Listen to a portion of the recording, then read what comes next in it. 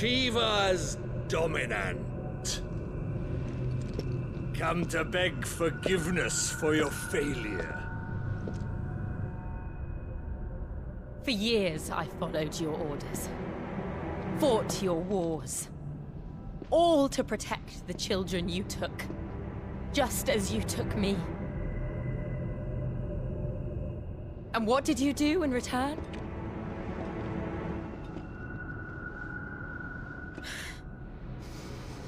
You put them in chains and you slit their throats! Fiend. Their souls were sullied with the stain of ether. I merely cleansed them of their corruption. A penance paid, just as the Holy Mother wills it! Repent, abomination! For a monster like you to set foot in the Holy Cymric is in itself a crime deserving of death. You're right. I am a monster. And my soul is stained black. Though not by ether. But by the evil of men like you, who made me close my heart and drown in darkness when I should have raged against it. This is my penance. I will be your monster no more. Nor will I suffer you to create another.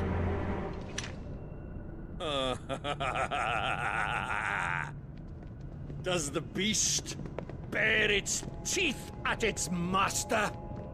Come then, dominant. Rage, be as you have ever been. A monster!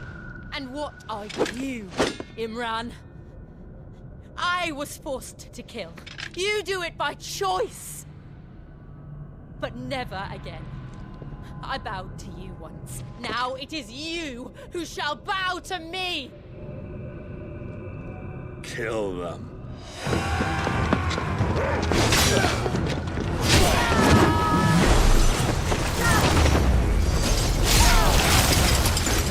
Now! Right!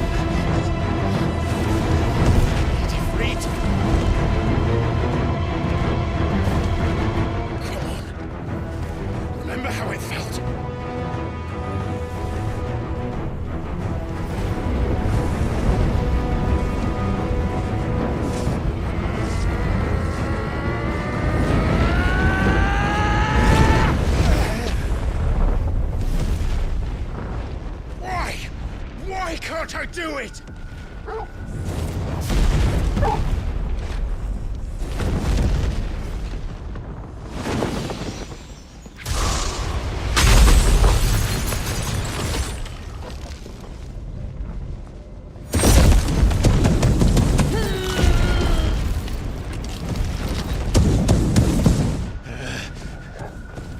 Please, just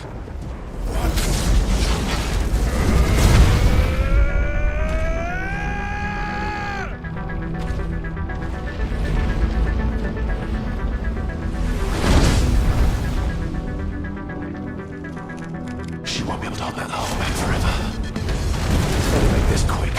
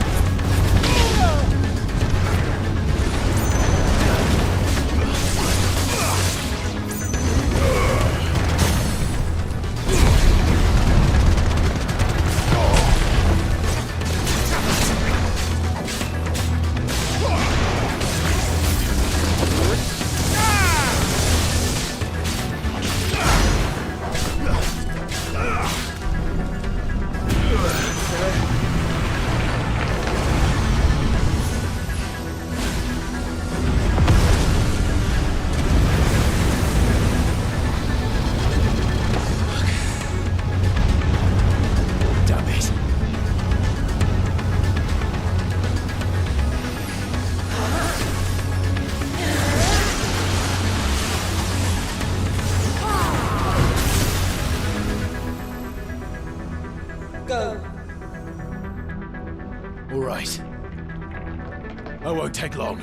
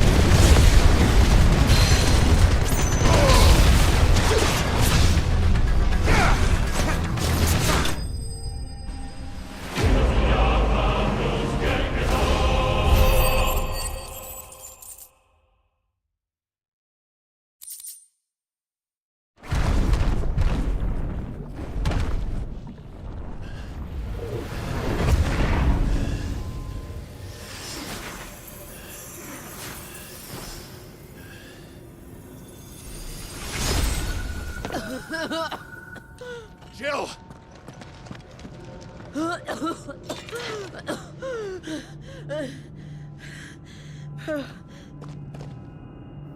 I'm going to finish this, Clive.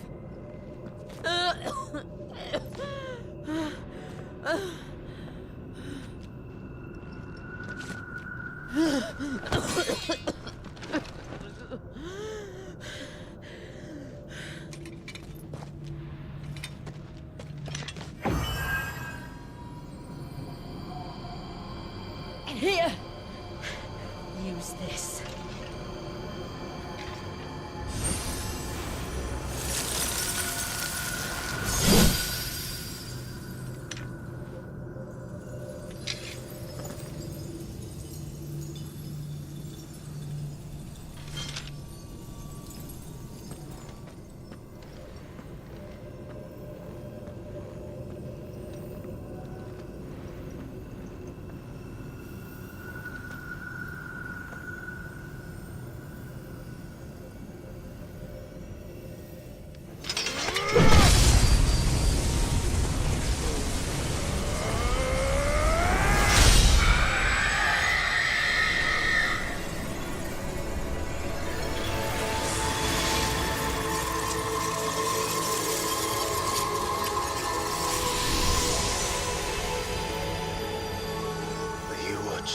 Sid.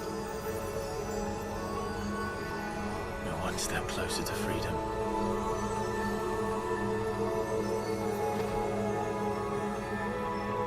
The crystal. What did you do to it? Oh. We destroyed it. What? But... Monster! Monster! Do you have any idea what you have done? I do, Father. I have killed the monster and become an outlaw. May the blessing of the crystals go with you.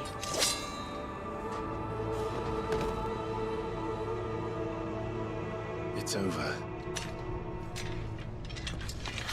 It is. And Shiva exacted her price. She did. Again, the burden fell to you. And I bore it willingly. This was a sin for which I had to atone. Now I can continue at your side with my head held high.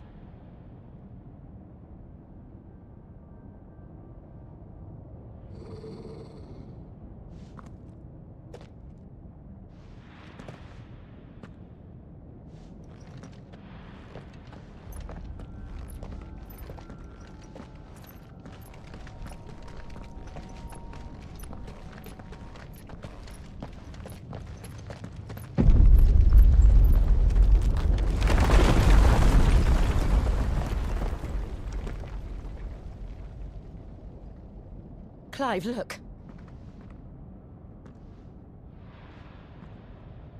It's just like the one at Phoenix Gate.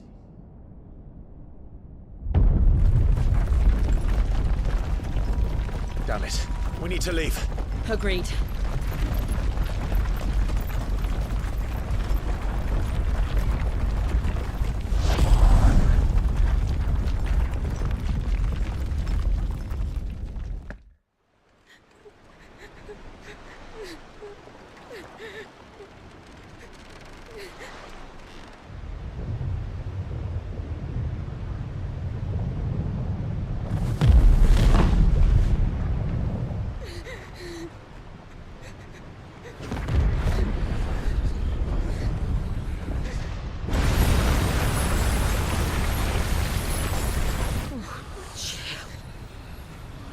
I kept my promise, and now you keep yours.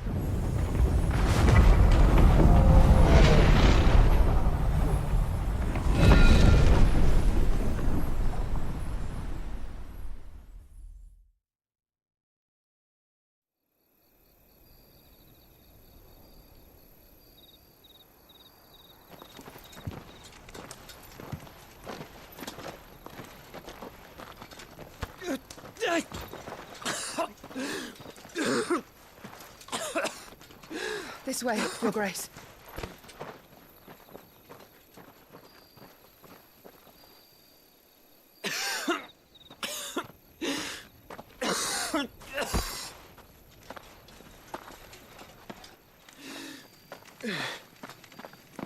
You're bleeding. I have a tonic which will... I thank you for your kindness, truly. But I assure you, I will survive. Please, save your medicines for those who need them most. Oh, well, if you're sure.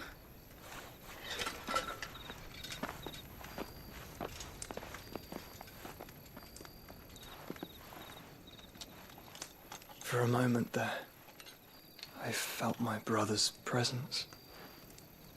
You did. I fear he is in Ultima's thoughts again. But why now, after 5 years of silence? I cannot keep him sealed away much longer. Your Grace.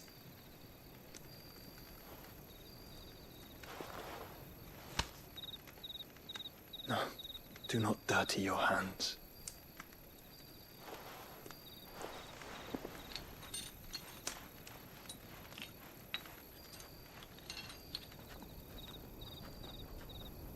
Look at them all. Like a river flowing to the sea.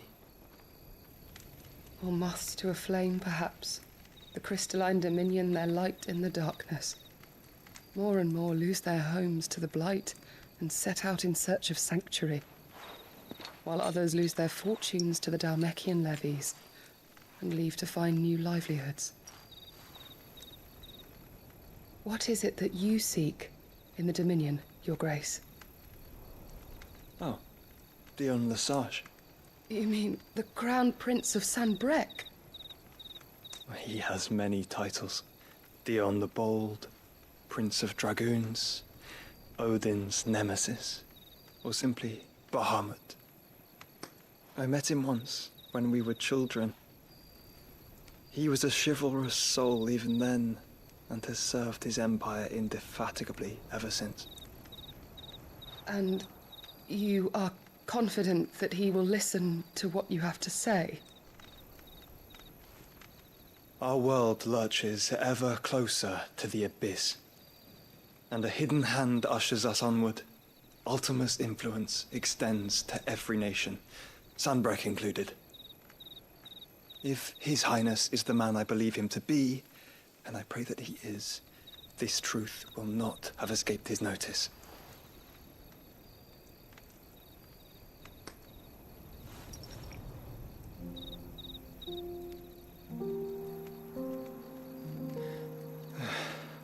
As the mother crystals fall, the eternal flame wavers, and the azure sky begins to bruise.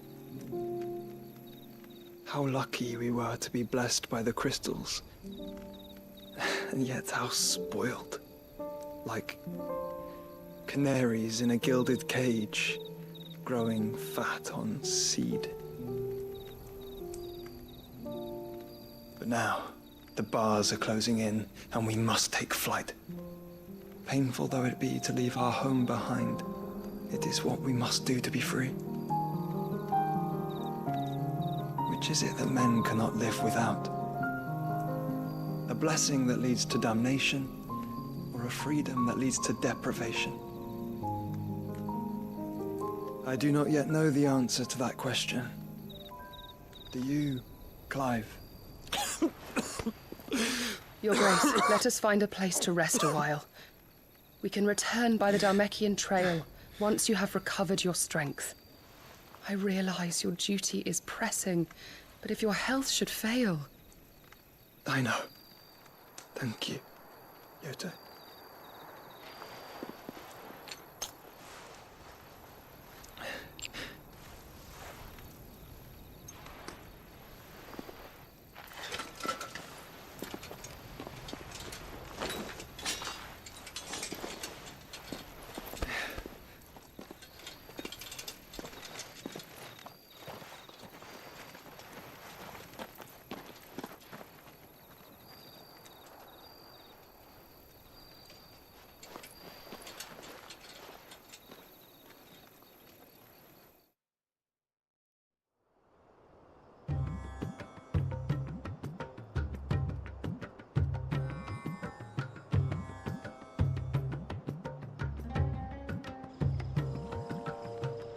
army's attempt to breach the Empire's defenses and gain the Isles of Ark has failed yet again. Only because your fleet has proved as impotent as a eunuch on laying night.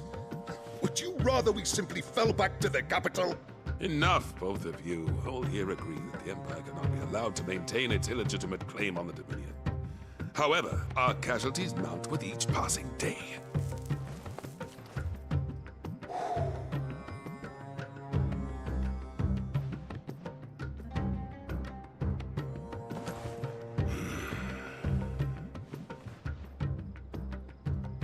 There is a literal sea twixt you and your prize.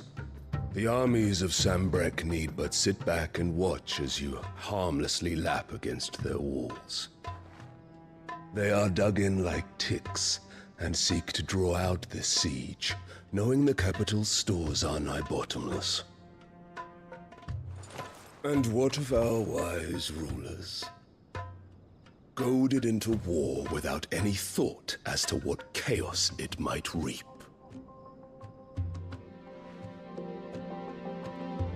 Republican soldiers starve while waiting for orders from Randalar. If you would but take the field, their bellies would be full by nightfall. If I take the field, so too will Bahamut, and our duel will shake the island to its foundations. Instead of liberating the Dominion, you would doom it to destruction. Unless that is what you desire. If our learned advisor has a solution to propose, we should be glad to consider it.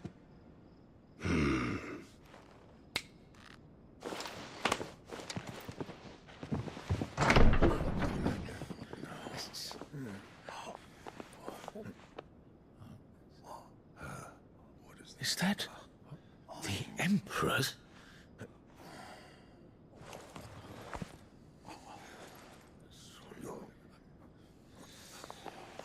What is the meaning of this, Lord Kupka? What it means is that I am disinclined to advise you any longer.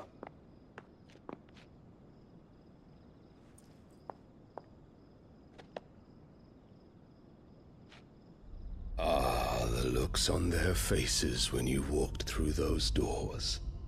A perfect picture of stupefaction. They could not believe their eyes. Though I confess, I had my own doubts whether or not you would accept my invitation.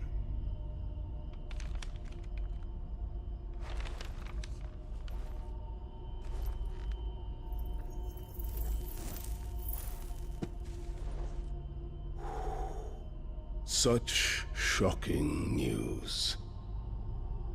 Sid isn't a son of a whore. He's the son of an empress.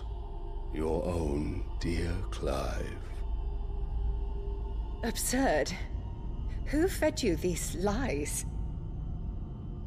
I have never spent a moment among criminals, save at the gallows.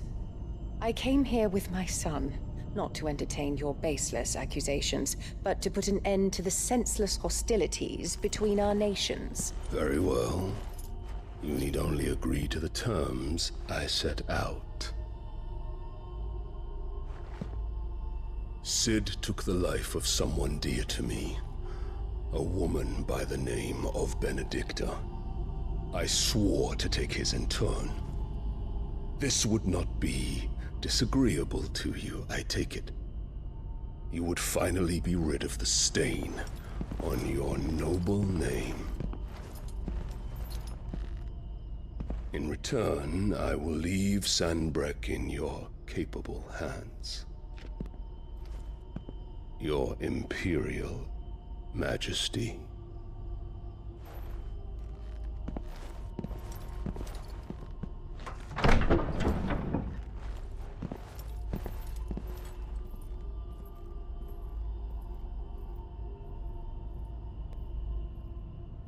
And all for the love of a common whore. Dominant or no, one cannot hide one's breeding. And beasts will ever belong with beasts.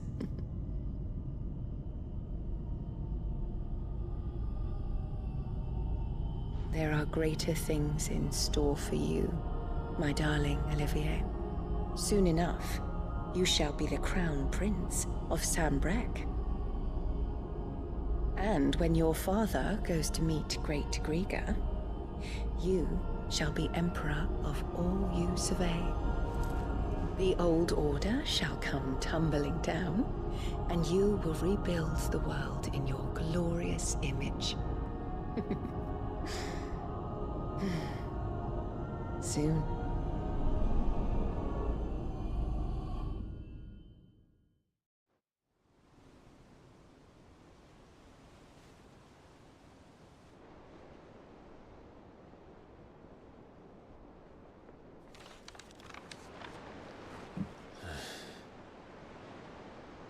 She's been in there for hours.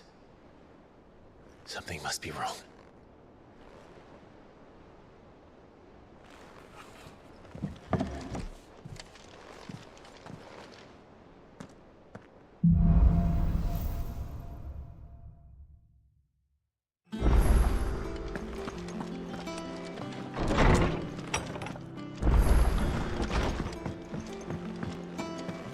Is it true what I'm hearing, Sid?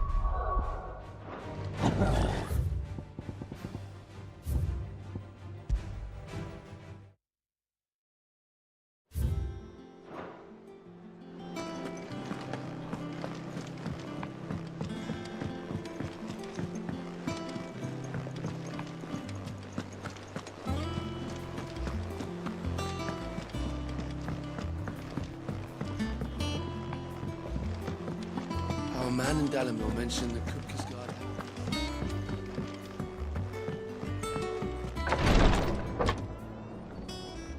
I've done what I can, but the rest is up to you. You need to start taking better care of yourself.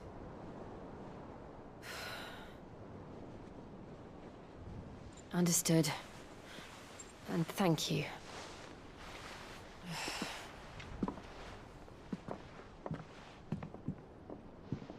The curse has spread. Make sure she rests.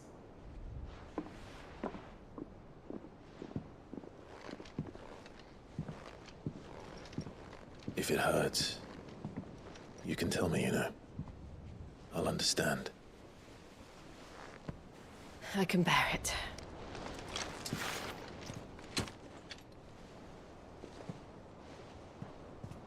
But you shouldn't have to. Not anymore.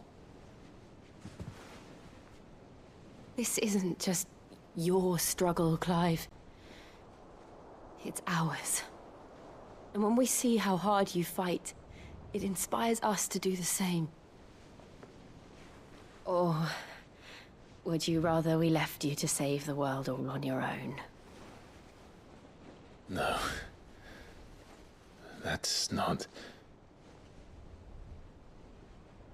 Ignore me.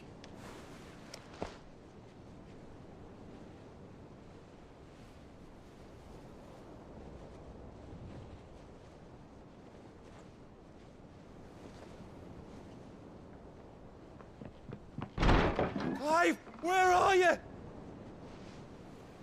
In here.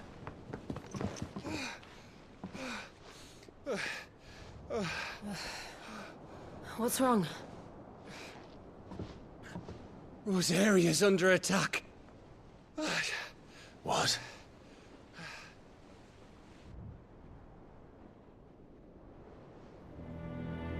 This isn't the Dalmekian army we're talking about. It's the men of the Rock from Drake's Fang. Hugo Kupka's private guard. There is in hell in Rosalith, trying to batter down the castle gates. Looking for me. Seems that way. Reckon old Hugo has finally worked out who Sid really is. Then this is just another trap. Ah, it's a trap, all right. The daddy of all fucking traps. I'm going to Rosalith. You're not serious. That's exactly what he wants you to do, Clive. Look, I don't know why Kupka harbors such a grudge against Sid. But as long as it's left to fester, our world will never know peace. He has dragged the rest of Storm into this pointless war just to find me. Besides which, I'm not about to stand and watch while my home gets ground into the dirt. Hugo Kupka must die. I've lost enough friends to that man already. I don't want to lose any more. So let's go and kill the bastard. I'm coming too. After all, we're in this together. All right.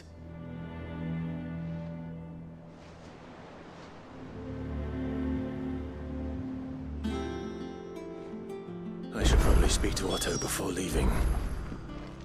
We need to know what we're getting ourselves into.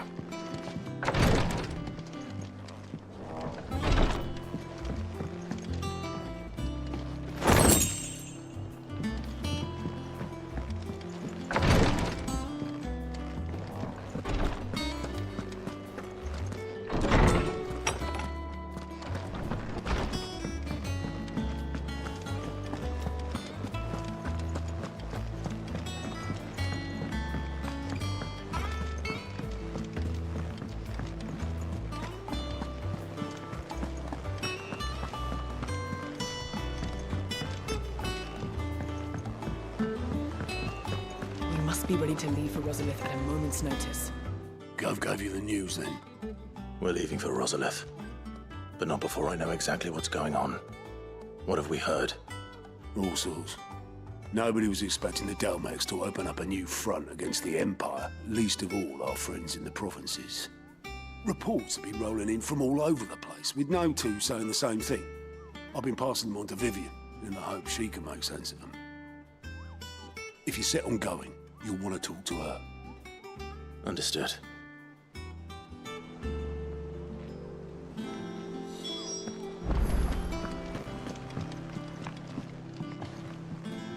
Ah, if it isn't my favorite pupil. Let's see now, where did we leave?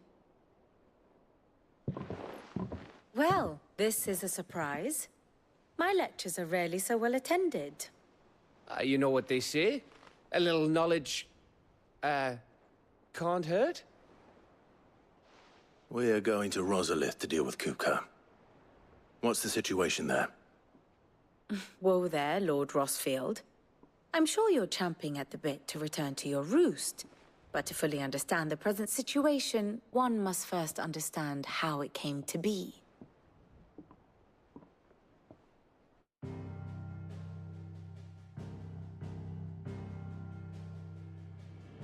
Let us begin with the story of Hugo Kupka, or the permanent economic advisor to the Dhalmekian government, to give him his formal title.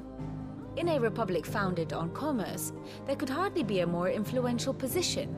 It has granted him both extraordinary wealth and extraordinary power. Not that he ever wanted for the latter. Being Titan's dominant, he is also Dhalmekia's last line of defense, a fact he has used to his considerable advantage. Why, he was even able to pry Drake's Fang, one of the pillars of the Republic, from Parliament's grip. And he was quick to buy the loyalty of the Fang's protectors. Today they are his faithful creatures, a private army in all but name. The self-same army that marches upon Rosarian soil as we speak. By which I mean Imperial soil, not that you need reminding of the fact. Suffice it to say, the Empire's attentions are elsewhere at present, deadlocked as it is with Dhalmekia over its occupation of the Crystalline Dominion, where its legions are now gathered. Scarcely a handful of garrisons remain to secure its western provinces, and half of them left after the fall of Drake's Breath. With the threat of the Ironblood thus diminished, they had little cause to fear a maritime invasion. And so today, only a token force guards the former duchy's shores, as Kupka was quick to descry. He landed his troops on the Rosarian coast without encountering so much as a single ship. All for you, Clive. He wants your head. And so he and his men advance upon Rosalith, not to capture the province, but to draw you out.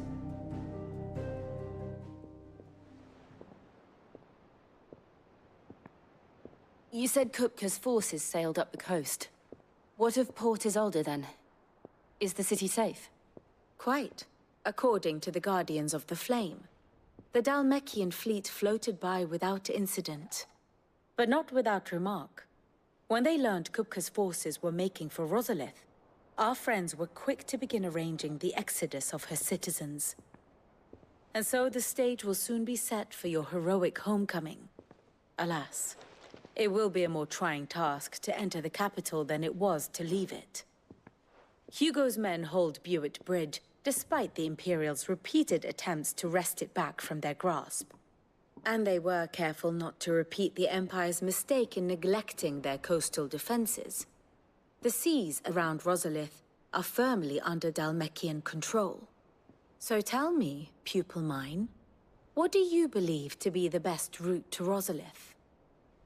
The north. We cross the northern border near Phoenix Gate, then take the road through Stillwind down to the capital. Hardly the quickest route, but at least we won't be spotted. A little local knowledge goes a long way.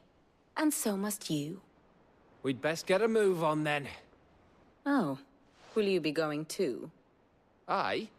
I've been waiting a long time to give that fucker a taste of his own medicine. I would have missed this for the world. All right. We should be on our way. Lead on.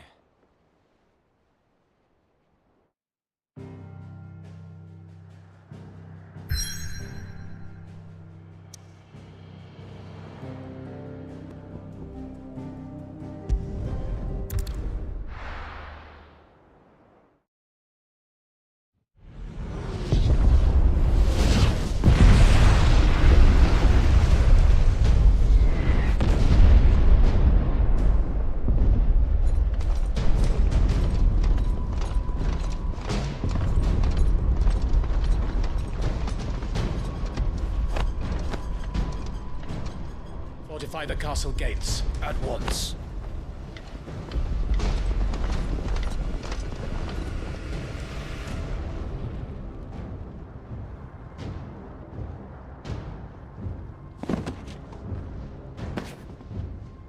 Hugo and his men have been busy. They've already breached the castle's outer wall. The Imperials are holding the ground for now, but it's only a matter of time before the keep falls. Those fuckers really went to town on this place. Almost like they want to wipe it off the map. Just a means to an end.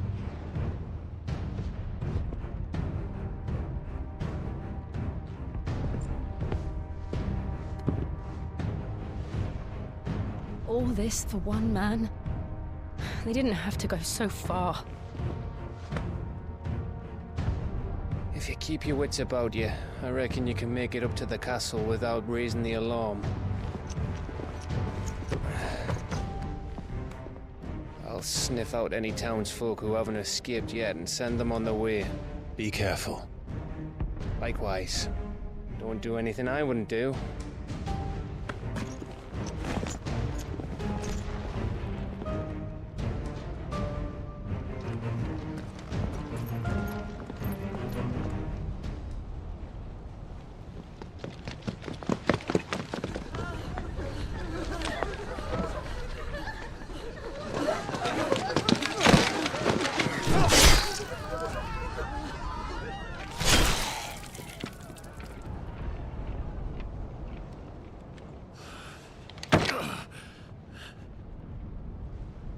I thought I was ready for this, but... I know. It's like a nightmare. This was our home. Come on, Clive. We have to keep going.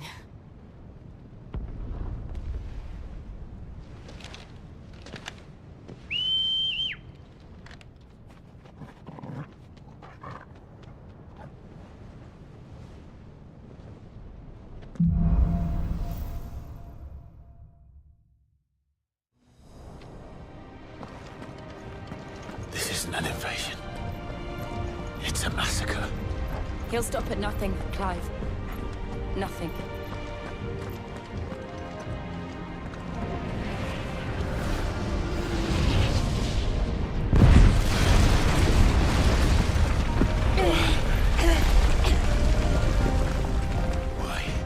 Why do this? Clive, we can get through here.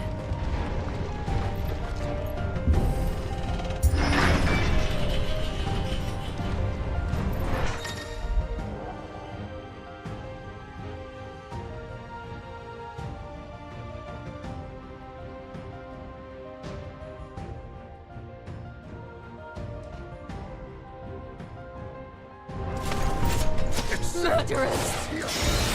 And there's only one fitting punishment.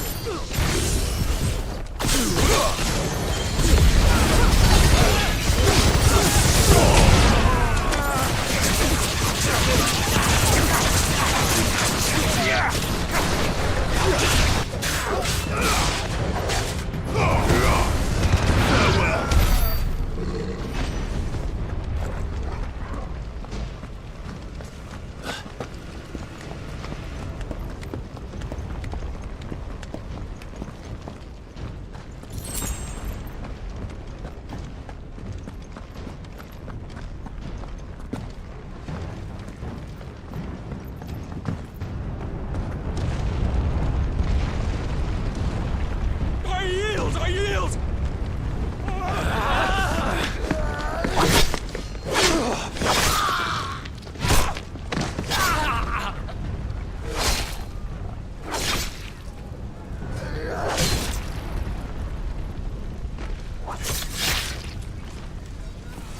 Look what we have here. Gentlemen!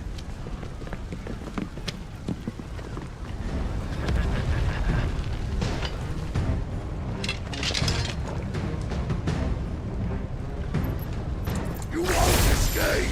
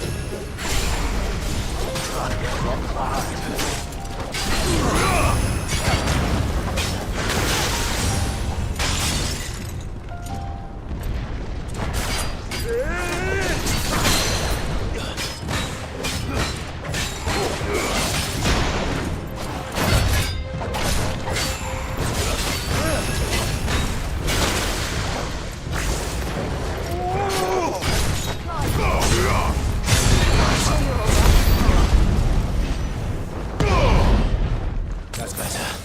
Better already.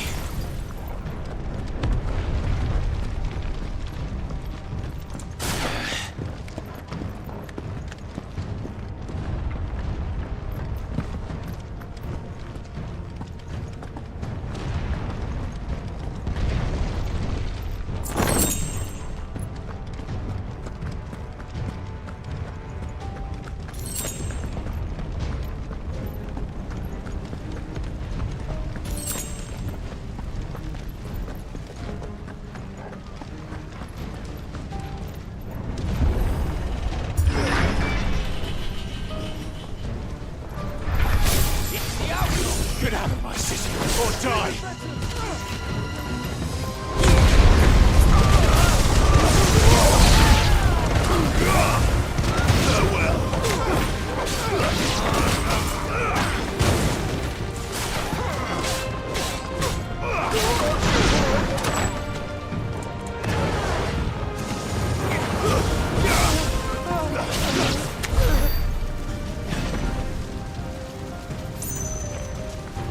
We're nearly at the castle. It ends there.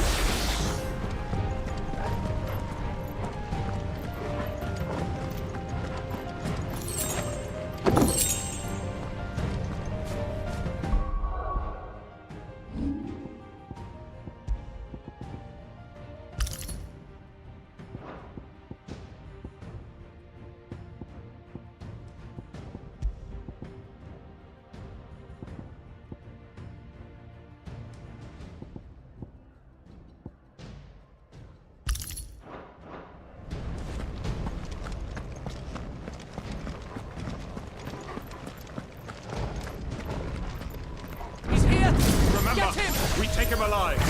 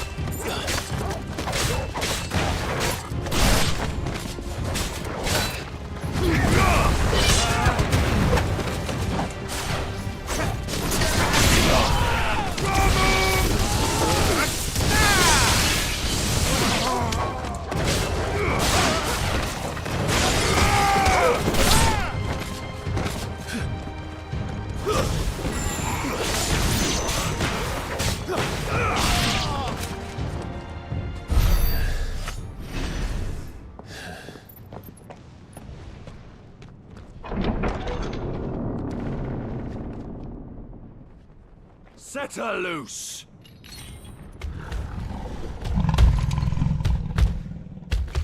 They have a curl.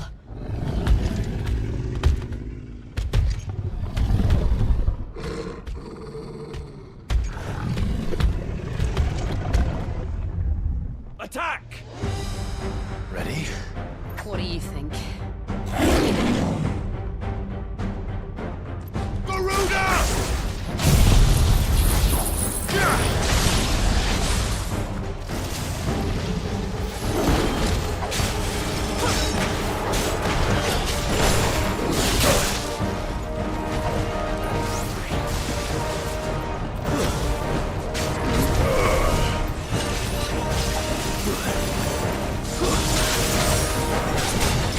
Let's try.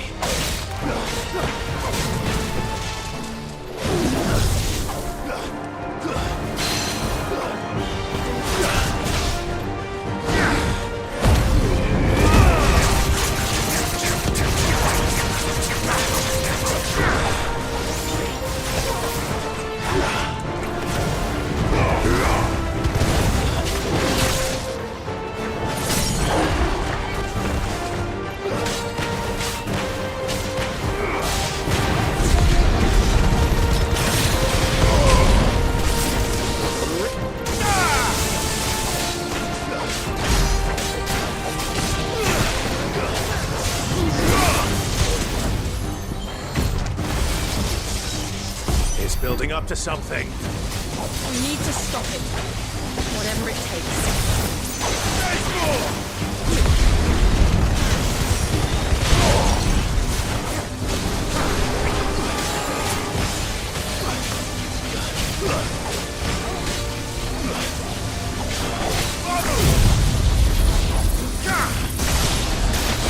It's down! Then let's make this count.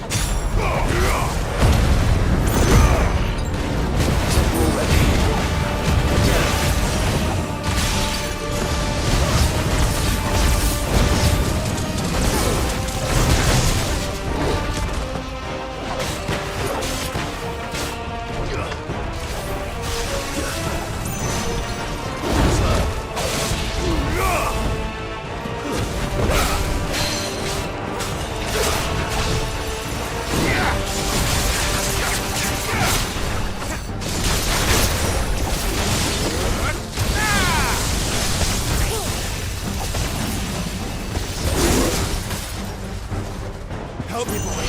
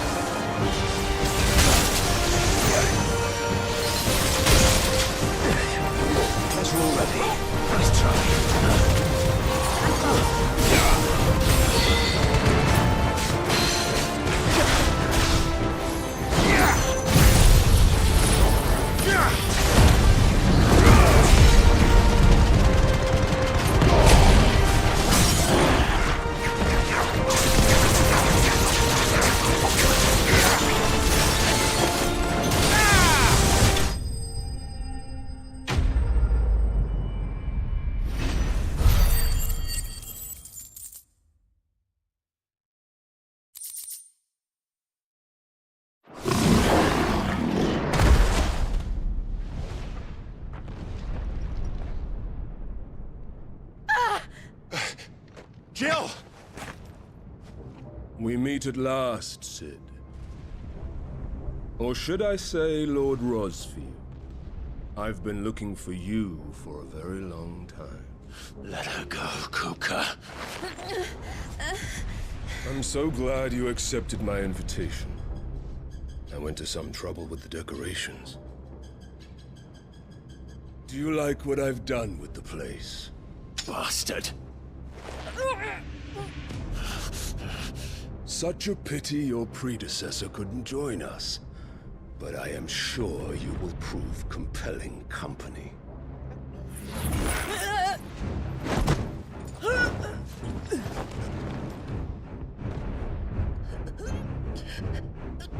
Be still, little snowflake. I would not have you melt before your starring moment.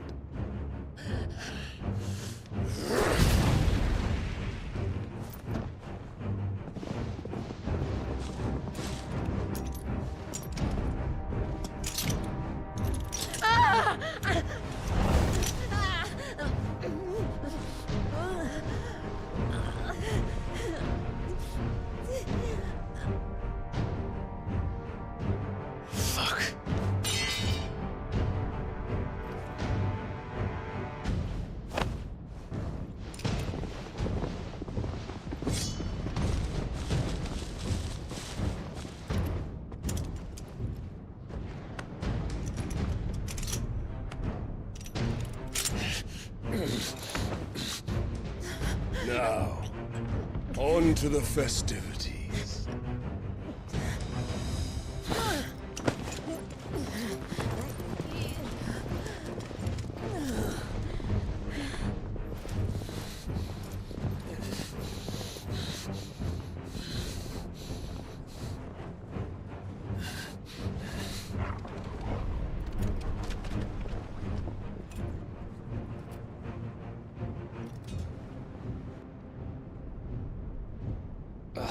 That's just great, that is. suppose it's up to me then.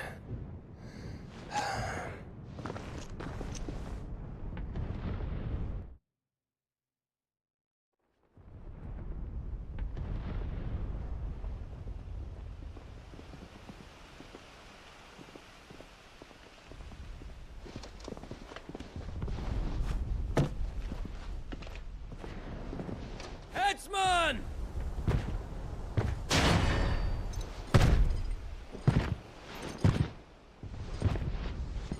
Where do you want me?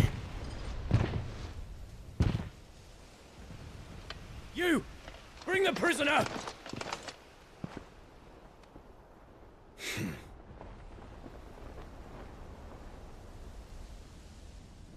Yes, no more than she deserves for getting into bed with an outlaw.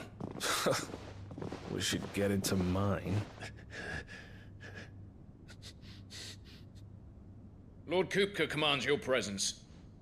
You're to bear witness to the girl's execution. Such a waste.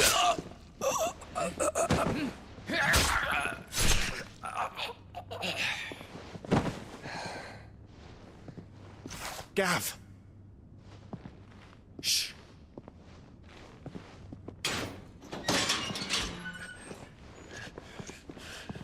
Crystal fetters are a bastard to open, just so you know. Don't worry, I'll have them off before you can blink. Where's Jill? In the courtyard.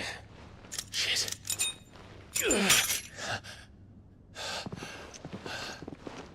We have to hurry.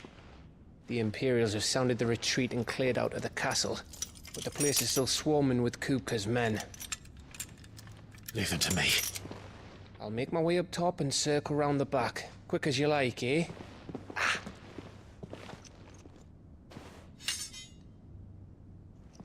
Nearly forgot.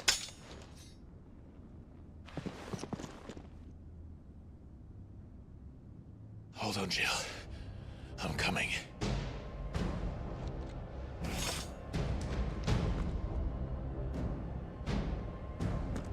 I have to get to the courtyard.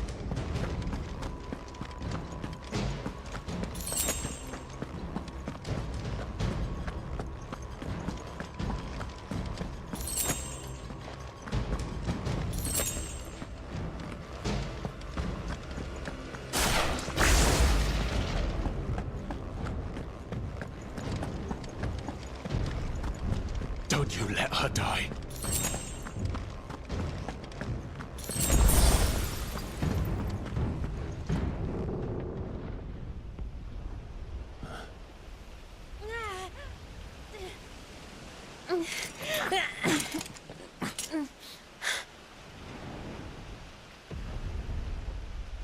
I hope you've got a plan, Clive, because we are fucked if you don't.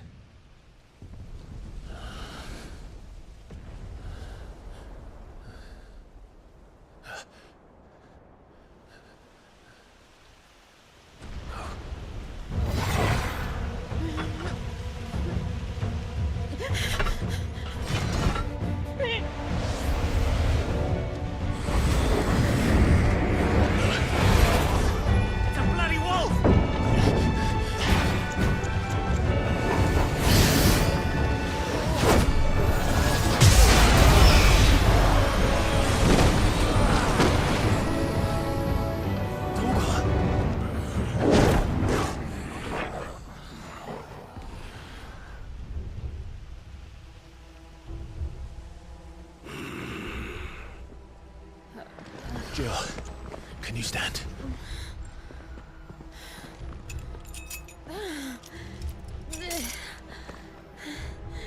Come, Lord Rosfield.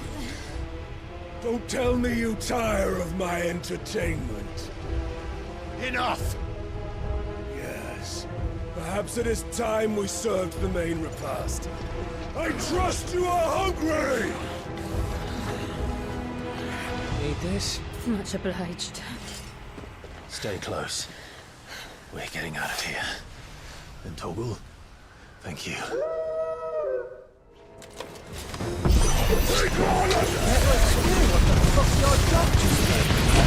Later. Everyone, with me. That includes you, Toggle.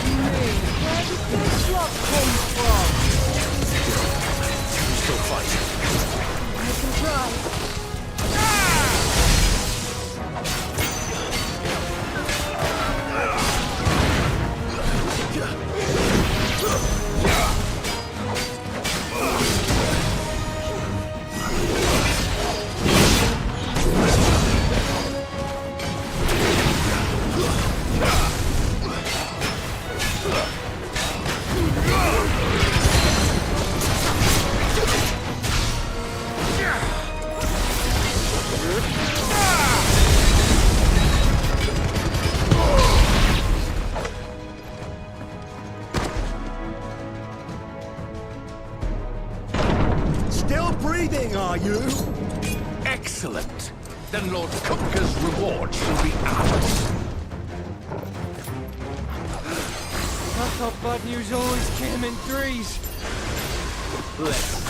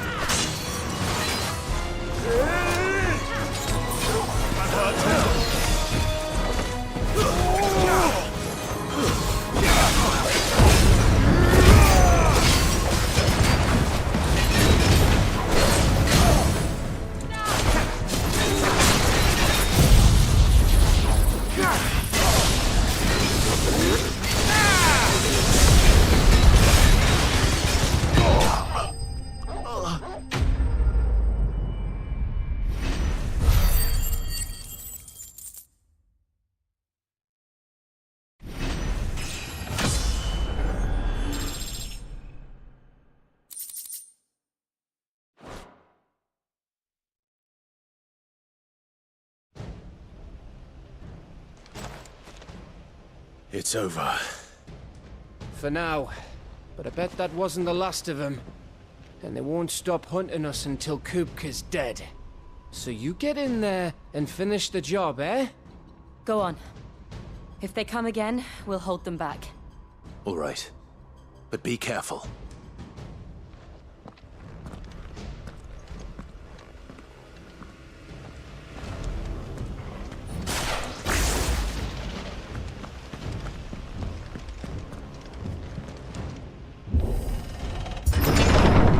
I promise you, Sid.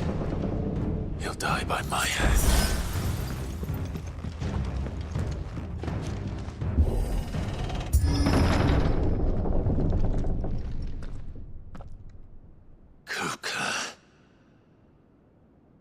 You're late. Trouble on the way? Just enjoying your entertainment. How gratifying.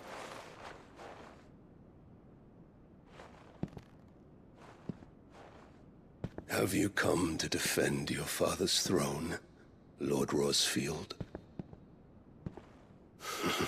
The Grand Duchy of Rosaria. A realm without a ruler, an army, even a people. A veritable kingdom of dust.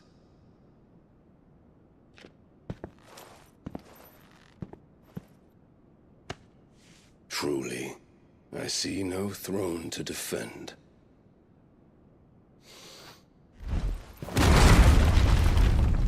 No!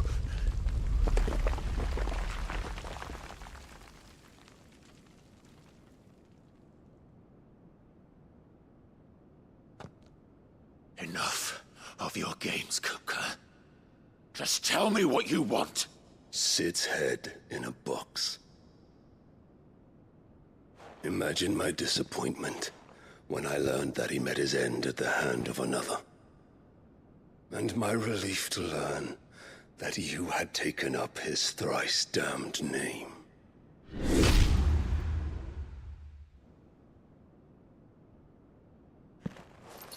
Your master slew Benedicta Harmon and defiled her body. If you choose to bear that murderer's name, then you shall answer for his crimes. The only crimes I shall answer for are my own. Sid did everything in his power to save that woman, though she was long past saving. And so I did what he couldn't. It was me all along, Hugo. It was you.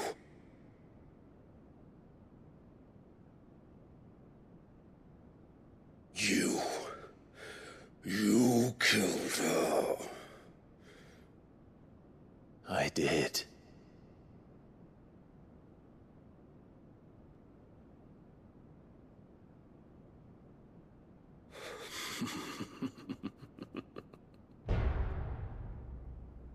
Then I am fortunate indeed. I had thought the most I could wish for was to take the life of one he loved, just as he did to me. But it seems I was wrong. And I shall have my revenge. We shared a dream! I would be the king of the world! She would be my queen! And together, we would rule like the gods we are! But you crushed that dream, ground it to dust! Hear me, Rosefield! You will pay for what you've done. I'll tear you apart with my bare hands! And what of you? How many people have you killed? How many dreams have you crushed? You're not the only one who's seen their world fall apart around them. You'll get no pity from me, Kupka. No pity. And no mercy. Now die!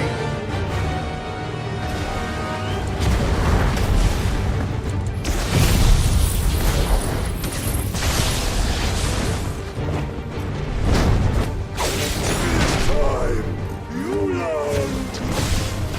What becomes of those who dare to cross me? Cross! I'll kill you!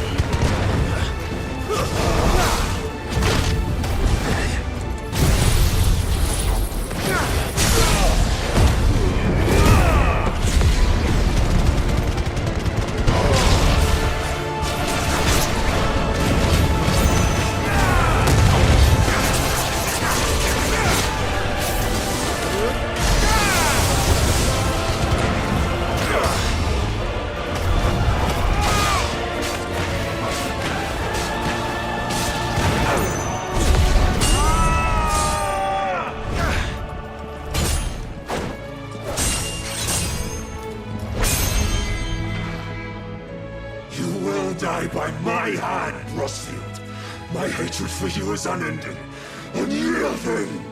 Let this palace be your grave! What? Oh, shit.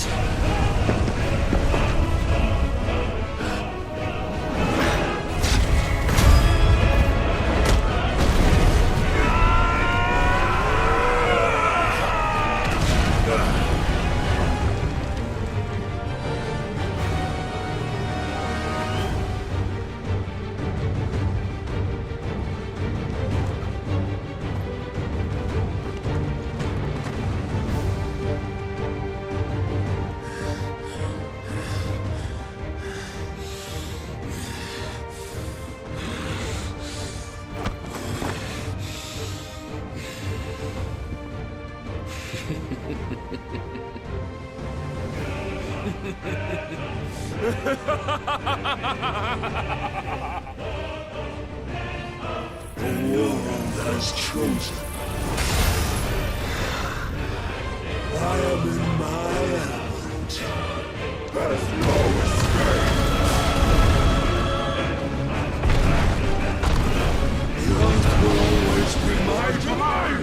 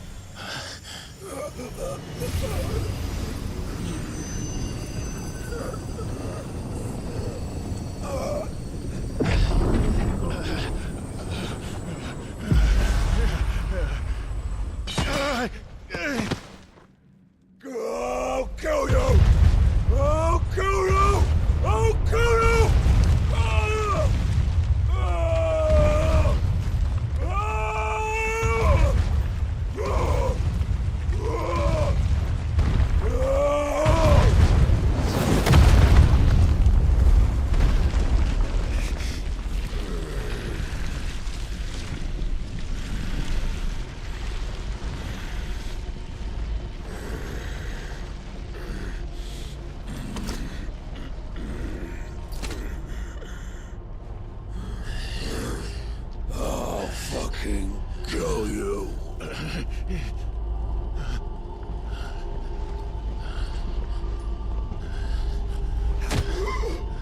There.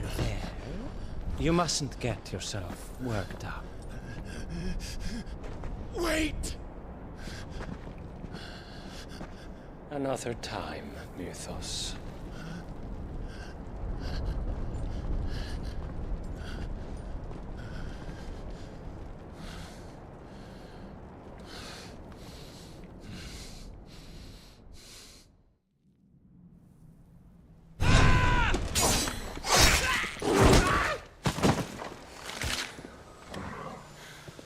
Is that all of them? I think so. Well, load of scum. Who the fuck invited them? Not that that's the biggest surprise we've had today. Where did you learn to do that, Torgal? Not telling, eh?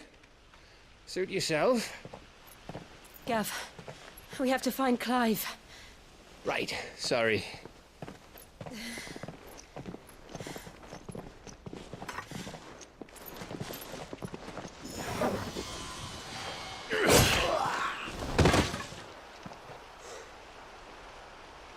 You missed one. We were worried. So was I.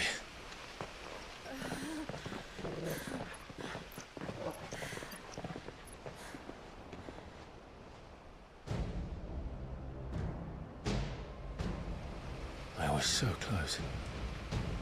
If it hadn't been for my gift, I would have finished him. I'm just glad you got out of there alive. When did the Royalists arrive? Right after you went inside. Just when we thought we were shot of Titans lot. In pile Odins. Not enough of them to worry us, though. No. You didn't see the one who took Kupka away. So, what? You think they came here to save him? Well, I'll be fucked if I know what's going on, but every minute we spend racking our brains, that bastard's getting further away.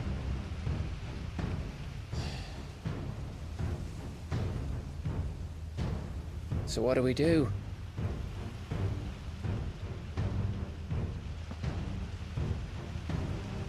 We go back to the hideaway.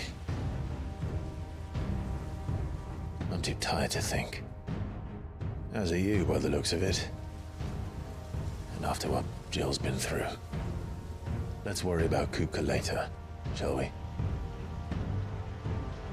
Aye. All right. Well, give us a chance to solve the riddle of your magic mud, too.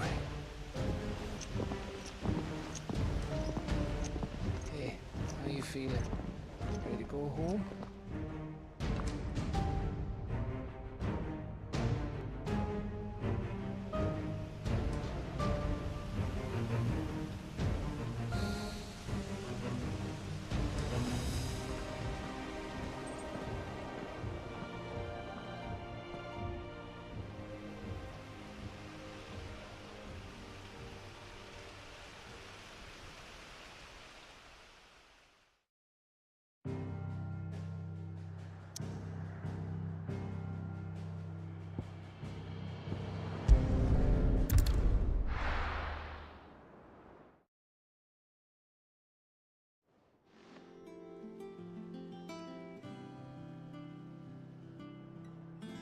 Just look at the state of you.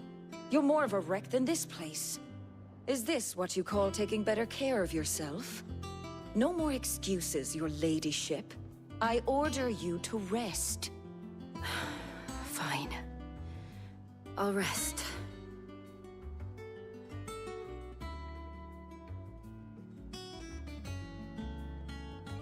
Don't worry, Gav. She's in good hands. But we should have never let her fall into Hugo's. Back when he had some like. The question is, where is he now? And what the hell were those royalists doing there? I was wondering about that all the way home. Otto may have heard something. I'll talk to him. And I'll talk to Torms. The lawsman. About what?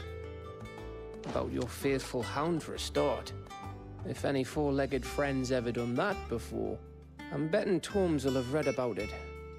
But what I want to know is, what happens afterwards? It's all well and good Torgal saving our arses, but if it costs him what it cost Jill... Right. Let me know if you learn anything. Will do. And you do the same, eh?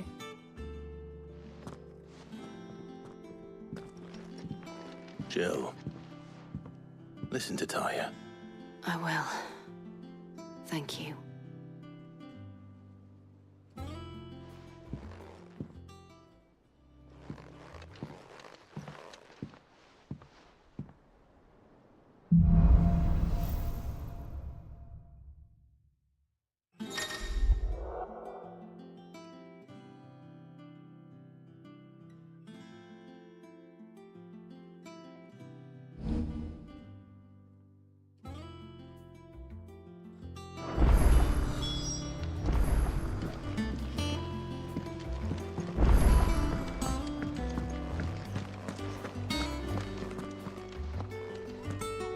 Otto, is now a good time? It's not a bad one. How's Jill doing? She's been better. Taya's making sure she gets the rest she needs. Good. Any word on Kupka's movements? Vivian's doing what she can to try and track him, but she's feeding on scraps. We've sent ours out to the Cursebreakers and their other friends in the West, asking them to keep their eyes peeled for anything unusual. No leads yet, but it's only a matter of time. Right. Let me know when you find something. There he is. All right, Clive. Still busy saving the world. Mid. When did you get back? Just now. What about your studies? Adjourned. Since Hugo Kupka invaded Rosaria. All the canvass in uproar about it. He's gone mad. He's turned rogue. It'll be us next. You try concentrating with all of that. All right. You win. How long will you be staying this time? Dunno. A while, most likely. Any road, while I'm here, I was hoping you could do us a favour. Mid. You can't just expect me to... Please, oblige her.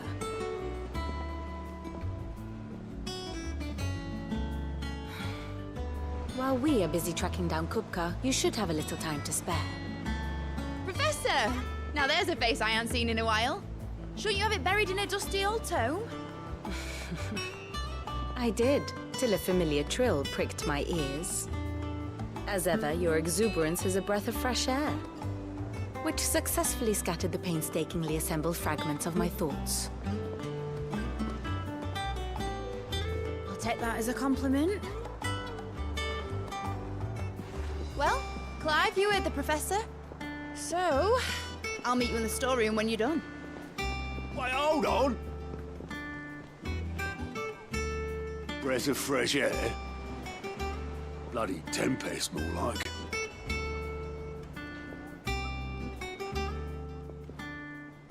Oi, Otto, you got my gill? Huh? What are you on about? My fee for bringing Mid across. She said you were paying. That little... The storeroom, was it? I wonder what Mid's plotting. When I get my hands on her.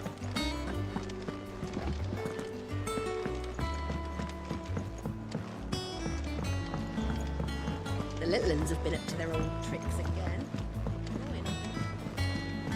Jill looked white as a sheet.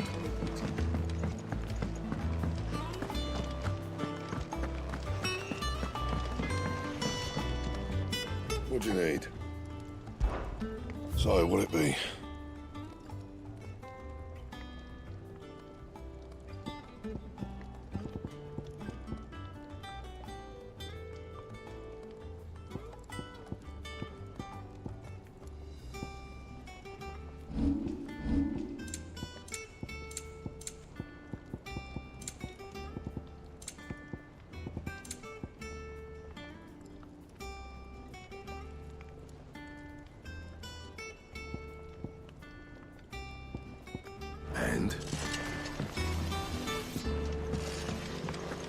all right.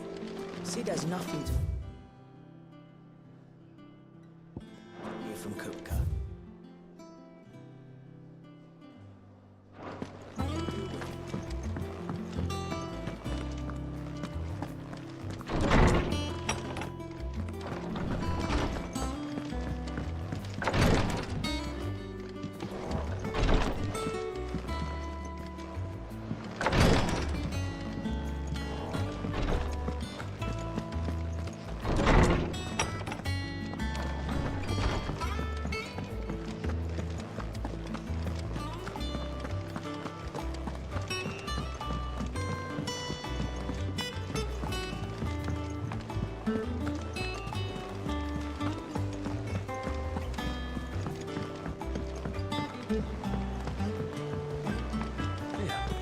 What's everyone whispering about?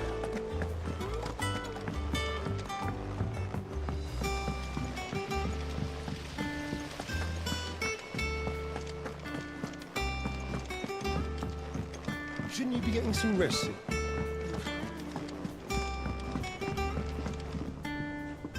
You took your time. I'm a busy man, Mid. I'll get to the point then. I want to turn the room down there into a workshop like the one I had at Dad's place.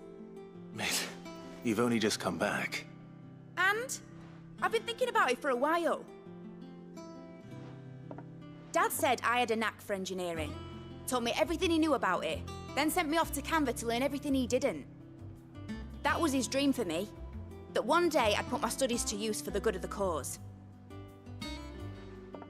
But I'm helping no one stuck at school.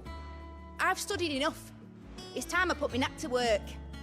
I know that I can help the people here, and I want to do it. Well, well, well. If Sid could see you now. All right. I'll tell Otto you'll be staying. I knew you'd say yes.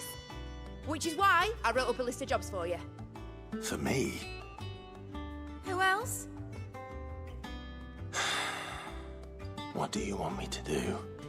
First things first, I need equipment and materials to start making my own. There's the designs for the stuff I need, and the stuff it needs smithing from. The other materials I can work myself. Just need a generous benefactor to lay them on for me. Apart from the wood, I'll need a carpenter for that, but I can just borrow yours. Is that everything? For now. I'll let you know if I need out else.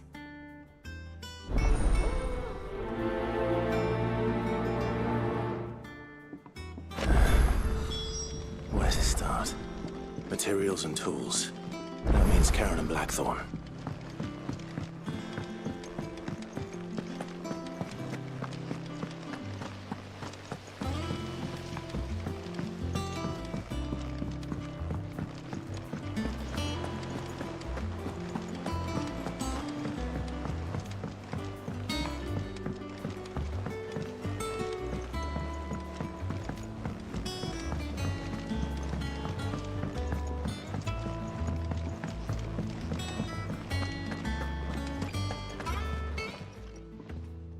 Was wondering where you'd got to.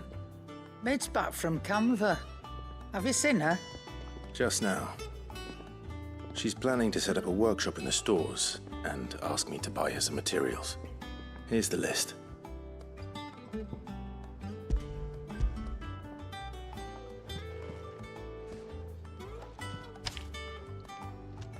Think you can find everything on there? This lot.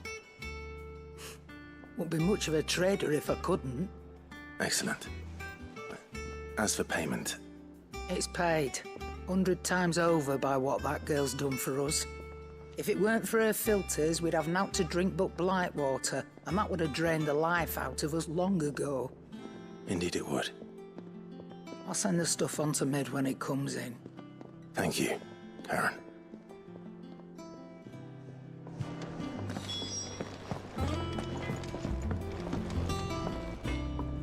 Blackthorn, you busy? What's it look like? I have a commission for you. From Mid. She requires certain tools.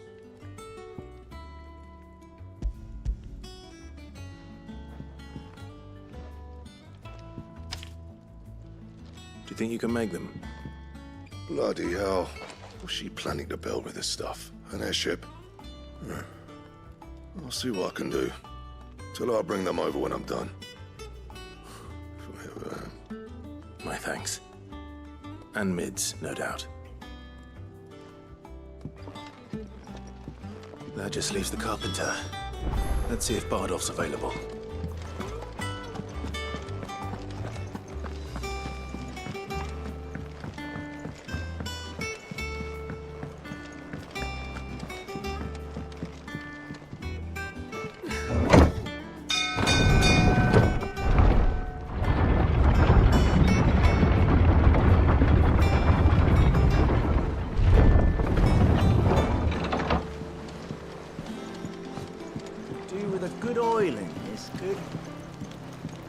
Should be enough to keep us going.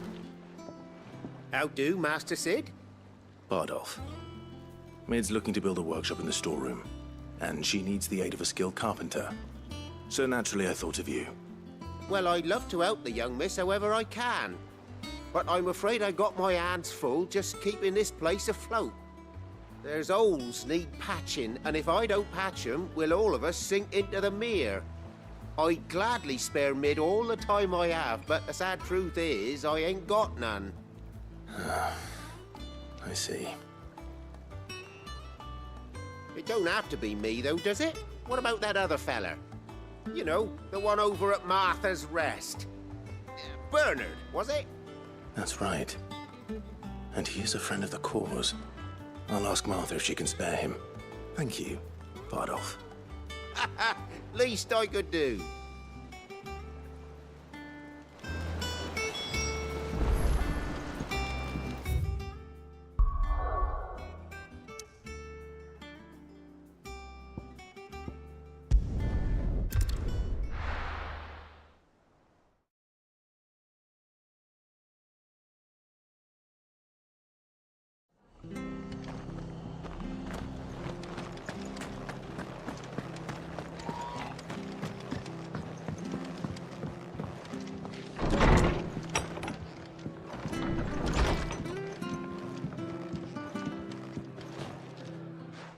Clive, what brings you to the Rest?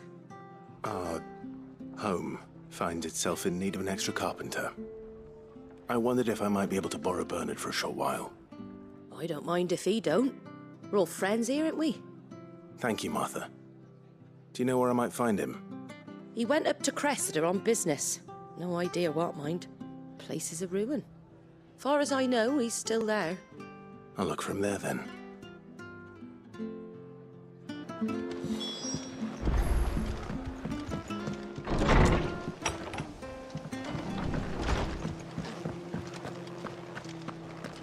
Stay sharp. We don't know it. Those bastards will be back.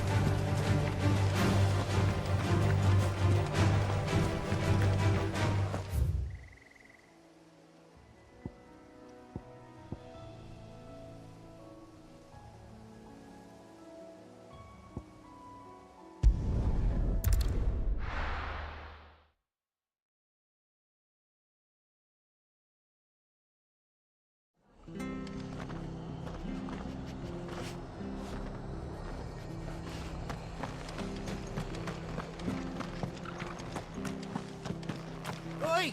You there! You handy with that sword of yours? Course you are. Bet you're a bloody marvel with the thing. Now, question is, are you willing to use it or not? 'Cause a flock of noble chocobos are in need of help. Chocobos. You heard me right. Wild birds? Hmm? The big ones? And not just any chocobos at that. Whiteheart and her flock are the bravest birds you ever did see. They protect travellers round these parts from bandits and the like. Chocobos. Fighting bandits. It's true. Why, they saved me from a gang of footpads only yesterday. Nasty lot they were too. And now they're back, looking to settle the score. Oh, go on then. Don't just stand there. Go and help them. All right. There's a good lad. Where can I find these chocobos? I saw him cut across the way over yonder. The rotten scoundrels were driving the poor things towards the old dock. It's a dead end, that is. You saved Whiteheart and her flock, you hear me?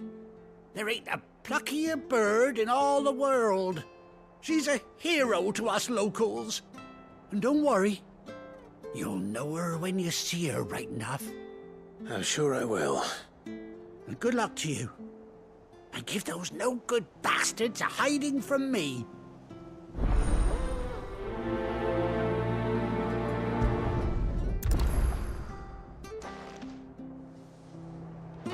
Standards down.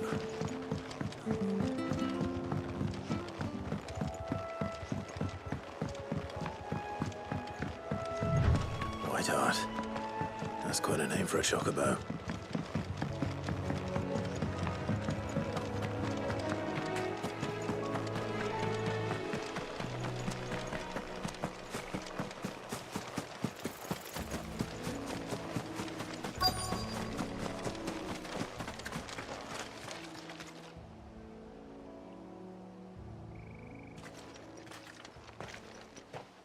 A white feather. I thought Ambrosia was one of a kind. Speaking of brave birds. Looks like they went that way.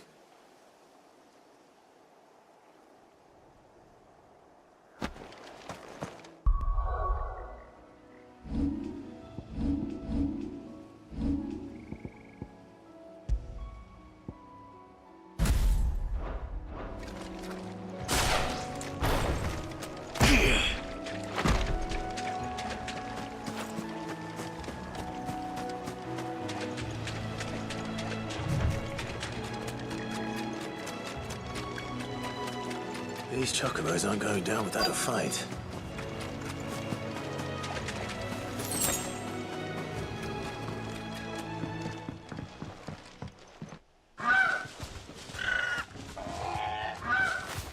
We got you cornered, Feathers. You didn't think you'd seen the last of us, did you? You've been bad for business. But I reckon someone will pay good coin to mount your head on their wall. Not around here, they won't. Oh. And why's that, eh? Because she's something of a hero in these parts. You hurt her, and I hurt you. Piss off. Or better still, how about we hurt you both? All right then. But don't say I didn't warn you.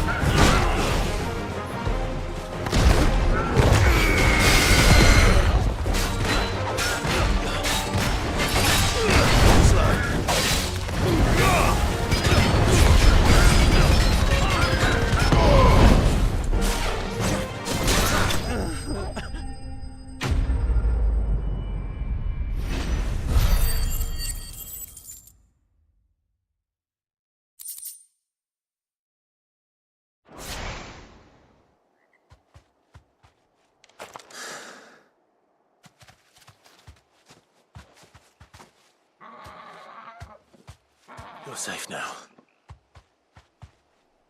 White Hart, I presume. Do you know her, boy? That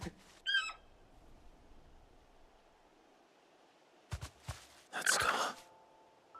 It couldn't be.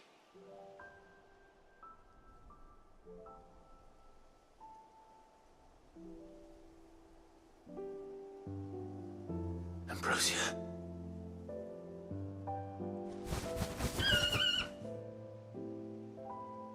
It is you. You survived.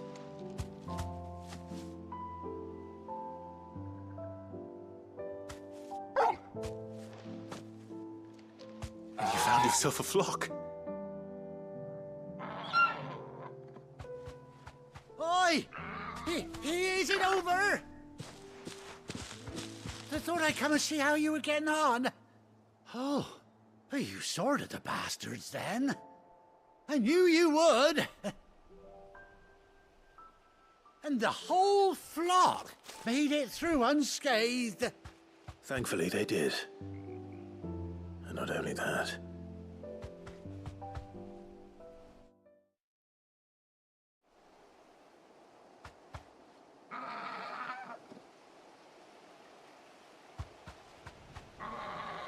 Well, I'll be. I never stopped to think our hero here might once have been someone's mount. Though I dare say she'd suit a fine fellow like yourself. Reckon our feathered friend must have learned a thing or two from her master. Kind-hearted warrior that you are. Bird like her would have cost a princely sum. You born a lord or something? Well, Oh, no, sorry. I didn't mean to pry. Don't matter who you are. You done right by me. What is it, girl? She wants her master back, I reckon.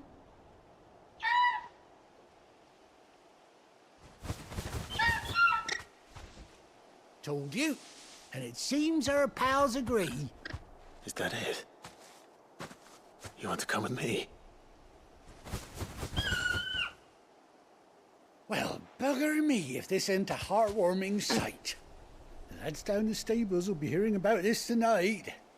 Oh, stay right where you are.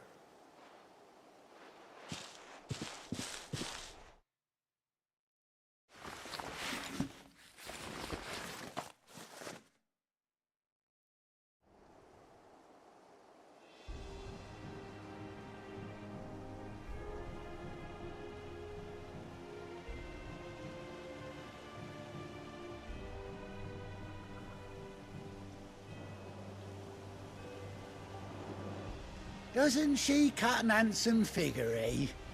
She does indeed. How much do I owe you? Ah, a few scraps of leather's the very least I owe old White Hart. Oh, I'll be sad to see her go, of course. But she's earned her right to happiness and more besides. Don't you worry, we'll get along just fine without her. You hear that, White Hart? You've earned yourself some time off. You have fun traveling with your master now.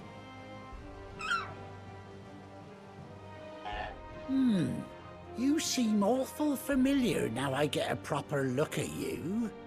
That's it. When those chocobos swarmed my cart on the road, didn't you? No, that can't be right. That fellow was a bearer. Must have been my double. Oh, must have been, eh? Oh, that'll be the excitement getting to me. Silly sod that I am. Pay me no mind. Anyhow, best be on my way. Good luck to the both of you.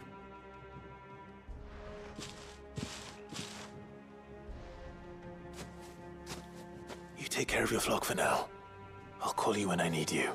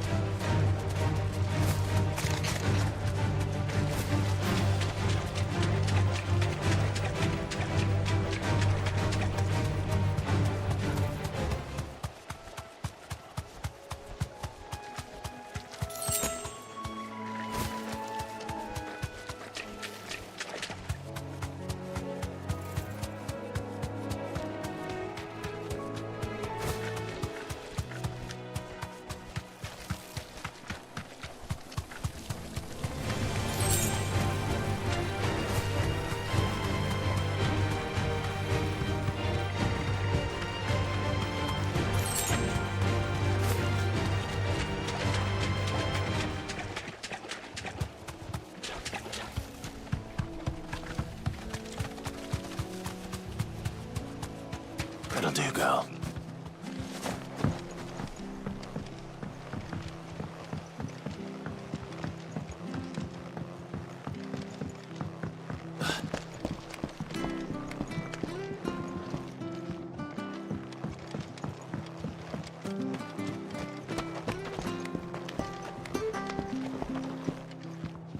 Standards down. Stay sharp.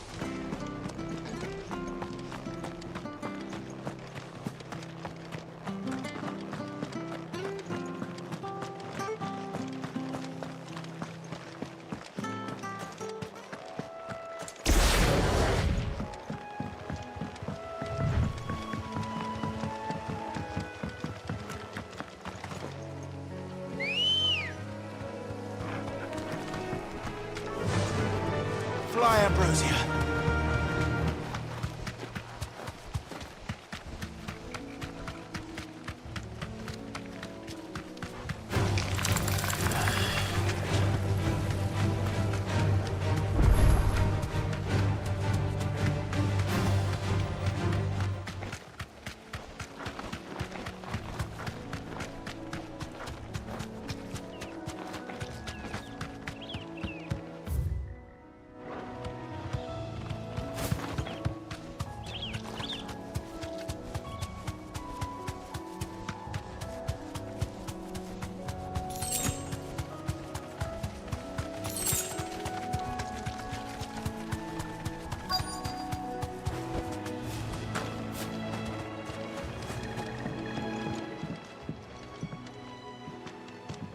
Hi.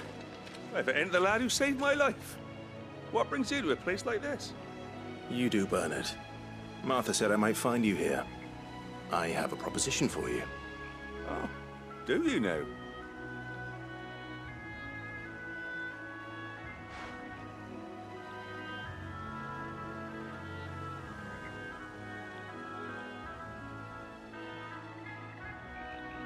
Building a workshop, you say? Well, that beats tacking boards to bridges, sure enough. And if Martha didn't mind me being gone a while, then neither do I. You just tell me where you want me. That's the spirit. I couldn't ask a favor, though, could I? Before we go? Of course.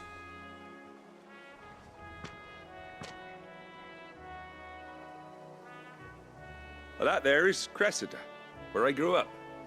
Ain't much left of it now, though. Except my parents' graves. But I came up here hoping to visit. I even patched up the bridge to get across. Only to find the place crawling with fiends. But you're a dab hand when it comes to dealing with beasts and bogles, ain't you? Any chance you could, It's the least I can do. Well, thank you kindly. And take care.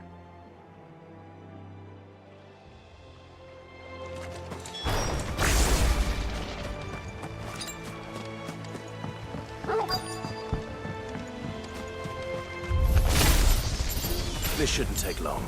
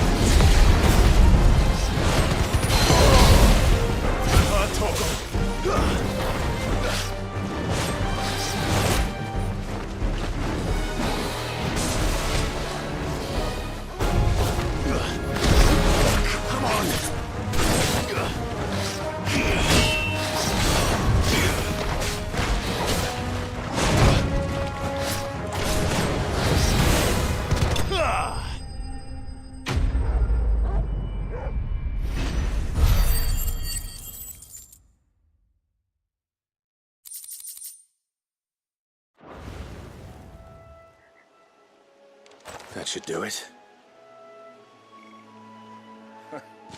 You made short work of that lot. Thank you, son. Now my folks can rest in peace once more.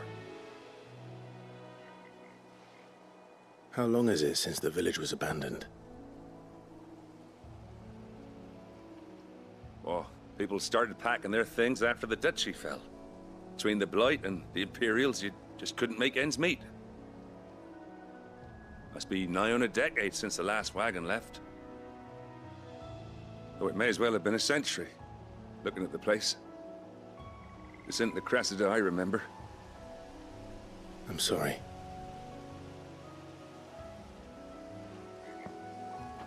Don't be. Can't live in the past, no matter how nice it might have been. As soon as I'm done saying a prayer for those that raised me, it's onto your hideaway. I'll meet you there.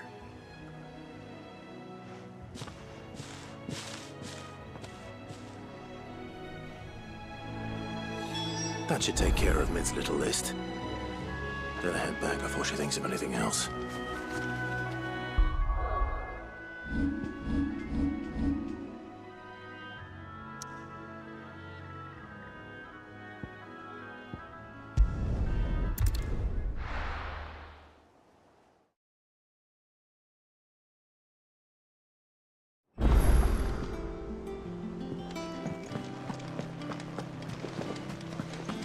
The little uns have been up to their old tricks again.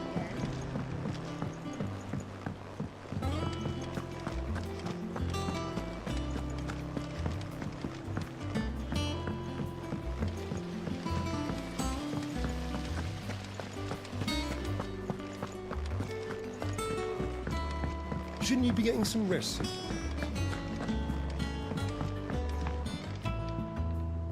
All right, Clive? You've all done then? I am.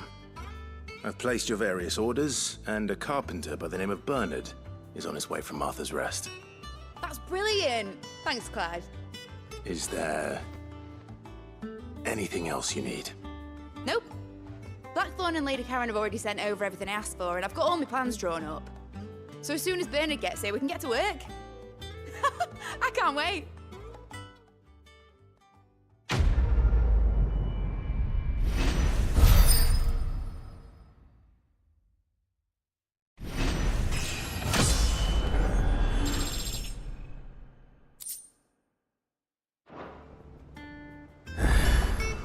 That's my good deed for the day done.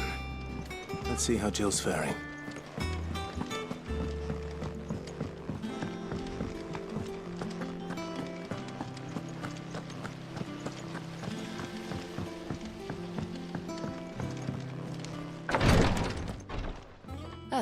Clive.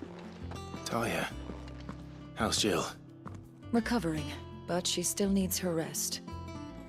Of course. Take good care of her, won't you? I'll do my best. Oh, Gav was looking for you. He said he had something to show you in the shelves. The shelves? Oh, that's right. He went to ask Harpocrates about Torgor. He must have found something.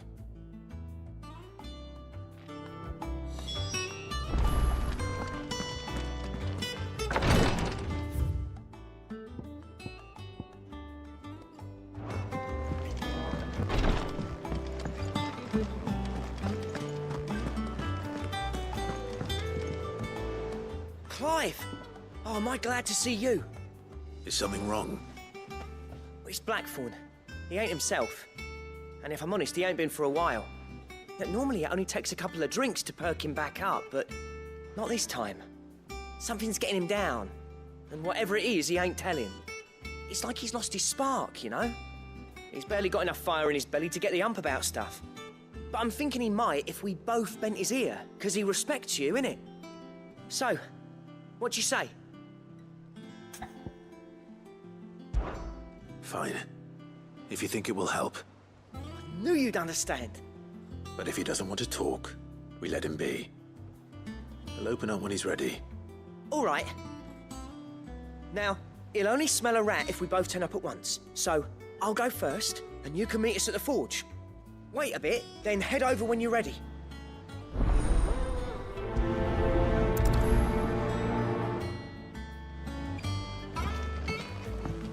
Here. What's everyone whispering about?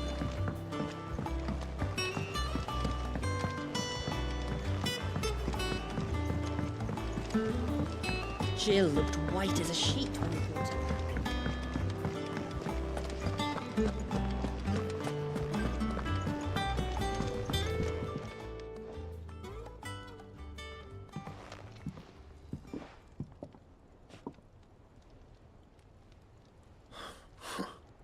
First August, and now you. What are you pair up to? What's it got to do with me? August was worried that something had been weighing on your mind. I thought you might want to talk about it. Did you now? I told you not to stick your nose in my business. What'd you go and do? Clive just wants to help, innit? What's so bad about that? Talk to him. You never know, you might feel better for getting it all out in the open. Please, mate. I'm worried about you. Phil shut you up. It's nothing really. Stupid. Not the sort of thing you bother people about. Why don't you tell us all the same?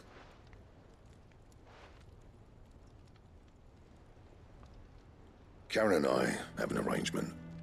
I keep an eye on Goots, and she shows me what the competition's up to. Interesting arms and armor, things like that. Anyway, the other day, she shows me a cuirass she's come by. Masterpiece of level work. Light, supple, and tougher than it had any right to be. Made my stuff look like every clumsy shit. I should have brought the bastard thing there and then just to study it, but I was too proud. And now every time I reach for my hammer, I'm reminded that I'm not the craftsman I thought I was. There. You happy? You got what you came for. Now piss off. All right. We're going.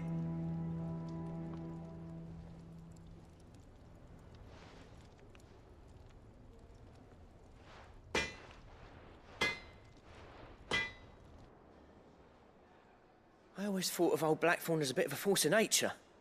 Like a storm cloud full of hail. Didn't think anything could rattle him. Least of all a stupid piece of leather. Blackthorn's always taken pride in his craft. Questioning it means questioning himself. Something tells me this is only going to get worse. If he has doubts, it will affect his work, which will only add to his problems. We need to nip this in the bud. I couldn't agree more. He said he should have bought that cuirass. Perhaps we should track it down for him. Assuming you're happy to help, that is. Too bloody right I am. Glad to hear it. First things first, then. We need to speak to Karen.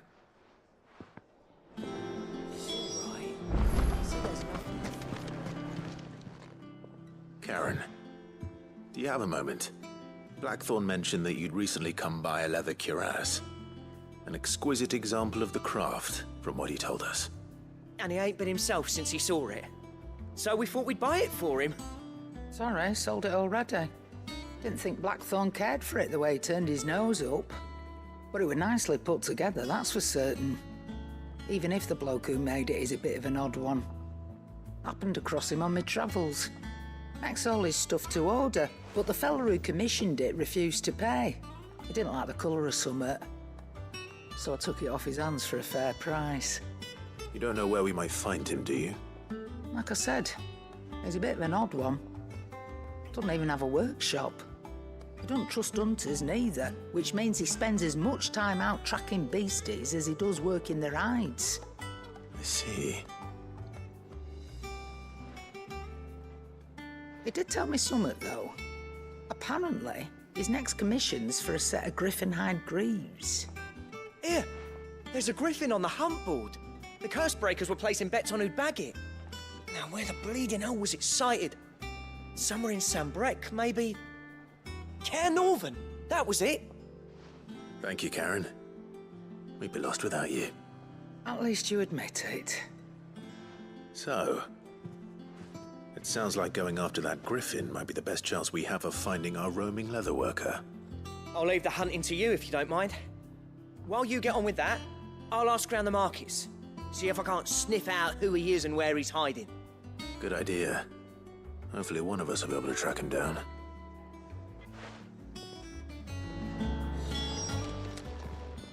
Well, don't just stand there gawping. Go on, then.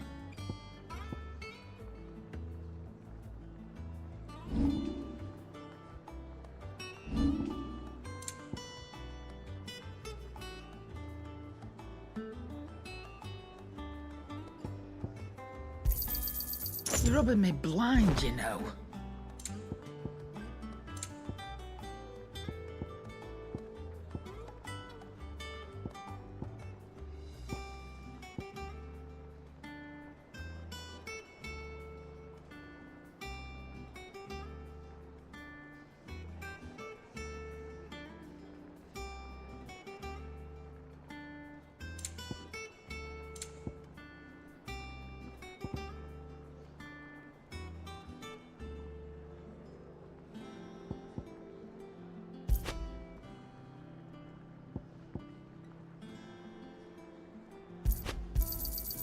It'd better all be here. You'll not find a better price than that.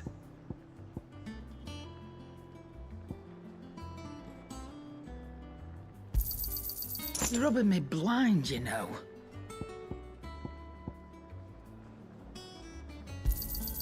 It'd better all be here.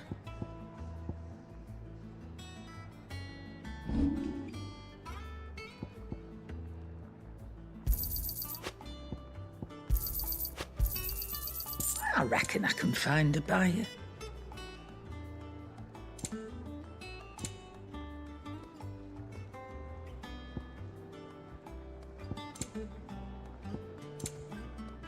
Is that all?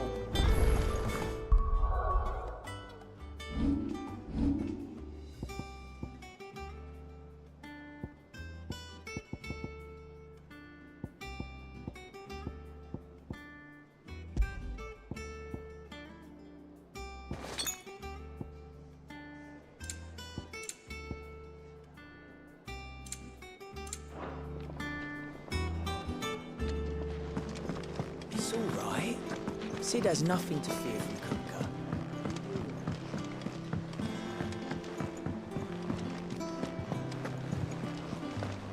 The little uns have been up to their old tricks again. Yeah. What's everyone whispering about? Mid's back.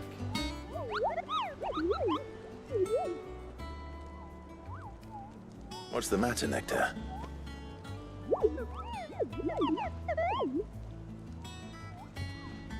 The hunt board? It's where the Cursebreakers post sightings of particularly fearsome beasts. Those that might pose a threat to our operations if they were left to roam free. Just because they can't be dealt with when they're spotted, doesn't mean they can't be dealt with later. Was that what you wanted to know?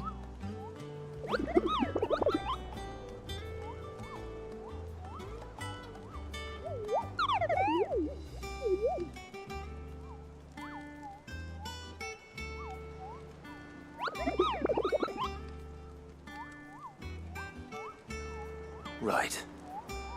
Well, leaving your mightiness aside for the moment, the people of Valisthea are going through a lot already. What with the Blight and the war, the last thing they need is ungodly fiends terrorizing them on top of everything else. So if the Cursebreakers are too busy to help, then perhaps I can. Or at least I can try.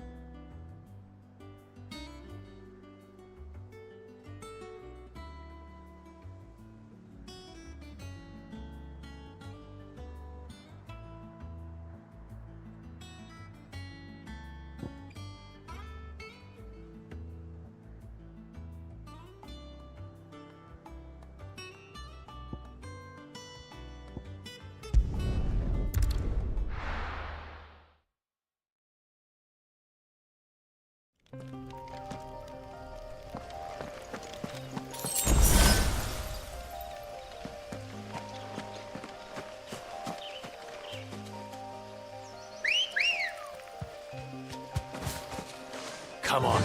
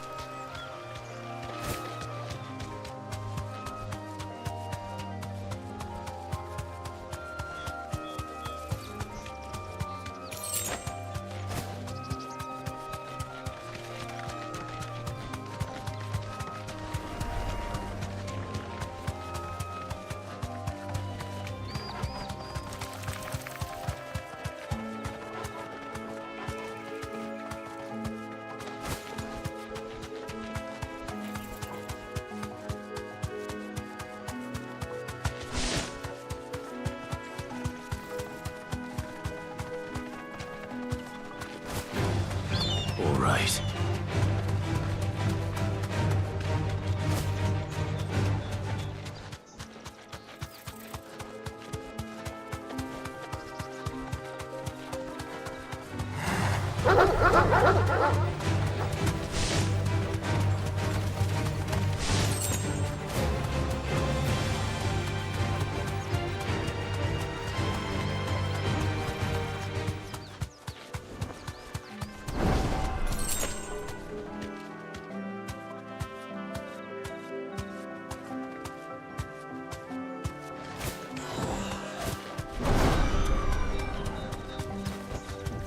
Be safe.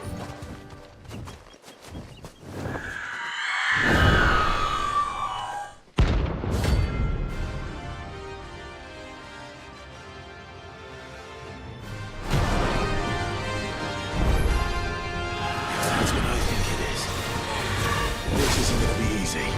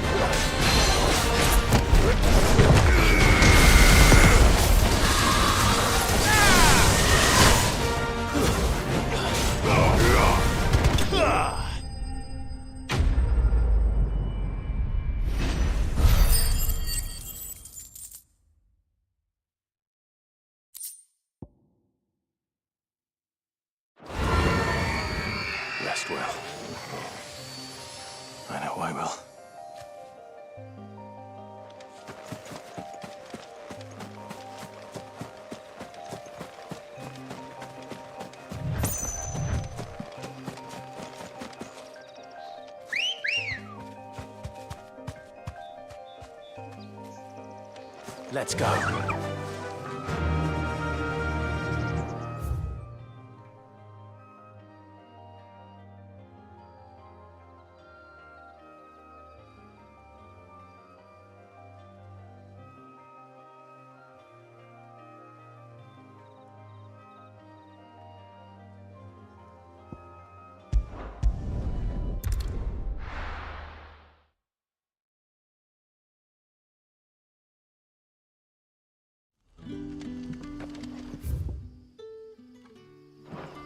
Good day to you. Let's see. It's all but spent. You're quite talented with that rod of yours.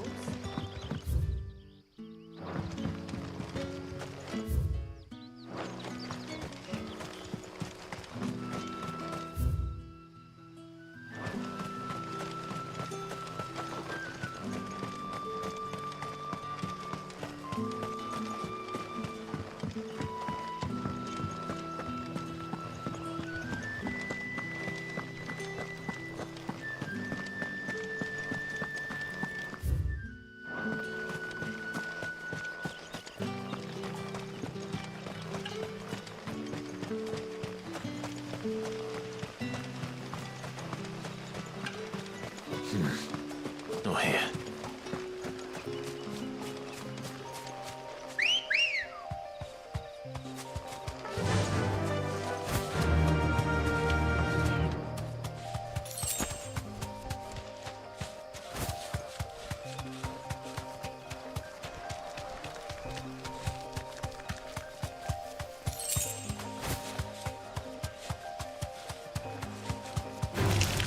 Time to fight.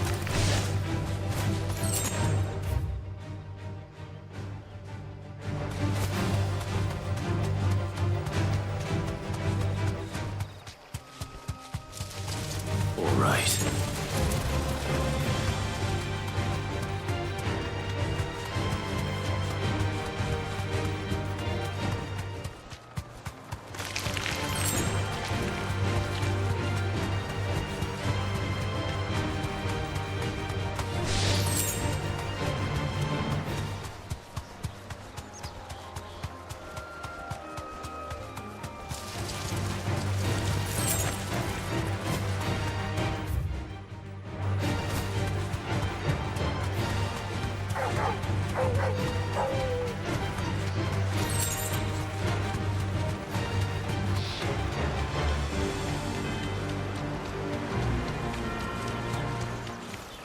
Griffins don't exactly make for easy prey.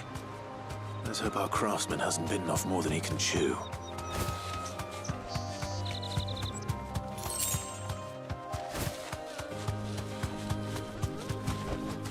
Straight home now.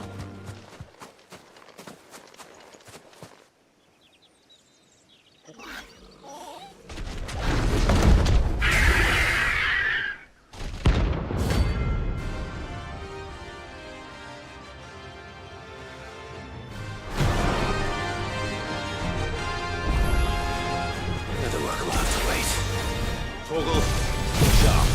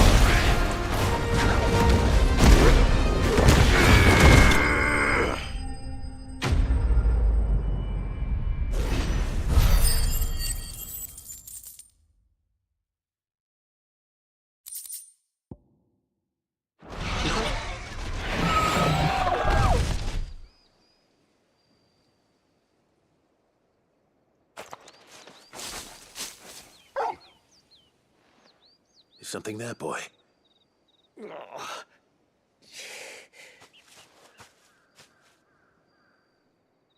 Could that be our man?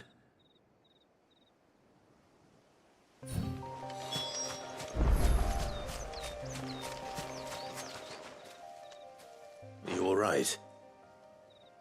Dare say I'll survive. That griffin caught me before I could get an arrow off. Must have lost sight of me in the grass, though. I'd be dead if it hadn't. More likely than not.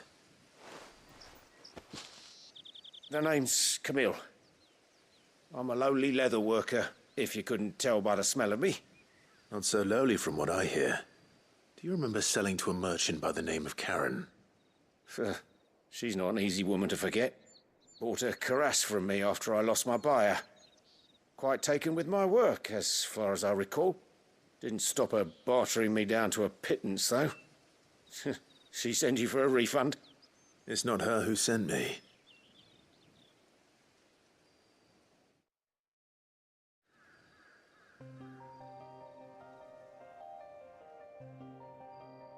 Well, consider me flattered. You should be.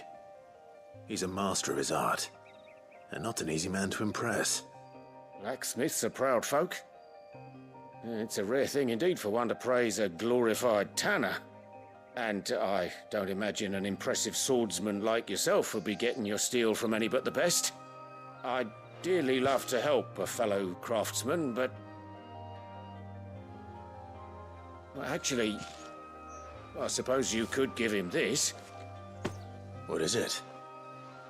Treated leather. Same stuff I used to make that cuirass. If your man's as skilled as he sounds, he'll know what he's looking at. You sure? Well, you did save my life. And thanks to you, I'll be going home with all the griffin hide I can carry. I'd say it's the least I can do. Short of showing him how to make the thing myself, that is. But there are rules against it. Secrets of the trade and whatnot. In that case, I'll see that he gets it. I'd be much obliged if you would. Right.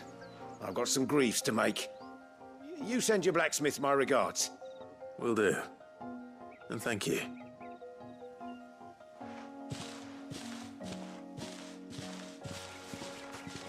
Hopefully this will sweeten Blackthorn's mood.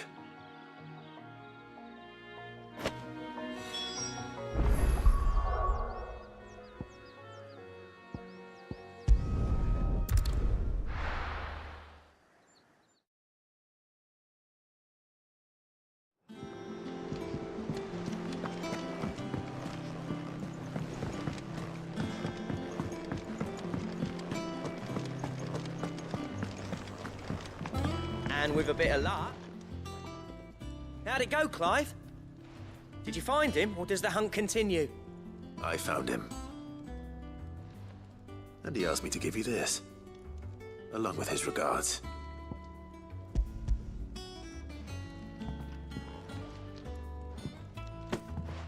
You're joking.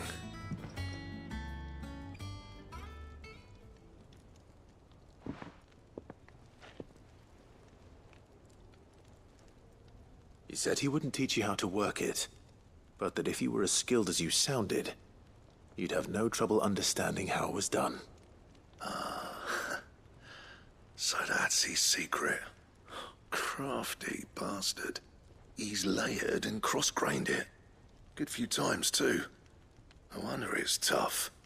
And that's no ordinary oil he's used to get that finish. Oh, this is fine work. Even finer than I thought. Yeah? I'll take your word for it. Just looks like leather to me. Still, I'm glad you're happy. Here, Clive. You didn't happen to catch the fella's name, did you? Camille, I believe. I thought as much.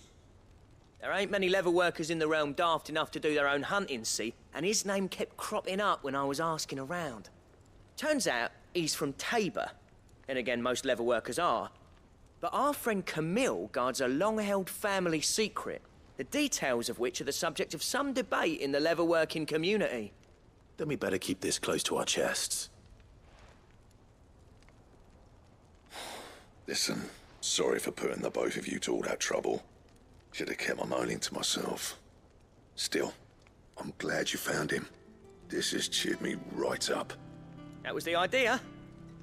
Clive's idea, anyway. He did most of the work. It's good to have you back, Blackthorn. Just don't expect me to go turning out work like this. There's a reason he does his own hunting. He knows exactly what hides to look for. And that's how he gets them to layer up so nicely. And don't get me started on how much oiling this leather would need. But I reckon I can make something about as good. Something a Cursebreaker will have no trouble caring for. Anyway, enough narrowing. I've got work to be getting on with.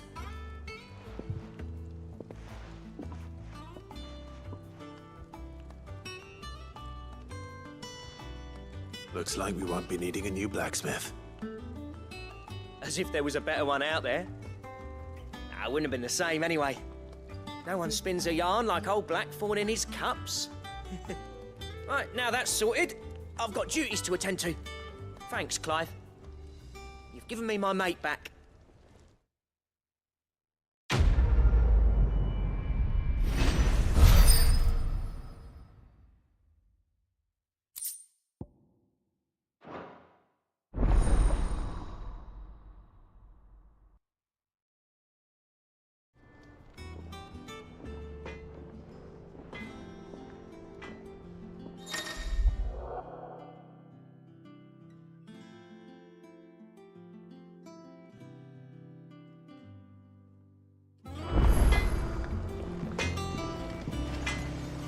Clive. So, what'll it be?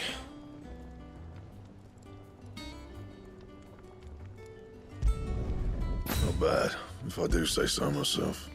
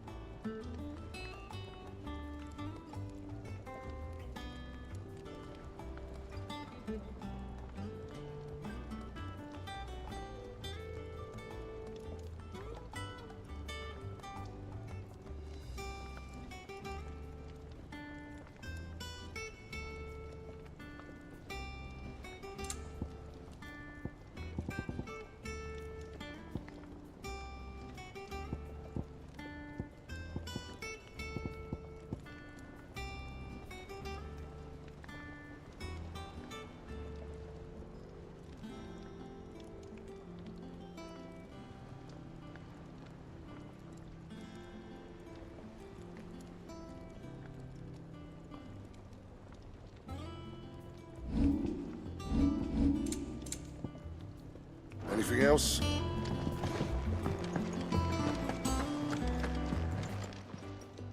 Is it business or pleasure? Coin purse weighing you down?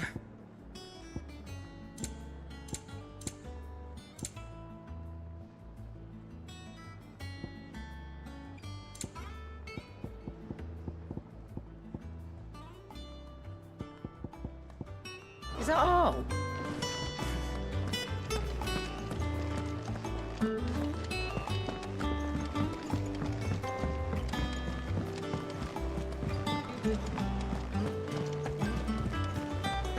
The little uns have been up to their old tricks again.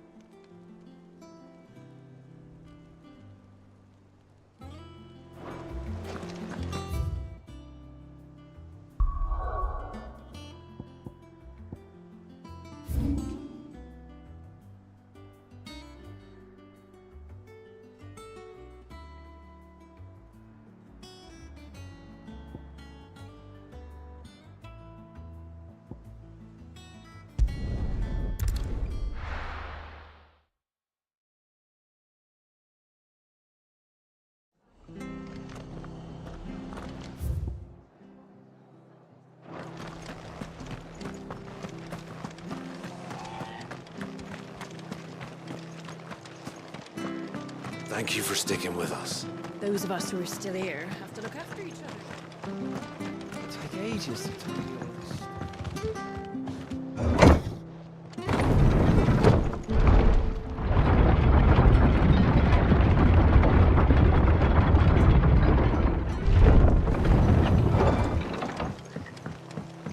All right, Sid.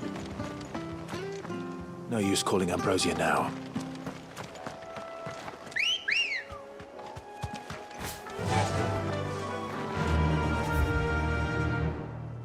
Faster!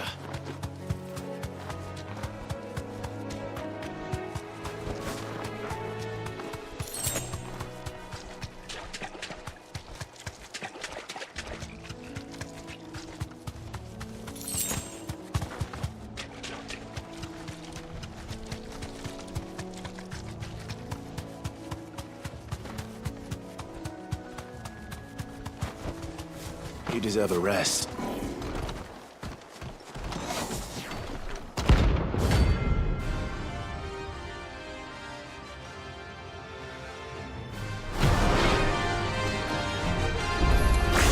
What the hell is this thing doing out?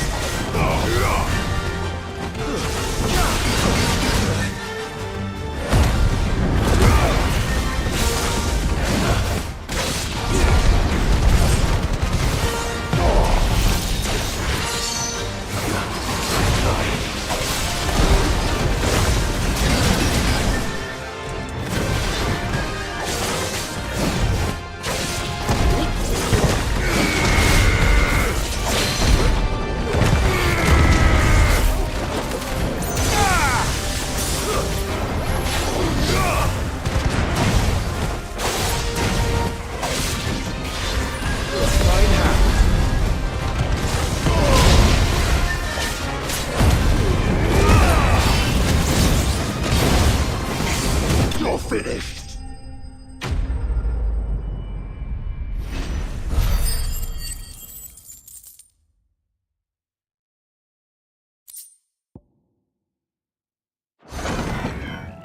From the ruins it came, and to ruin it returns.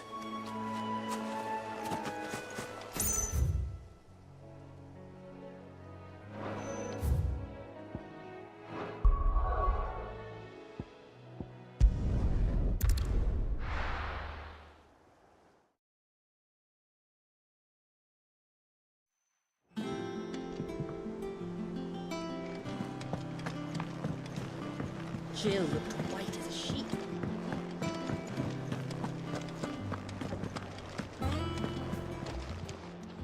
Is it business or pleasure? Go on then.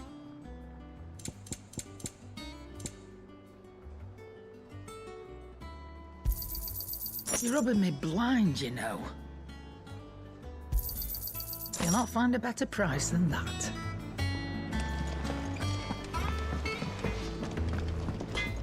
What do you need? So, what'll it be?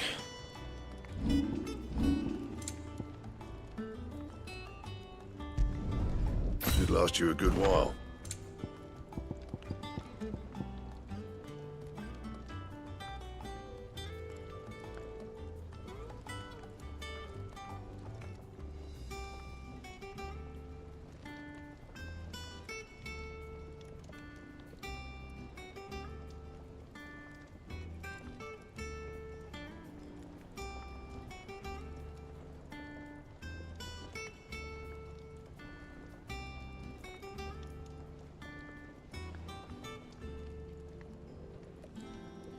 That it? Fine. Back, are ya? What do you want?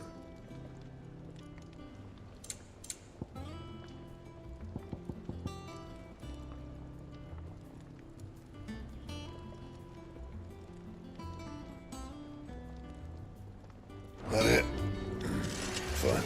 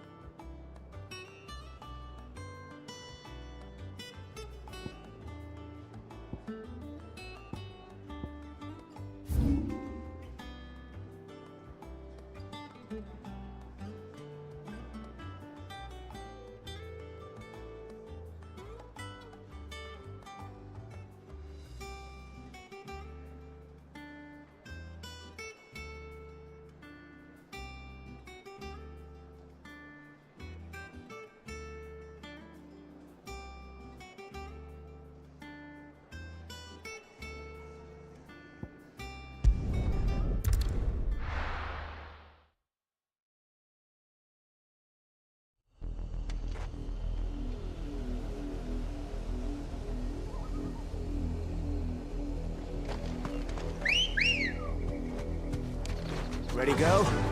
Run like the wind.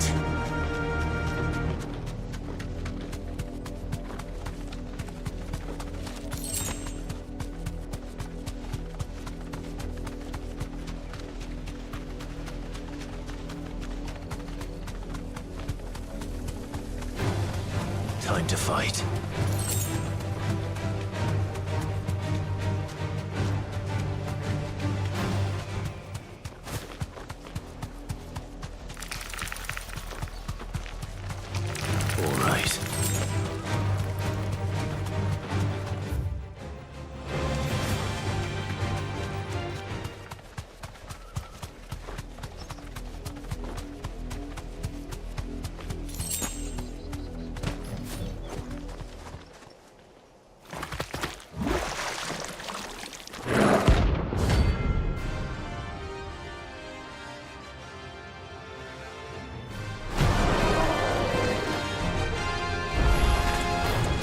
Take us unawares, did you?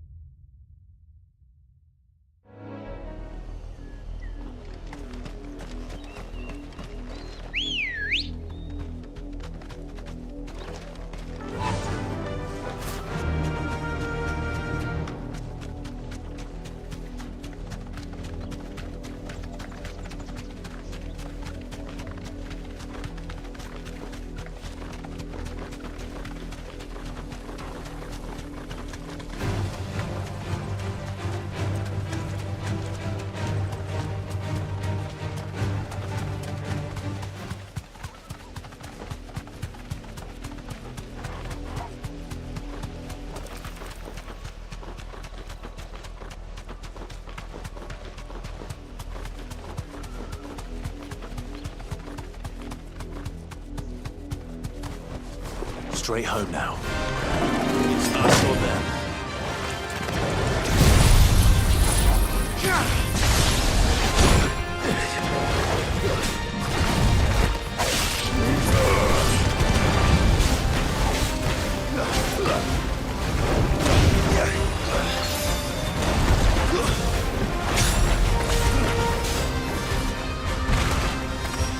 To me, boy!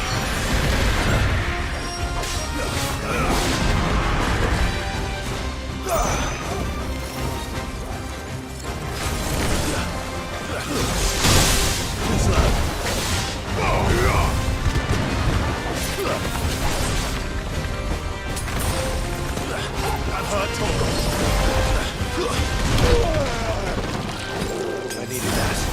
Help me, boy!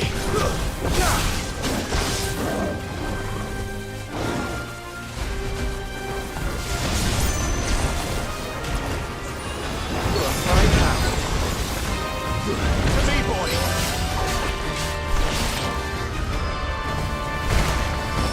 Soil story!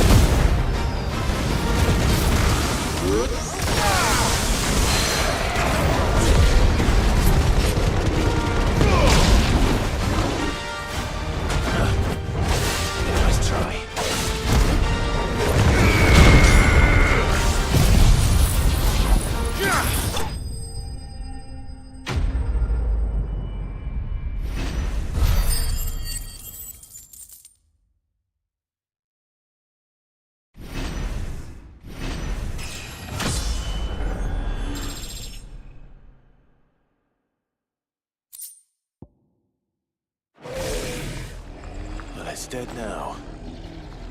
Whatever it was.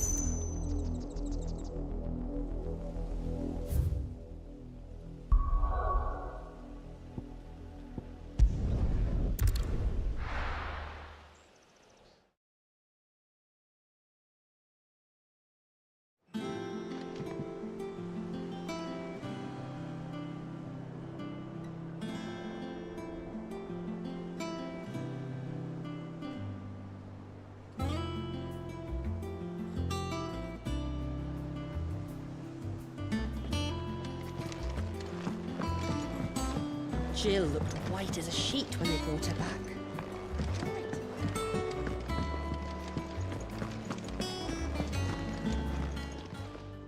Is it business or pleasure? Go on then.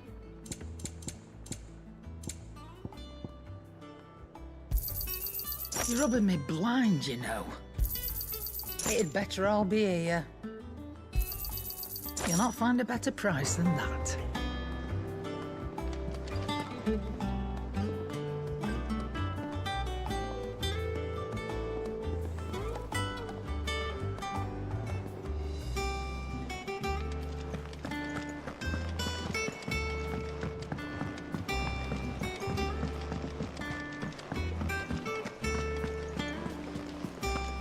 The little uns have been up to their old tricks again.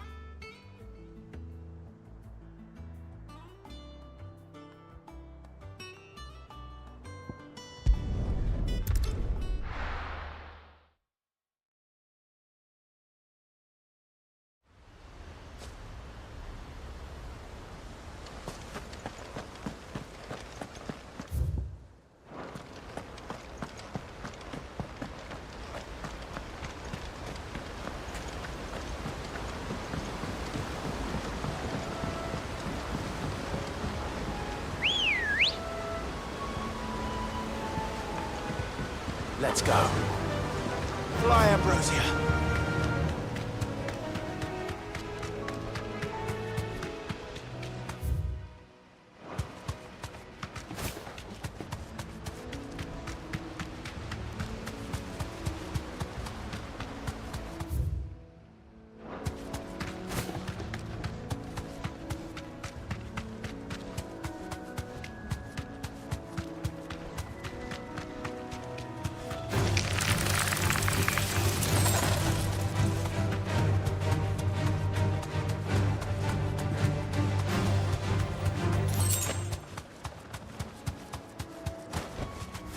Thanks, Gal.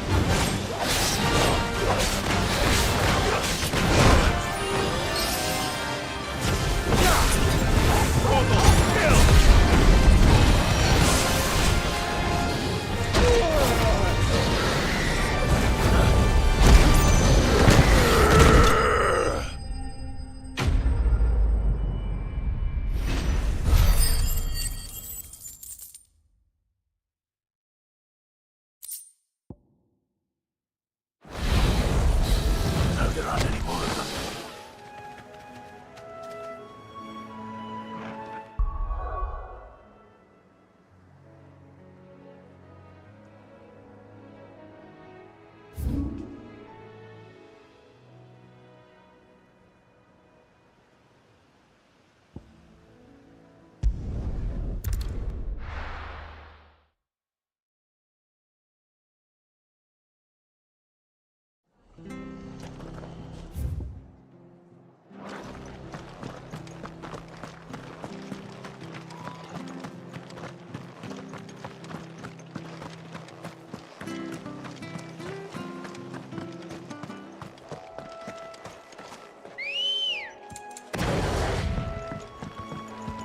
Ready, go? Yeah!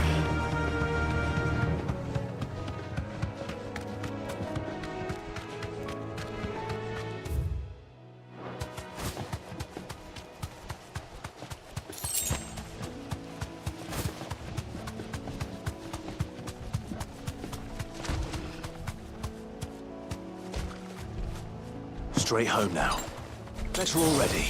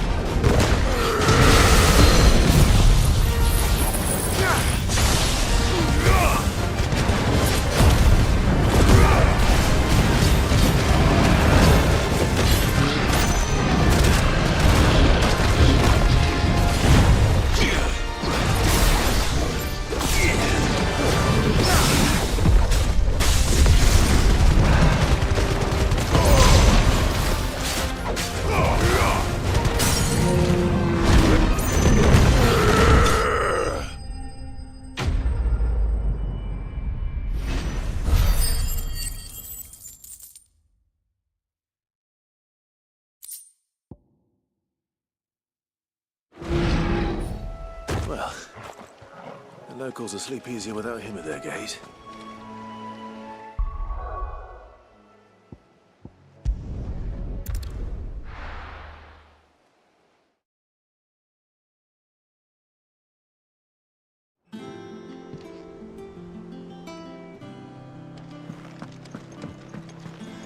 Jill looked white as a sheet.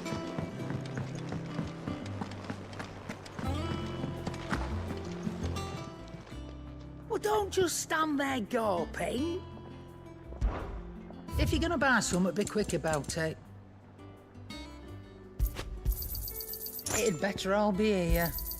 You'll not find a better price than that. Is that all?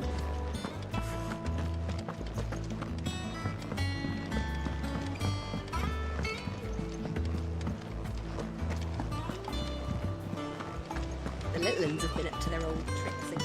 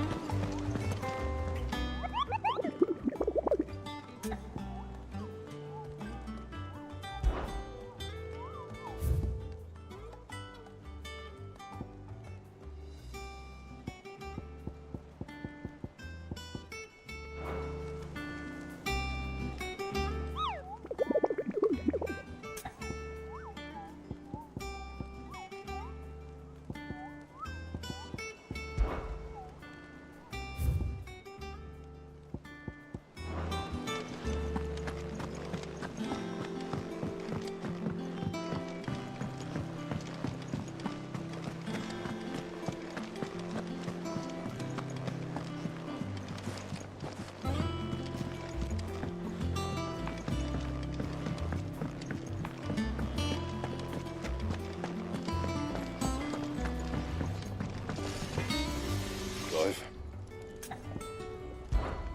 Well, Sancfordian, do you?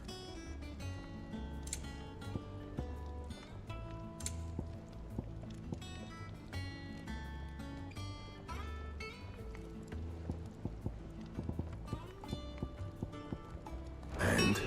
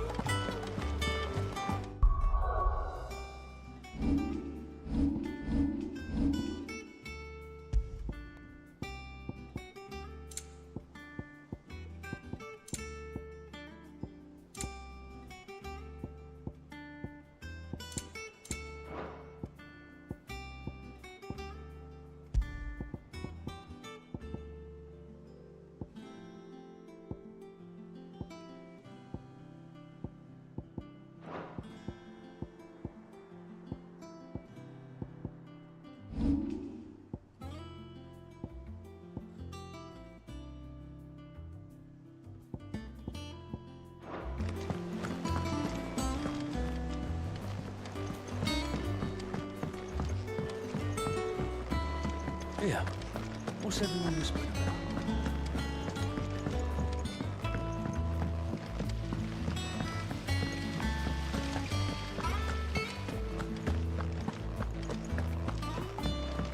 Shouldn't you be getting some rest, Sid?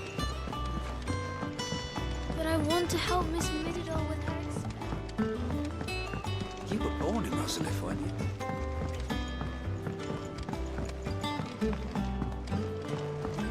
How's it coming along?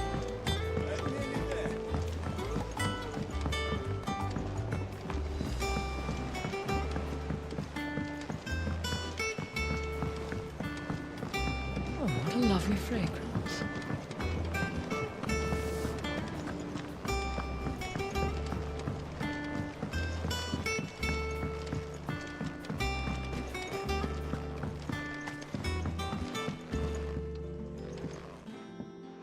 Sid, I know that when we came to the hideaway, we chose to let go of our past in order that we might focus on our future.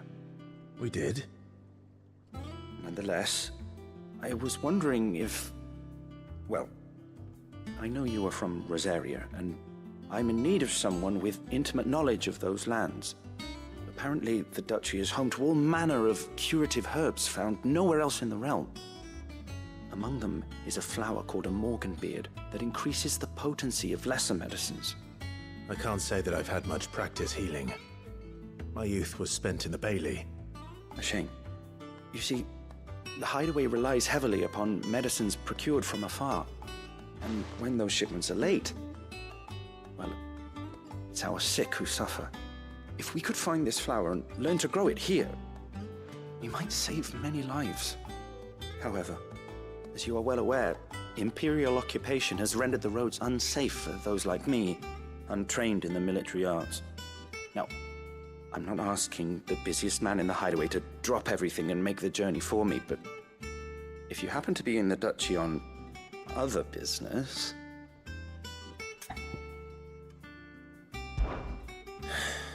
Tell me of these Morganbeards, then.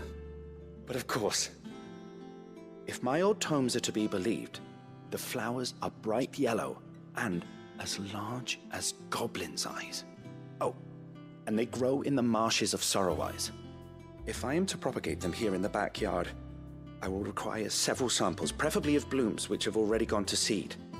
And before I forget, I do seem to recall learning in the course of my research that their odor has the tendency to attract unsavory creatures.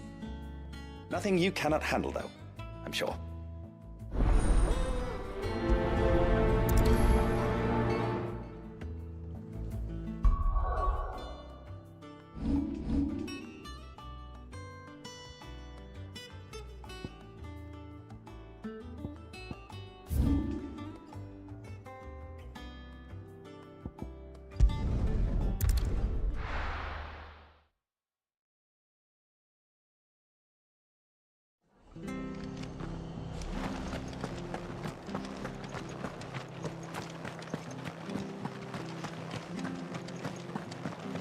Thank you for sticking with us.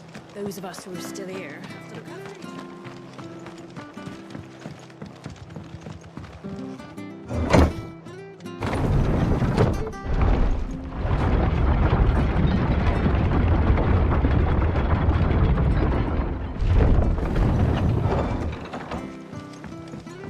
All right, Sid.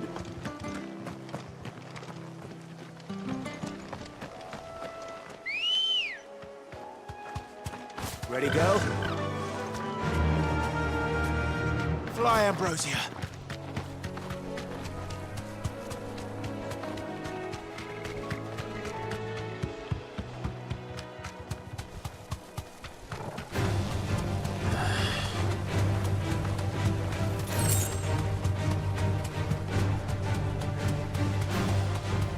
The marshes near the Abbey are certainly damp. Let's see if they're damp enough for Morganbeards.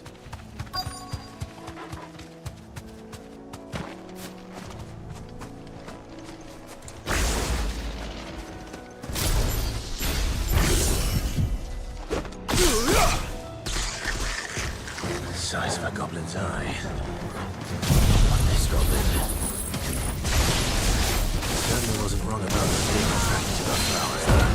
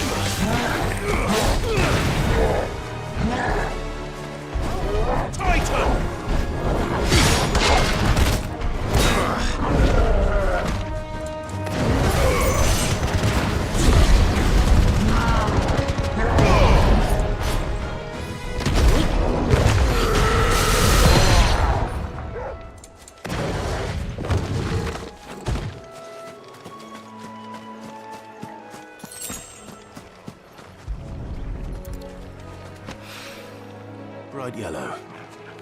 These are our Morganbeards, all right. Well, I've gone to this much trouble. Might as well go. There's something familiar about this scent. It reminds me of home. Hopefully this will be enough. I've had my fill of goblins.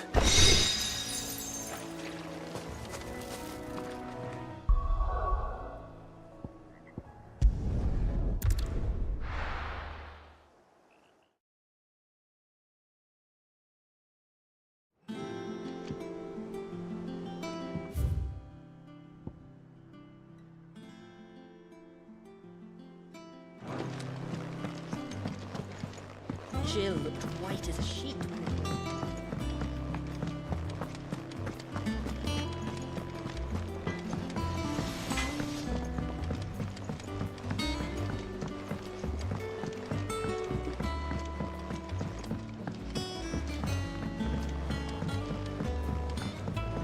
What a lovely fragrance.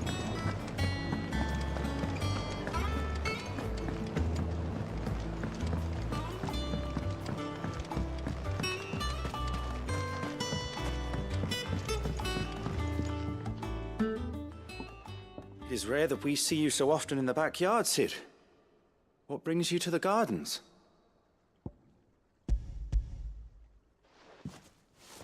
I found your flowers. Yes, wonderful. These are almost identical to the plates in my tome. Did you have any trouble locating them? Finding them was the easy part, but it's odd. They remind me of my childhood somehow. I don't remember these flowers specifically, but we must have grown them in the castle garden. If the petals are meant to improve the effectiveness of medicines, it's possible that the court physicers grew them for the tinctures and treatments they made my brother. If the ducal healers were convinced of their properties, that is all the more reason to begin growing our own supply here. Oh, allow me to use some of the flowers you brought me to make something that might aid you on your travels. I need only a moment to extract the essence from the petals.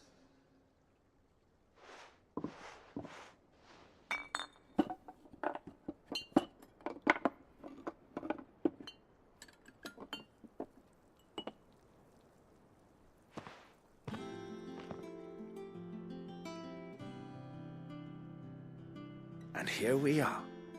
A phial of pure Morganbeard extract. A single drop added to any one of your restoratives will increase its potency. At least I hope it will.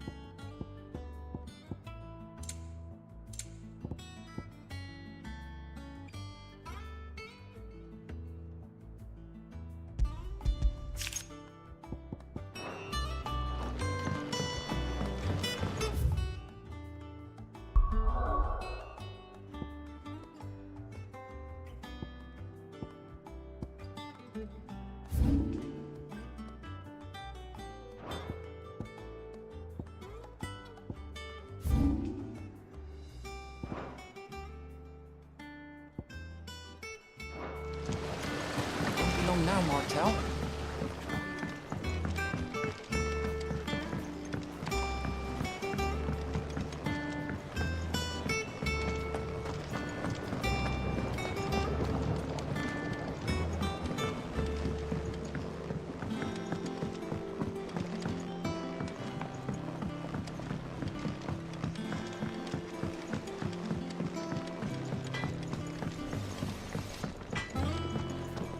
It's all right.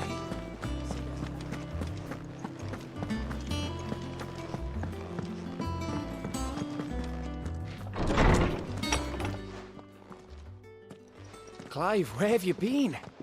I've been wanting to ask you something about Torgal. Where did you get him, like, in the first place? My father, brought him back from one of his expeditions into the Northern Territories.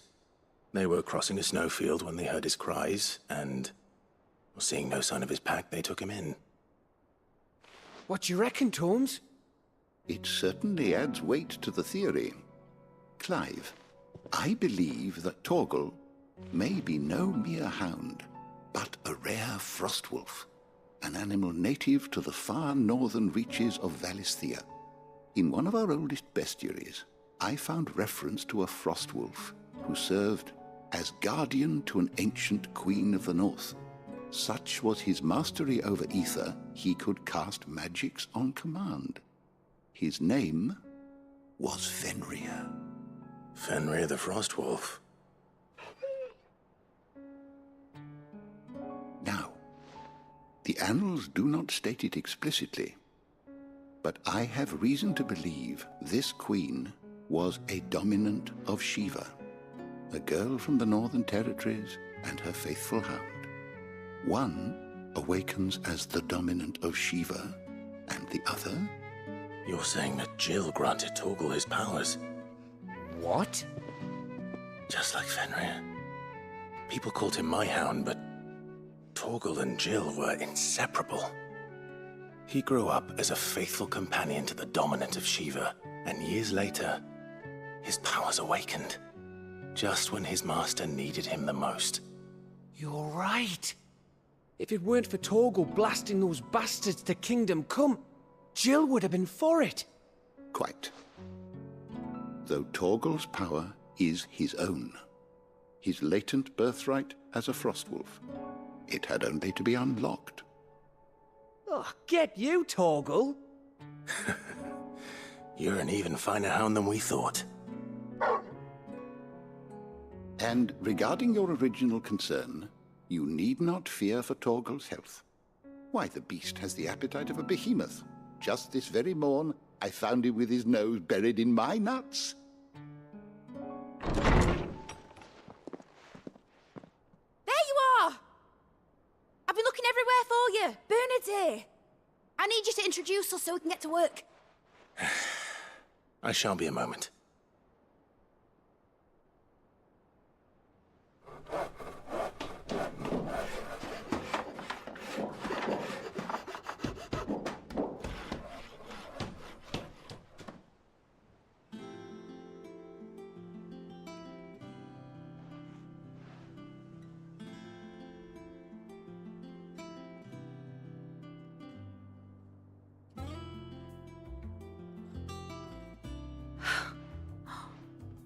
Isn't it brilliant? It is. Well, I couldn't have done it without you. You and everyone else. But I promise I'll pay you back. I'm gonna work my fingers to the bone for you lot, starting right now. Just you wait. I'll make wonders like this world's never seen. Then I look forward to seeing them.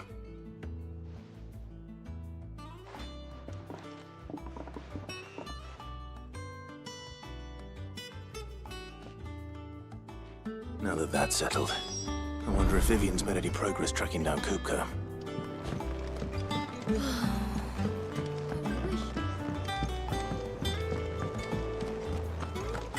I think I'll wait till mid's away instead of doing.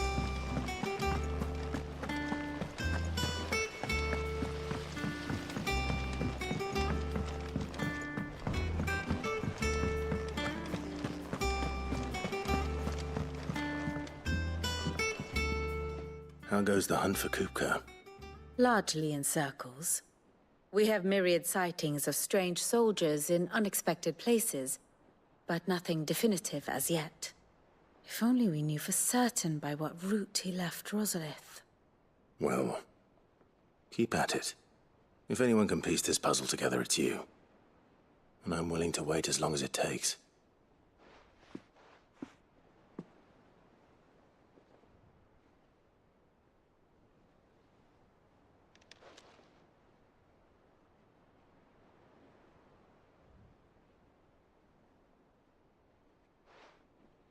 What? Here? Would that be a problem? Do you know, Clive? I believe it a mercy that you didn't inherit your father's throne. Your poor people would surely live in fear of you. You have nothing to worry about on that front. I won't be claiming his crown. That is a relief. Clive, have you got a minute? We, have a guest. A guest?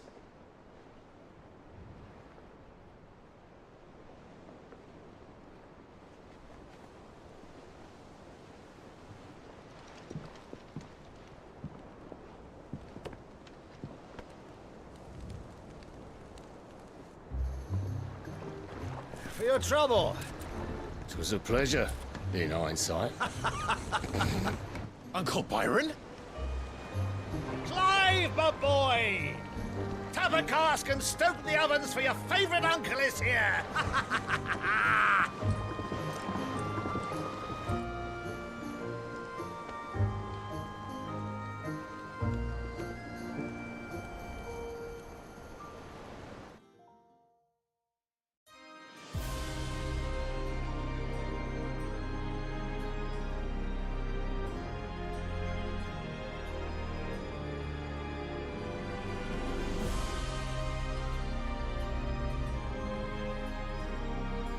The Dalmekian government sues for peace.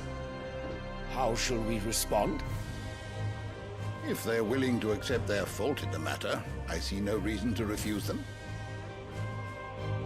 Still, we must insist on substantial reparations. Twinside stores are not as bottomless as reported. Aye, and we have many more mouths to feed. We shall just have to have the Dalmecs empty their treasuries for us.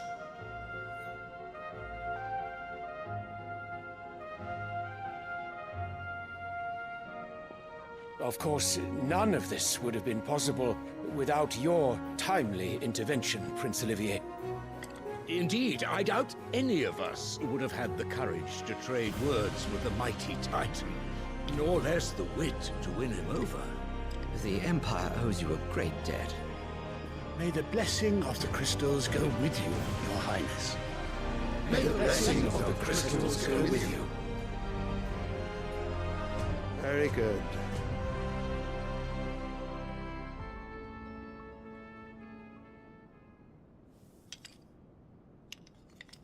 Now, let us come to the question of precisely when the Dalmecs will withdraw their troops. Dion's fire could rid us of them in mere moments.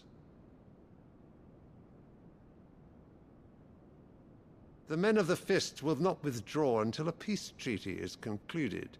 So let us keep the negotiations open, give them time to gather what gold and trinkets they can, and once they deliver that which we demand, what worth is a piece of parchment?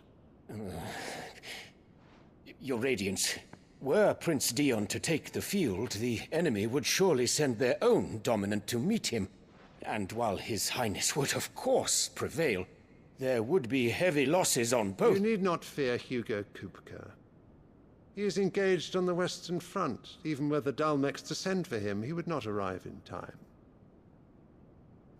As much as I would enjoy witnessing a clash between Bahamut and Titan, it is not to be. And what of your subjects, Your Radiance? If the fighting spread to the city proper, the people would bear the brunt of it. There will be losses, it is true. Yet for every citizen who falls, another can be bred. For every home that burns, another can be built. The Empire will live on.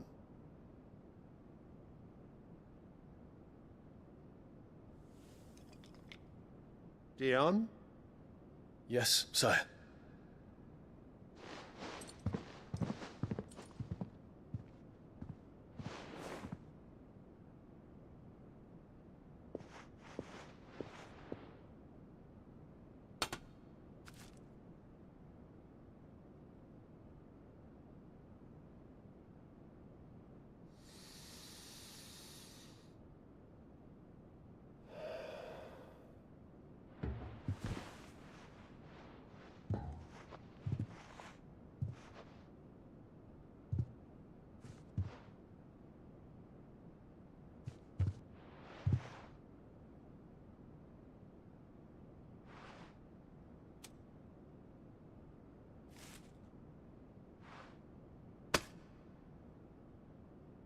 prepare for battle.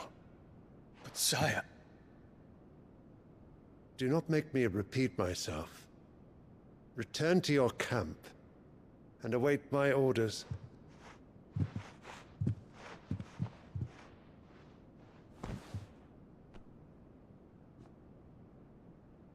If that is your wish, Your Radiance, I shall depart at once.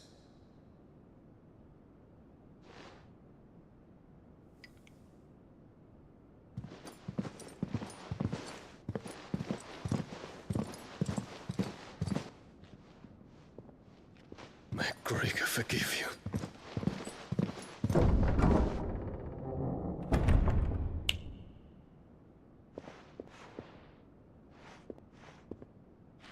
What do the astrologers augur? The stars are in agreement, Your Radiance. The shadow of treachery hangs over Prince Dion.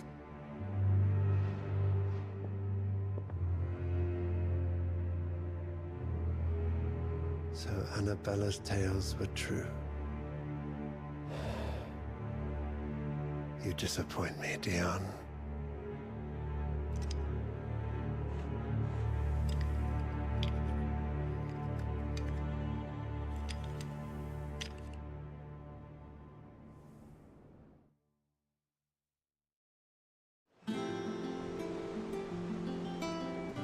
What on earth is Uncle Byron doing here? Only one way to find out. The little ones have been up to their old tricks.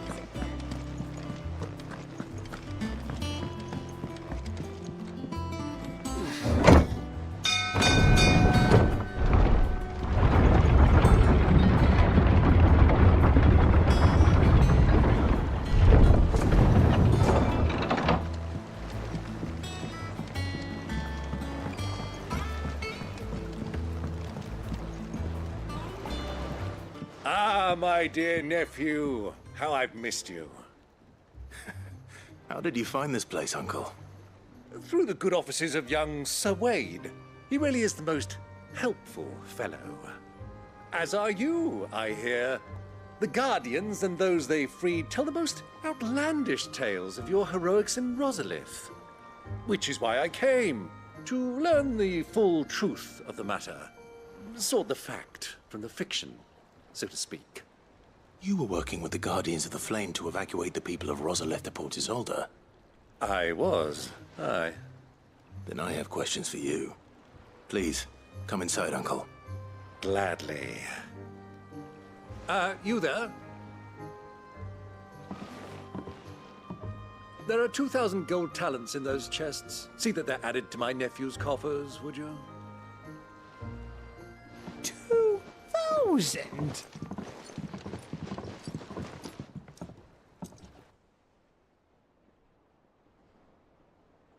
And I'm afraid that is all I know. A fleet sailing south past Port Isolde. Most intriguing. Forgive me for not being able to tell you more. I hadn't the faintest idea Kupka withdrew wounded from Rosalith. Still less that my own nephew dealt the decisive blow. What do you think, Vivian? I think, with this news of the Dalmekian fleet and recent reports of the Royalists' movements, that the final piece of the puzzle has fallen into place. Come here and I'll show you.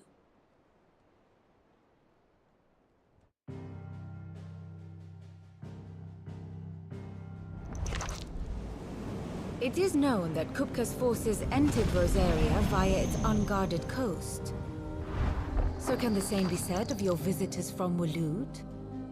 Certainly her Royal Navy is famed for the efficiency with which it bears her knights from one battlefield to the next. And in the Einherjar, or Black Galleon, she boasts a vessel nigh as swift, and every bit as feared as the Kingdom's legendary cavalry. A fitting flagship for a land apart, her naval presence being crucial to her ambitions beyond Ash.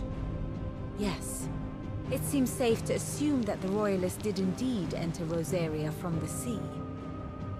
So then, Had you a vested interest in Titan's survival, whither would you take him?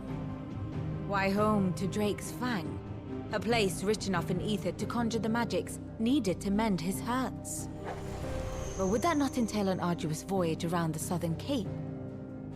Let us say that the Royalists did put ashore with a mind to spirit Kupka away from under your very nose. Could that truly have been their plan for him? To load him aboard one of the ships flying Republican colors sighted off the coast near Port Isolde. To spend weeks at sea, being tossed hither and yon by unforgiving waves, his life hanging in the balance. No. The journey would mean Titan's death, and Kupka's faithful creatures would not allow it. So what then was the plan of our Waluda friends? Reports suggest they made not for the coast, but for the desert. And by cutting through the Velcroy, a party traveling light would have Titan back in his bed days before a galley could lurch into port. To wit, it was the Royalists, not the Republicans, who effected Hugo Kupka's safe retreat. I would stake your life on it.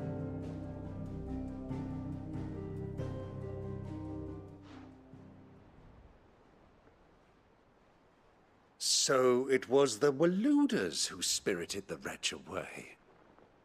Now I think about it, there was something a little strange about the ships I saw. The men seemed almost crestfallen, as if in mourning, as if they believed, or were made to believe, that their master was dead. You have a keen mind, Lord Rosfield. And you have your answer. To find Kupka, you have merely to follow the Royalist trail across the Velcroy. It may well have gone cold by now, but as they say in the Republic, all roads lead to Drake's Fang. Allow me to accompany you part of the way. As luck would have it, I had intended to journey Canberward on business after visiting you here. The Fang would be but a short detour. I'd be glad of the company. Give me a moment to make ready. I need to tell my friends what we've learned, and where we're going. Very well, but be quick about it, my boy. Time waits for no man.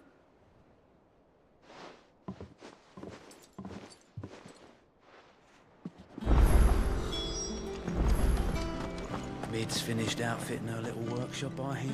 Otto, Kupka's at Drake's Fang. I'll be leaving before sunset.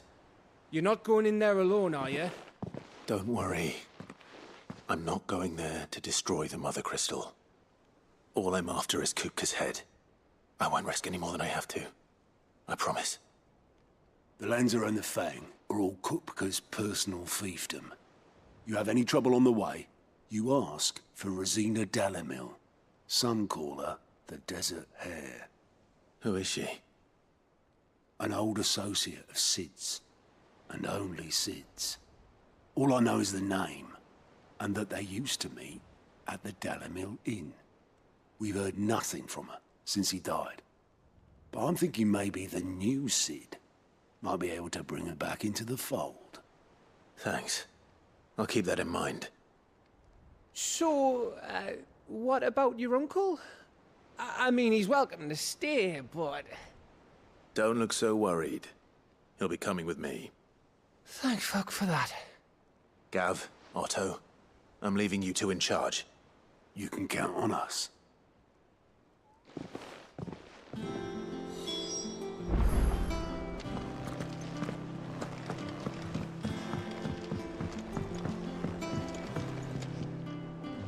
All right, Uncle. I'm ready to depart. Shall we? We shall. Come, let us away to adventure.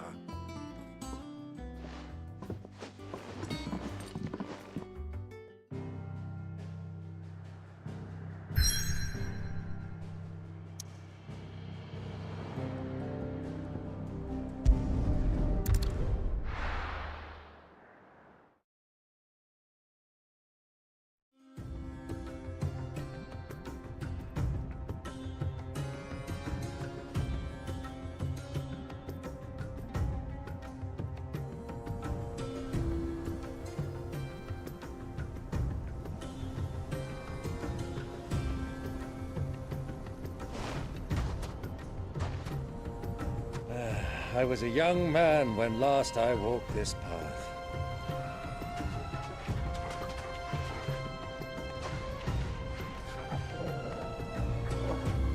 There's an old trading post not far from here. The road to Drake's Fang leads through it. The trading post it is.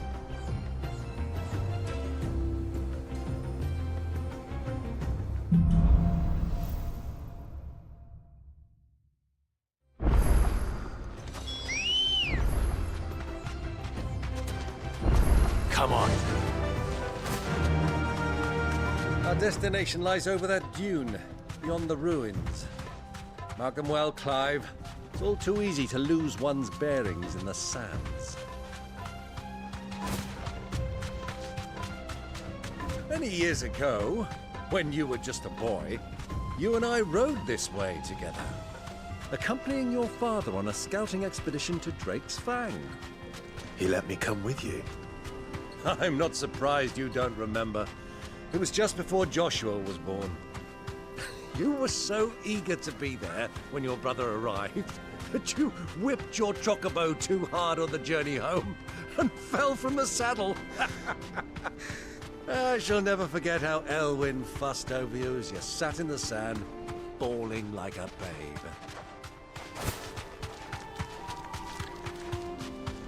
Who do you think those soldiers are?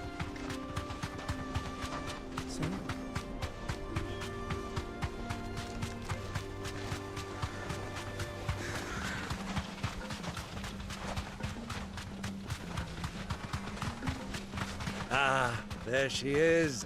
The good old Dalamil Inn. Do you know, this heat has given me quite a thirst. Quick drink before we press on?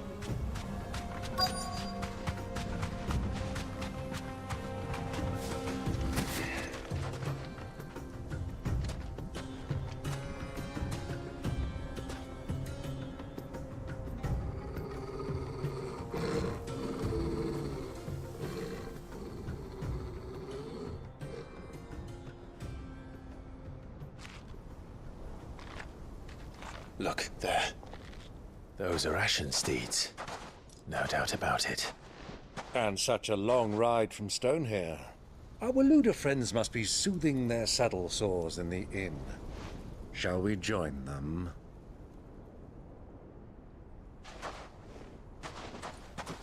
Run along and play now, Torgal. Dogs aren't allowed inside.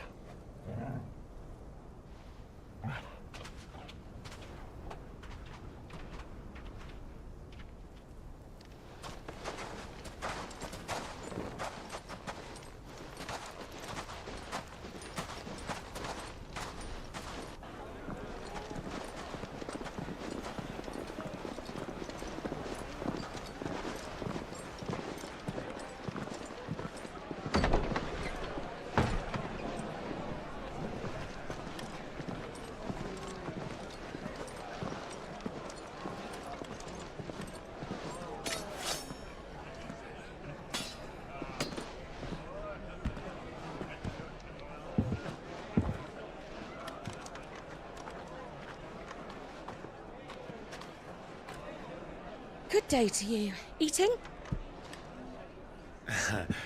Sorry about my pal. He only talks when his mouth's full. What do you recommend? Well, if you're after something light, we do a fine chocobo soup with lentils and honey. 2 bowls of that, then. An ale. Right you are. Hey, go! Coming! Your pal? Would you rather be my squire?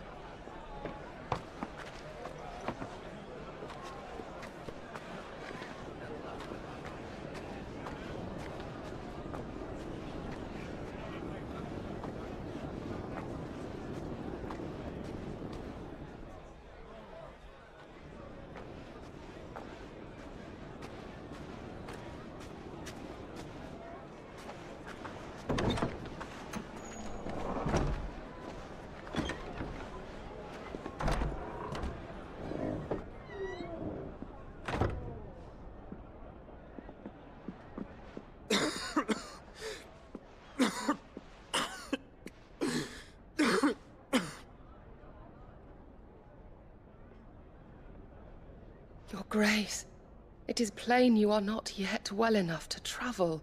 If you would only let me take you to someone who can better attend to your ills. No, we must press on. Prince Dion has returned to his camp and will soon depart for the front. I must speak with him at all costs. Miss this chance and I may never get another. You do understand that? Yes, Your Grace. But you must at least agree to take your medicine. I'll fetch you some water.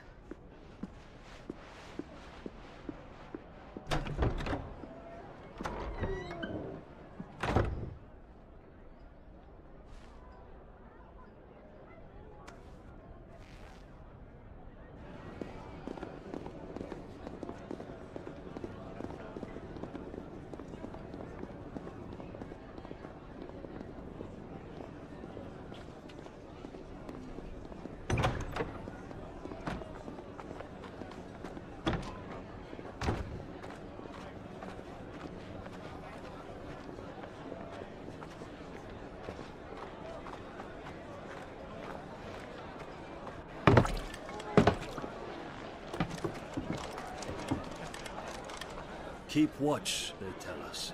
But all I see is sand. I hear they got our guest back to the Fang without any trouble. We'll be leaving soon enough. Why the Lord Commander dragged us all this way just to save that blockhead skin, I'll never know. Dominant or not, he's a bloody idiot. That'll be Cooker, then. Well, let's get this down us. We've a long way to go. Hey, you!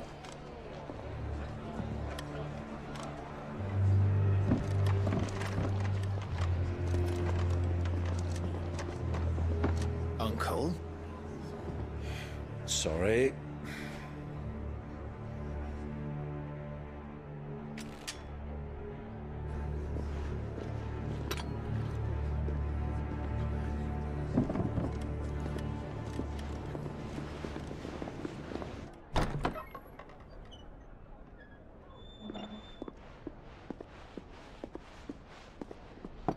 Can you walk, Your Grace? What's wrong? I fear trouble may be brewing downstairs.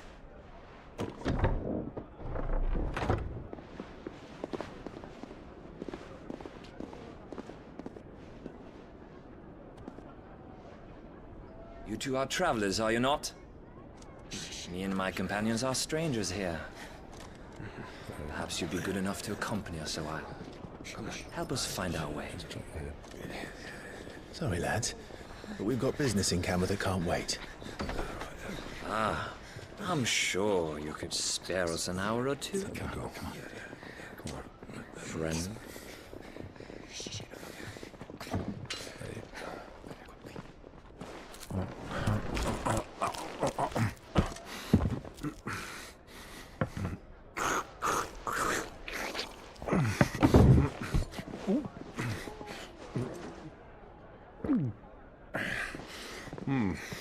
I'm afraid we don't have a moment to lose. Stay back, Uncle. Gladly.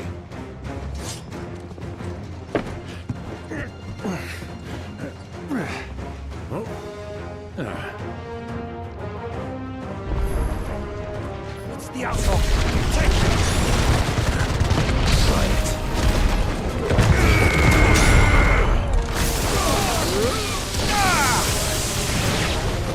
Bravo, my boy! Just like that! Nice try. You!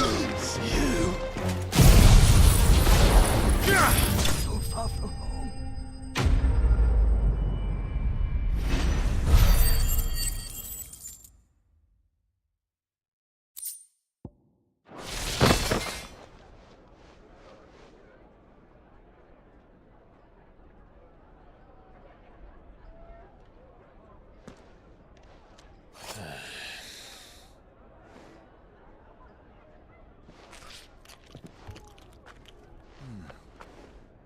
For your trouble.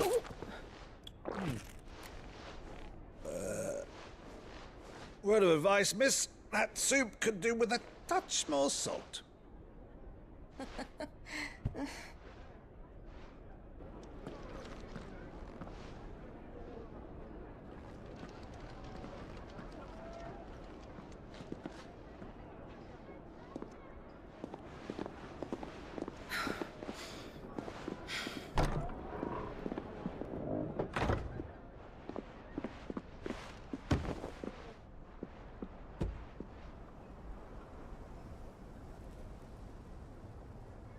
Now's our chance.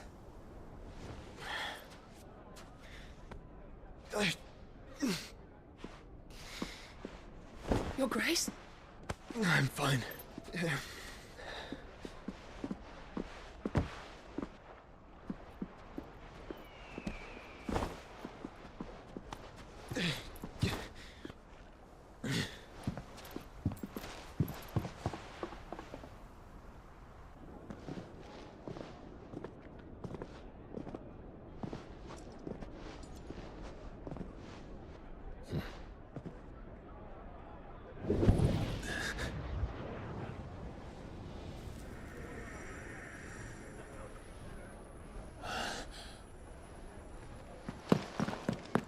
Clive?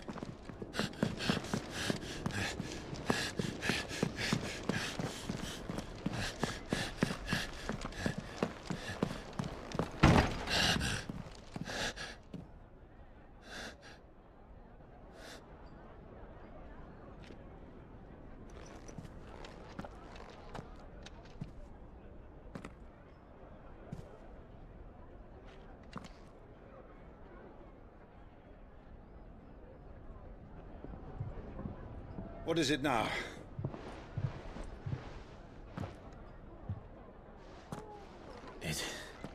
It's nothing. Let's go.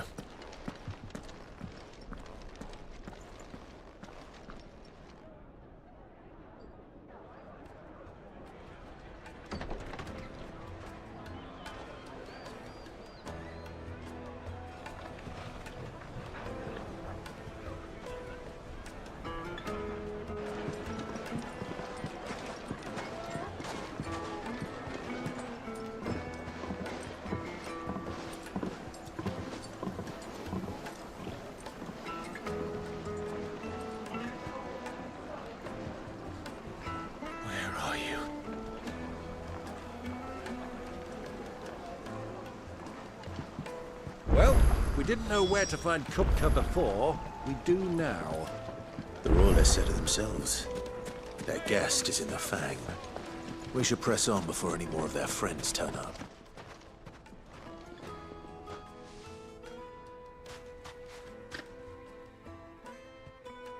Ah, they've closed the road. And it's the only way from here to the Fang. It would seem Lord Kupka is not accepting visitors at present. We have to get through that gate. Not by force, I trust. We've attracted quite enough unwanted attention already. By guile, then. Perhaps the Desert Hare can offer us her aid. Rosina Dalamil, woman of mystery. But how will we find her? We know naught of her but her name. And that she was working with Sid. Sid's other collaborators have all been people of means, the wealthiest and most successful members of their communities. I'll wager this Rosina Dalamil is the same. That would certainly help to narrow the search. We need only inquire as to who is in charge of the town. And that's exactly what I mean to do.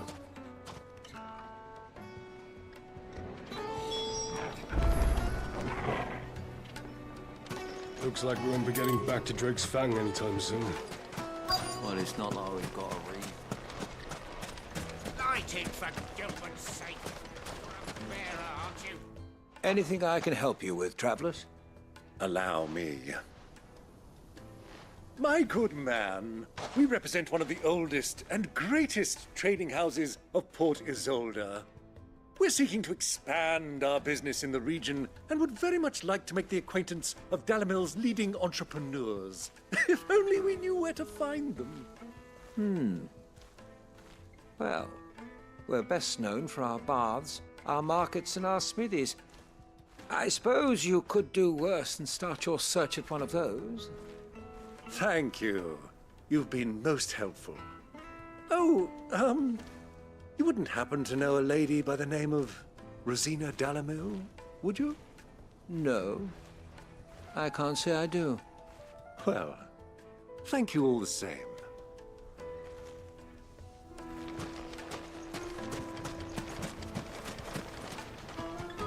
What do you want?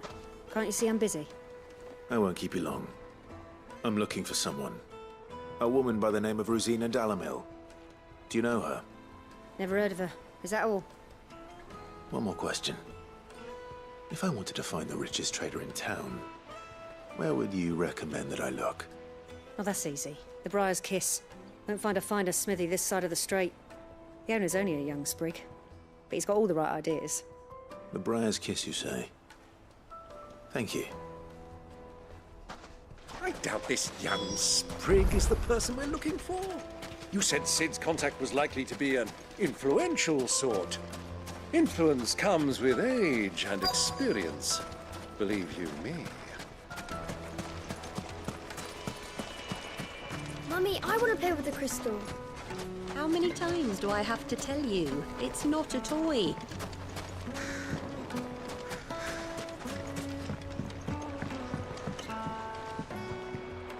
Can I help you? Yes, I'm looking for a woman by the name of Rosina Dalamil. A long-standing pillar of your community, I believe, from old trading stock. Then you should ask Furder. He's been here for years. Knows the place and its people like the back of his hand. And he's in with all the old merchant families. Try the baths. That's where you'll usually find him. Thank you kindly.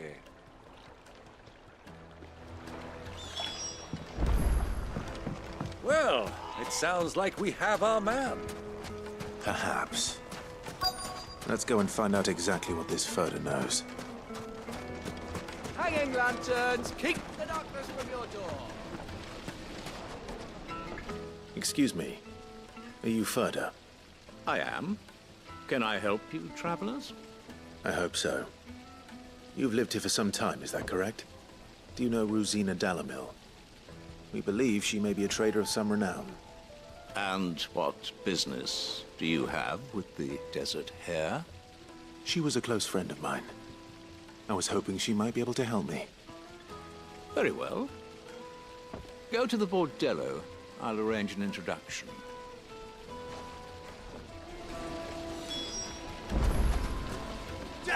Do you think we can trust him?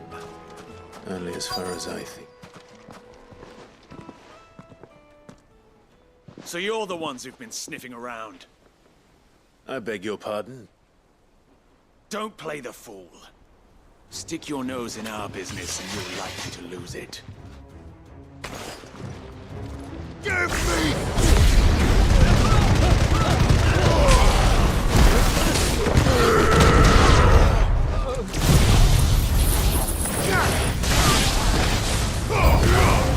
It's over!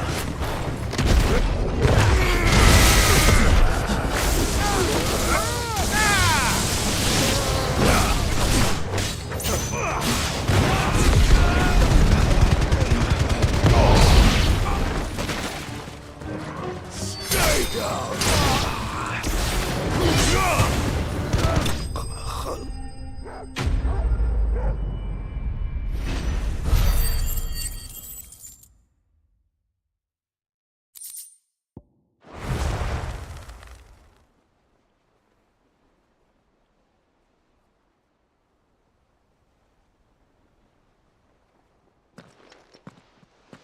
Who are you working for? Him or her? Him. The boss. He wanted us to test you. Though one could hardly call that a test. Lord Furder? Look what the cat dragged in. Your skill with the blade is rare indeed, my lord. A fitting talent for an outlaw. You know who I am. So what now? Call in the Men of the Rock and collect the bounty? That isn't my decision to make. Our work is done. Take him to meet his precious Rosina, She will be interested to make his acquaintance.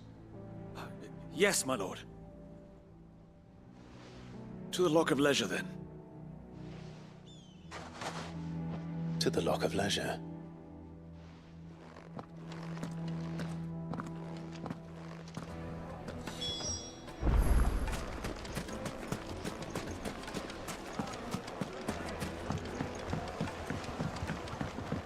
Needed to a silken soft... The most fragrant herbs and... The finest fabric.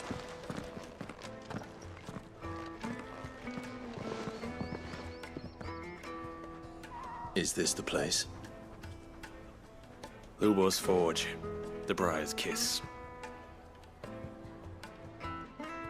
Ah, so it was the young sprig after all.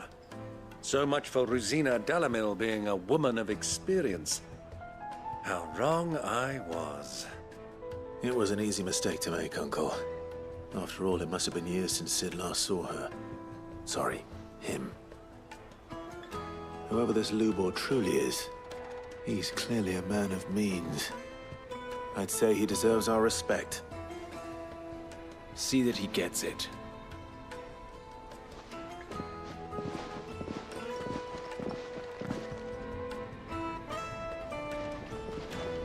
Lubor, Lord Furder told me to bring them to you.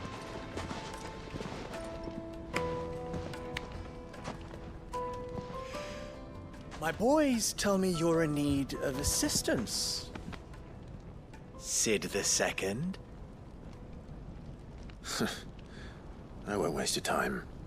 I need passage through the south gate.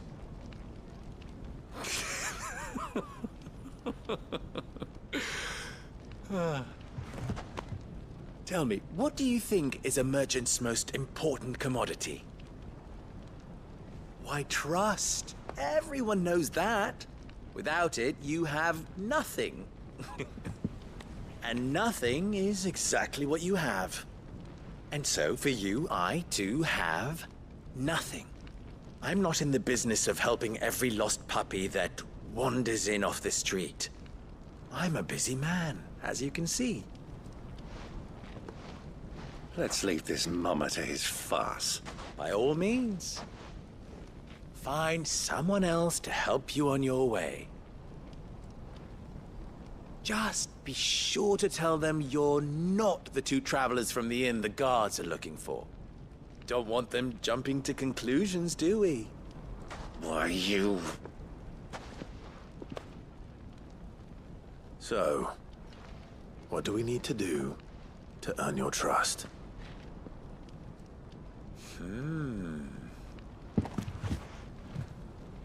I like this one.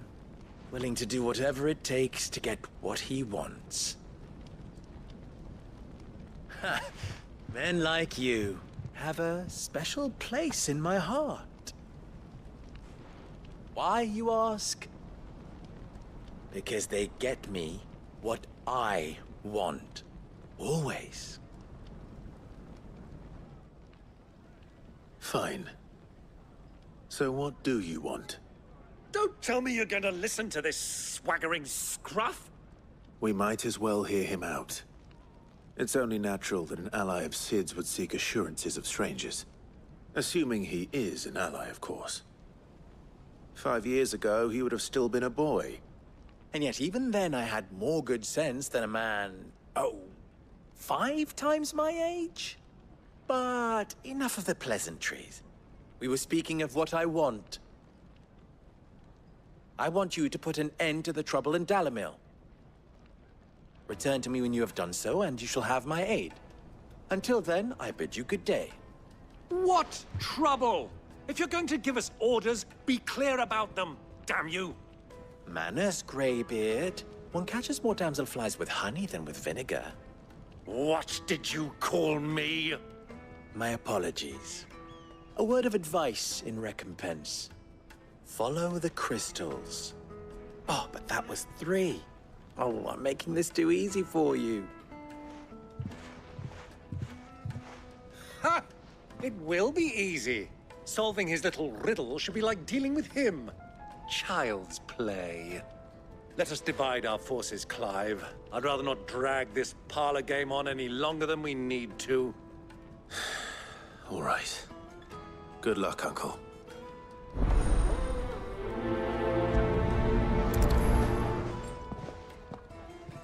I thought we were the only ones causing trouble in Dalamil.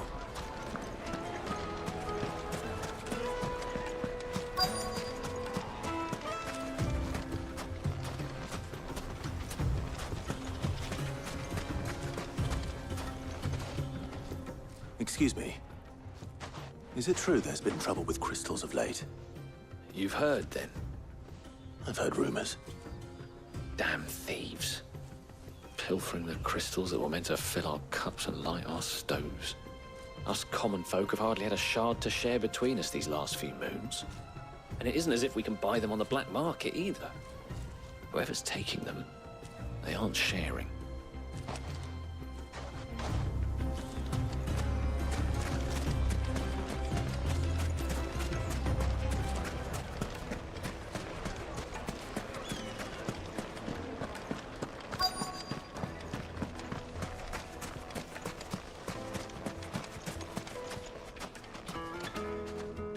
Do you have a moment? Depends what for. Just a question. Dalamil seems to be thriving compared to the other villages I came through on the way. Is there a reason for that? Well, we're a stone's throw from Drake's Fang, for one. The soldiers guarding the Mother Crystal and the shipments need a place to spend their hard-earned gil. The men of the Rock throw their money about like there's no tomorrow. Is that so? Well, thank you. Don't let me keep you from your work any longer.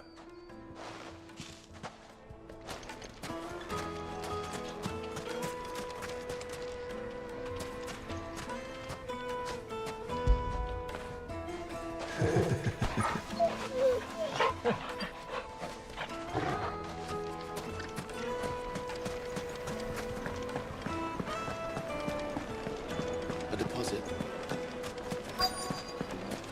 Fresh bread, warm from the oven. You wouldn't believe how much he gave me. What can I do for you, soldier? Need that sword polishing? I'm not a soldier. Ugh, then be off with you. I serve the men of the Rock and the men of the Rock only. You have an agreement with them? Don't be stupid. I just know which side my bread is buttered. Don't want to be stuck under some pauper when they come knocking.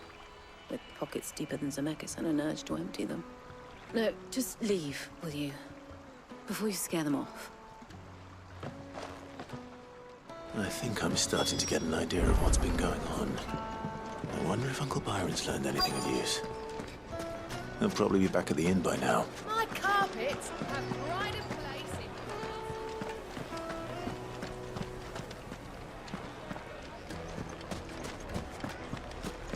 Why is the tavern shut? It's you, the one who broke all our furniture. What do you want?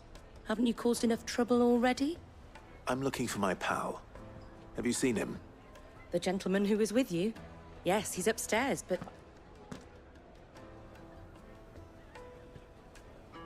Thank you. I'll go and fetch him.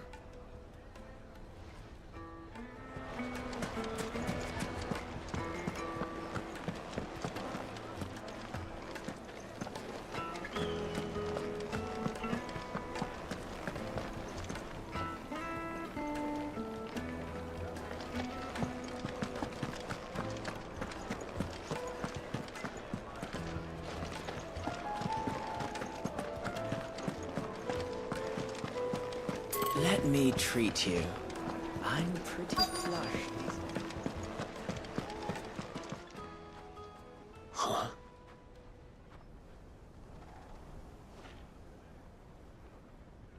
Will this suffice as a deposit? By the sands. That's a black pearl. One of the many treasures in my collection that I would be only too happy to part with, should you give me reason to do so. All right. I'm sure that we can come to an agreement, but not here. What are you doing, Uncle?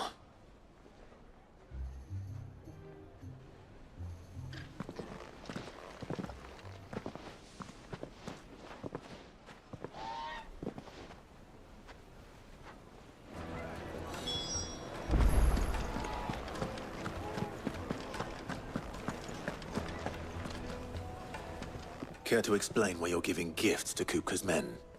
Bait, my boy. One cannot catch one's prey without it. And I do believe I've snagged us quite the quarry. I started by asking around the markets as to where I might purchase crystals. I had no luck, of course. It's forbidden to trade in such things.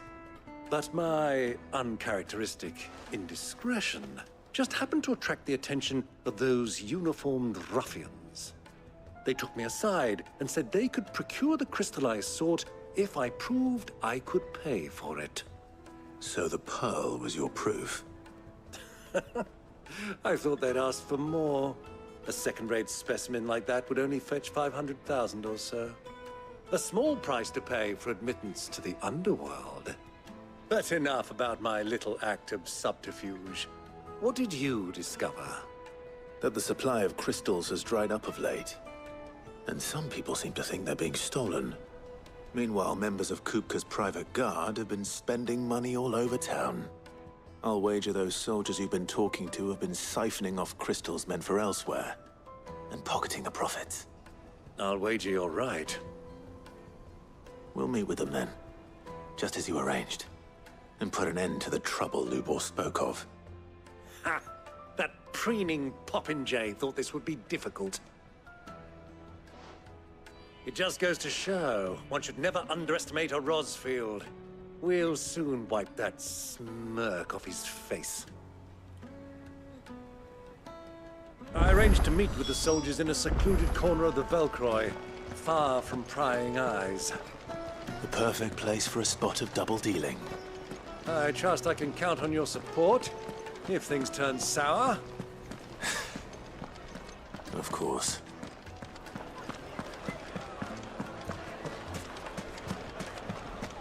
Why is the tavern shut? What was all that crashing and banging about? The finest fabric! Take a sniff, good sir. Needed to a silken soft. Do you think they'll be back soon? I need a new dress. Plates and pots! Oh, silver platters!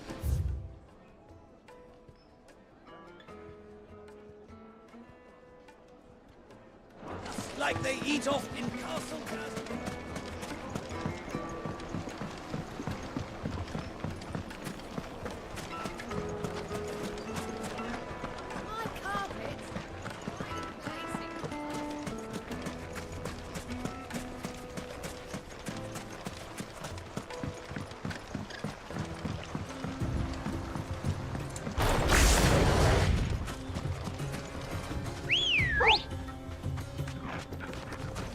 Ready, go?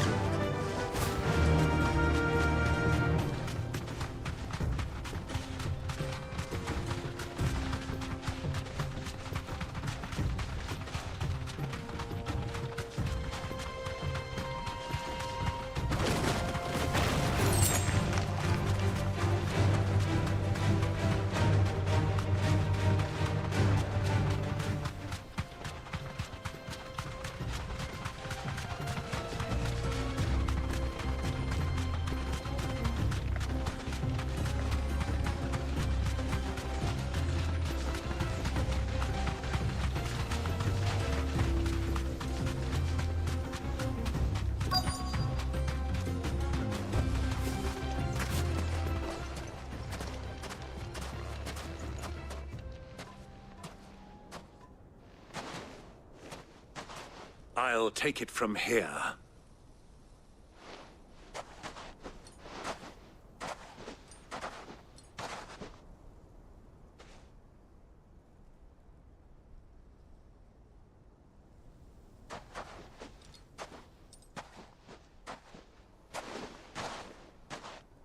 I was beginning to think you weren't coming, my lord.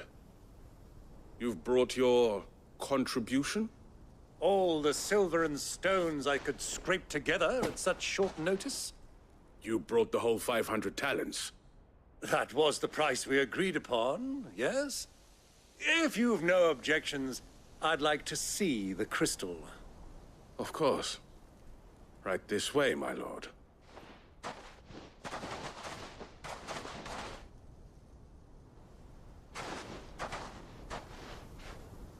Not bad at all. You weren't lying about the clarity. But what of security? If I were to be stopped on the road, what guarantee have I that it wouldn't be seized as property of the Republic? Because these crystals are no longer the property of the Republic. You're not buying from us. You're buying from them. And we have no more jurisdiction here than you, my lord. But we have ships, and will gladly deliver to a port of your choosing, now that our price has been met. Royalists, eh? What brings you here? Why, to collect their share of Drake's Fang's blessing, of course. Our nations are allies, and so they are entitled to a portion of the Mother Crystal's bounty. And, being such good friends, we elected to increase that portion and share the benefits.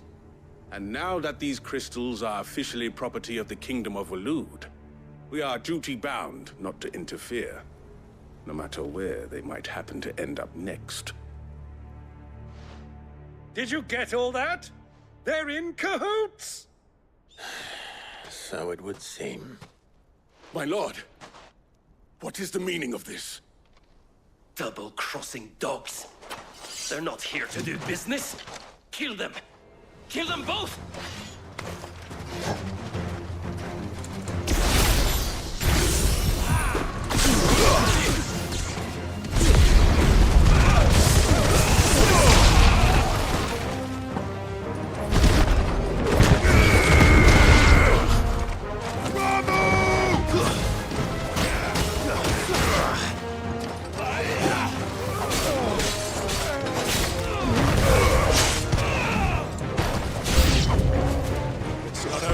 Uncle!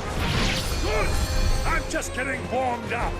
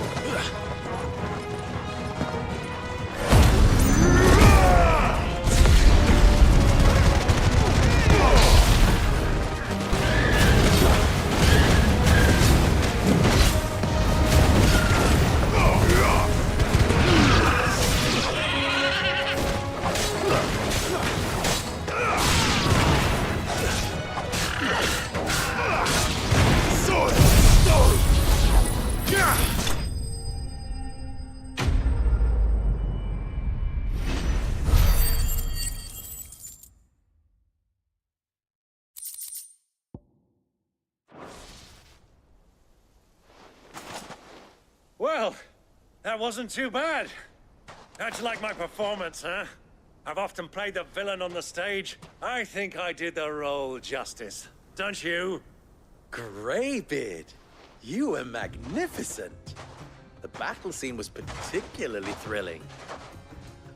Such a shame you didn't have more of an audience, but perhaps that's for the best. How long have you been watching? Long enough to witness your uncle's sordid transaction. I hardly expected one so venerable to degrade himself so thoroughly, buying one's way into the confidence of degenerates. Ingenious. This was the trouble you spoke of. The men of the Rock taking crystals meant for the common folk and conspiring with the Royalists. Well, now it's over. Indeed it is. The people of Dalamil had scarcely any means of redress against Kupka's men, let alone a foreign army. Until you two came along, that is.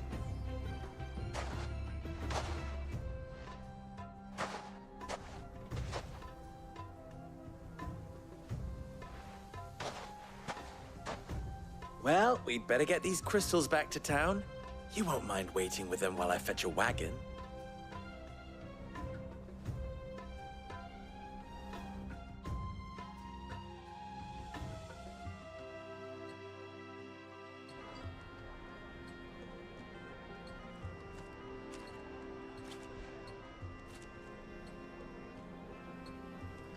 It occurs to me that I still don't know your name.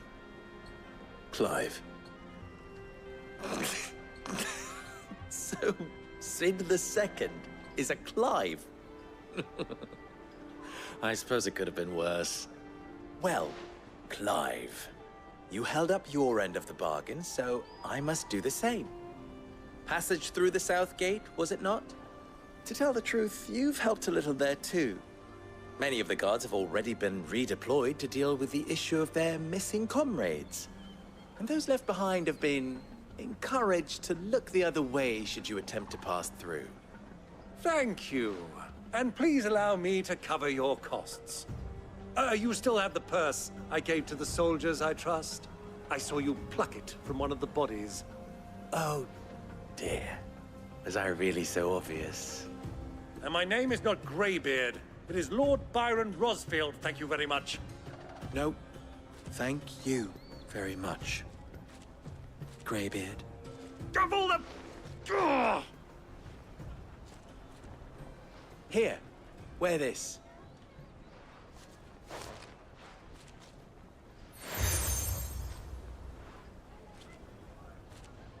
Any friend of mine who sees you with it shall be a friend of yours.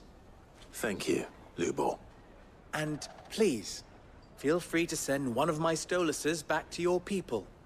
Tell them that Rosina Dalamil is back in bed with Sid.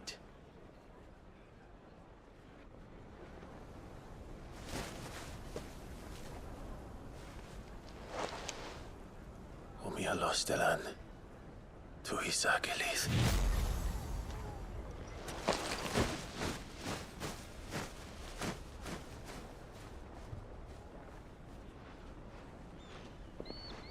I'm trusting you, Sid. Or should I say, Clive? So be sure not to let me down. I have a reputation to uphold.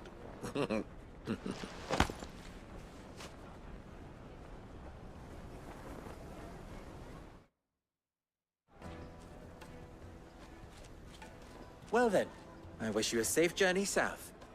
Thank you. Not at all. It was my pleasure. Come on, Uncle. Let's go.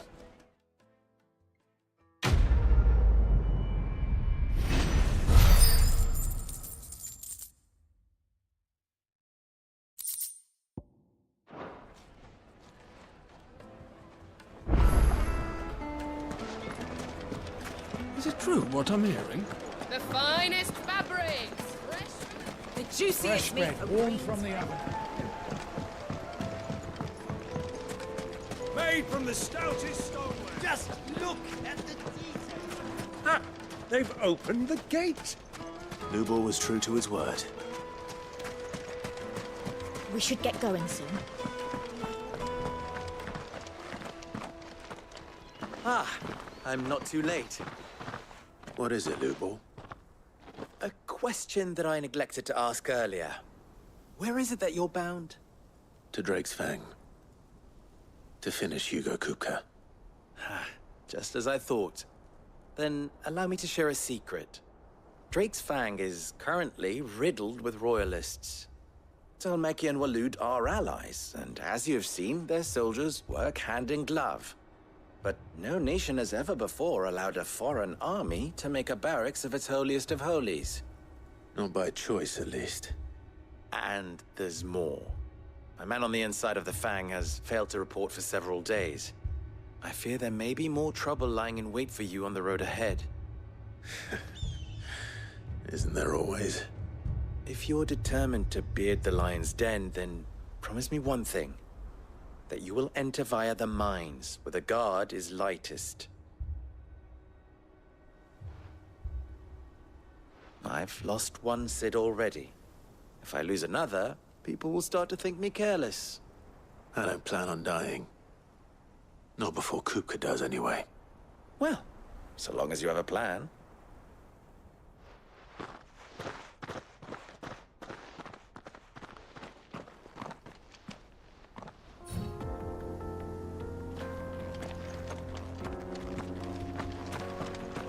Drake's Fang should be just beyond these springs. Shall we press on? Come on. Faster! Come on, girl.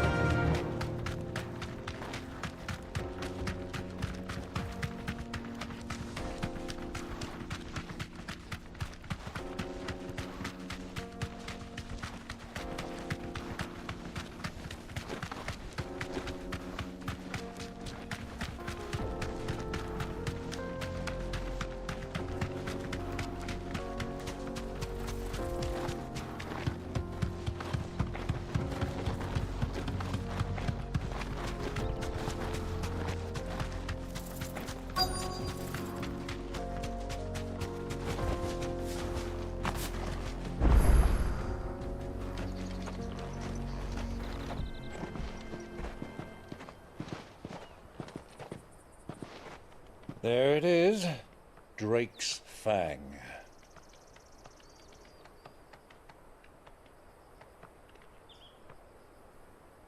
Kupka will be hiding inside. Along with goodness knows how many guards, all on highest alert. You'll need to keep your wits about you if you're to reach him. So be careful. I will, Uncle.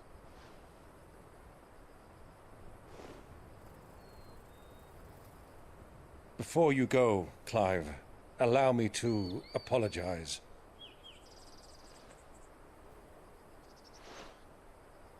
After what befell at Phoenix Gate and the crisis that followed in its wake, I fled. I retreated to my counting house and danced attendance upon the vicereine in the hope it would bring me favor. I betrayed my nation to save my skin, like the coward I am. And I'm sorry. Uncle, please. It's not too late, Clive. Rosaria is yours by right, and there are those that would help you to take it back. Had I the courage of my brother, I might already have done so. But that ship has sailed. You, however... No. Forgive me, but I cannot. I fight to build a new world now. A better world. Where men can live and die on their own terms. I was raised in a nation that strove to improve the plight of bearers.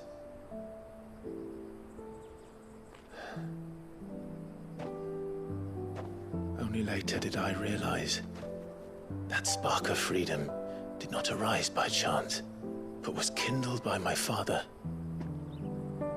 You would see me follow in his footsteps. And that is exactly what I mean to do. Not by ruling Rosaria, but by extending his ideals to the whole of the twins. Though every soul in the realm may judge my actions heresy, I am certain my cause is just. You really are just like him, you know?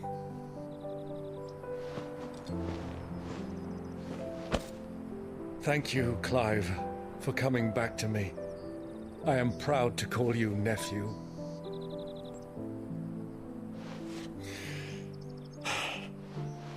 Well then, this is where we must part ways. Wish me luck in convincing my Canvarian friend to share his considerable talents. I mean to plunder his coffers and prove myself worthy of a place in your merry band. Till then, my boy. Till then, go safely, Uncle. And you, nephew. We have much to catch up on, you and I. I shall expect you to regale me with the tales of all your adventures when next we meet. You can regale me too, Torgal.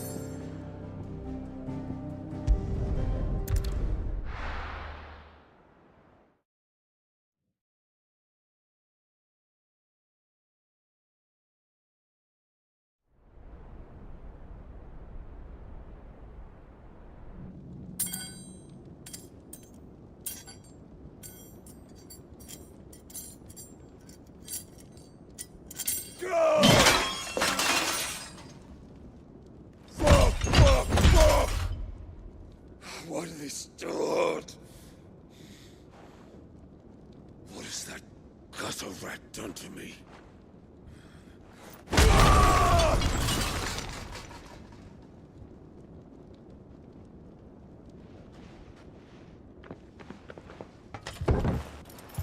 Out of my sight, witch! I'll kill you, Rossfield! I'll rip out your heart! I'll tear you limb from limb! Peace, Hugo. The table shan't hurt you any longer. He sought to humiliate me. Me! If you hadn't interfered, he would be dead! You truly believe you would have triumphed had the battle continued? Titan would have ground him into dust! And how would he have done that without his head? Shut up! You weren't strong enough, and you call yourself a dominant. Or rather, you did. You mock me, Harbert.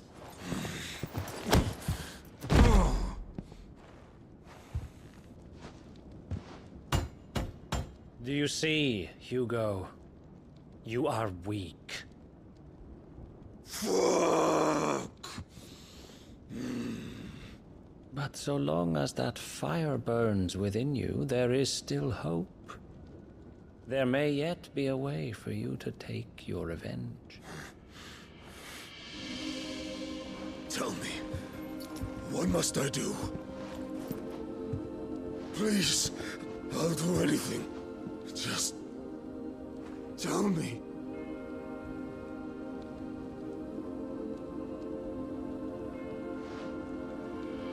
The heart.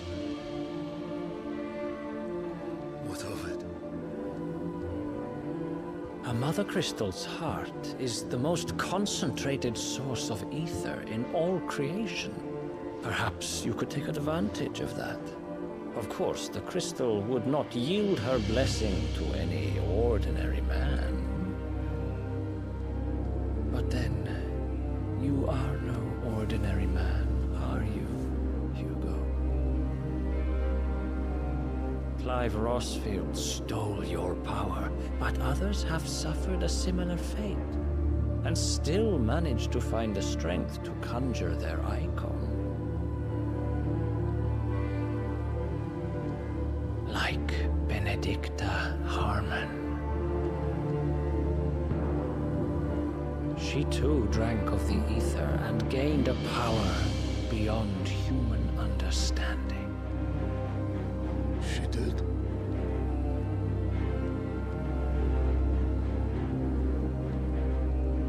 Benedicta.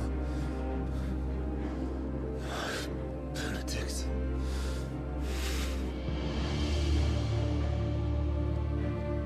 I'll do it. My love. I'll avenge you.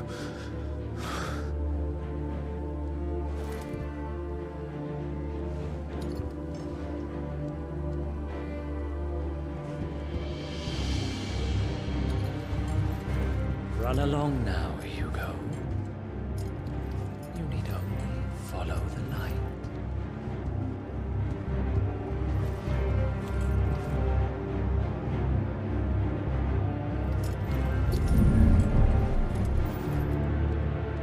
Muthos is here. Very well, it shall be so. You may leave everything to me, Your Majesty.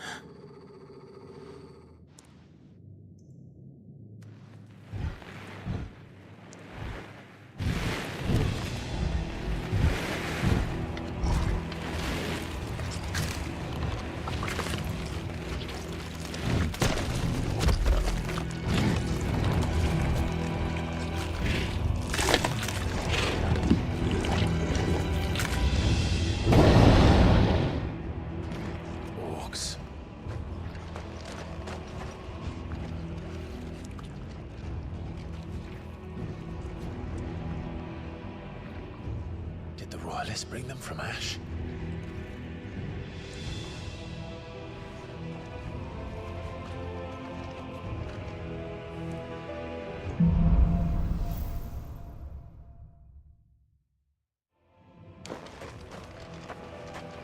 Have a beast been part of the Waluda army now? How the hell did that happen?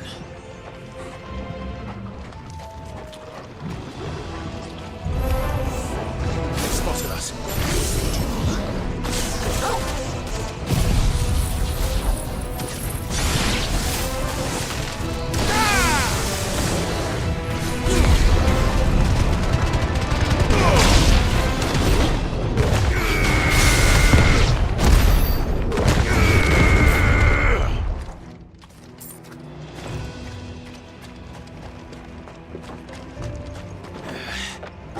Taken over the entire mine.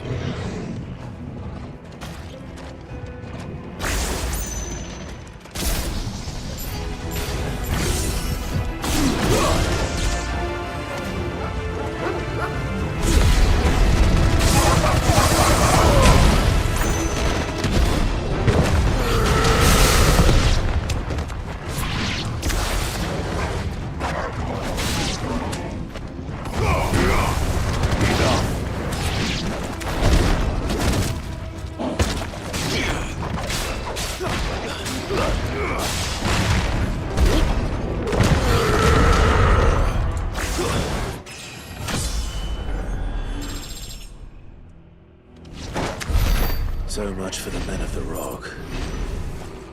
Dalmekia's finest.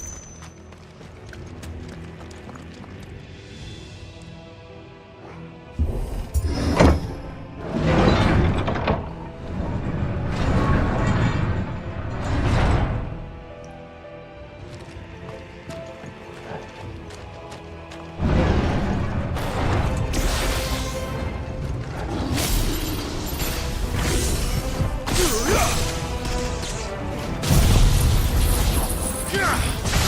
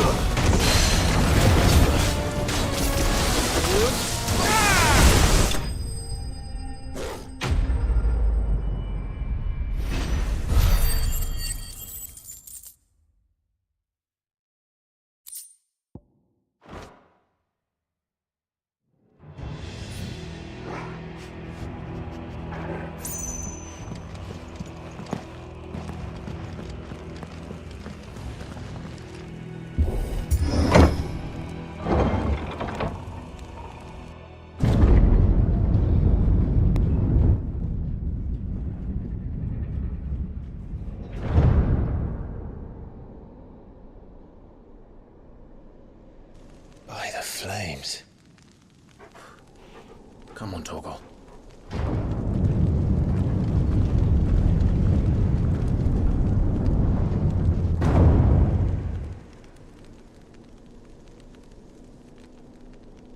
Kupka never did do things by halves. As if taking the Mother Crystal for his own wasn't enough. He had to build his castle in it.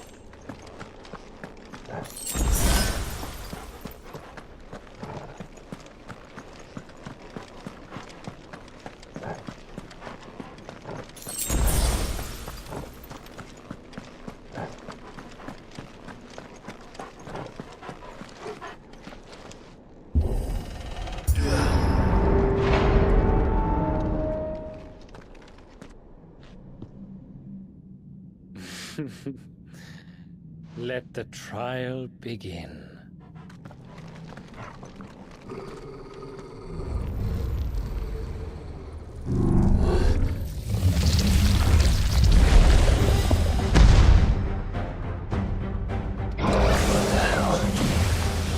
With me, Torgal.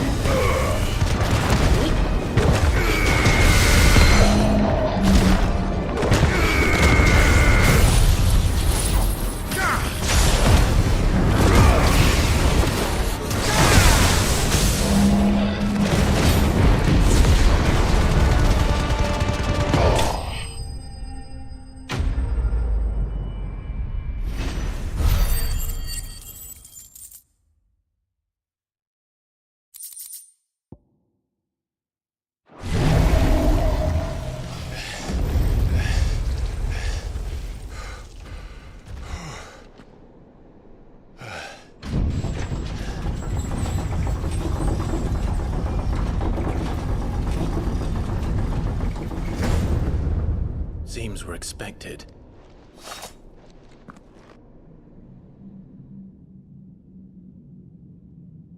So this is the power of Muthos.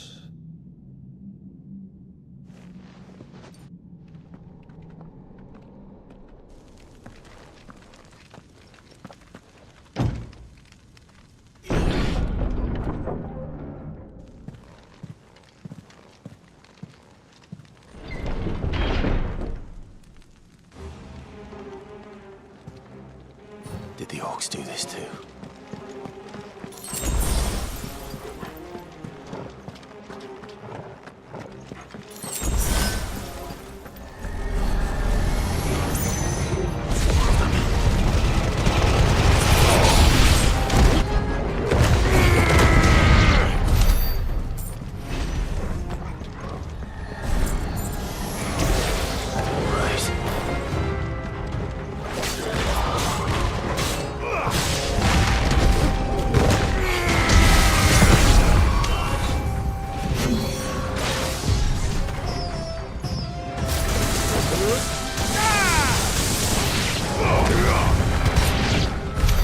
What the hell is going on? Are these things here for me? Or for him?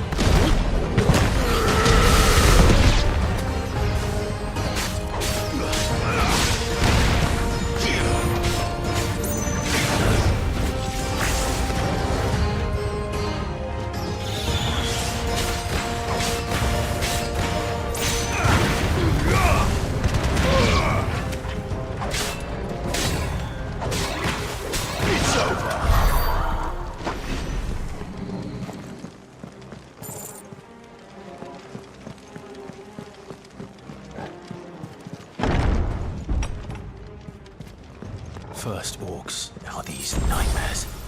Is this your doing, Ultima?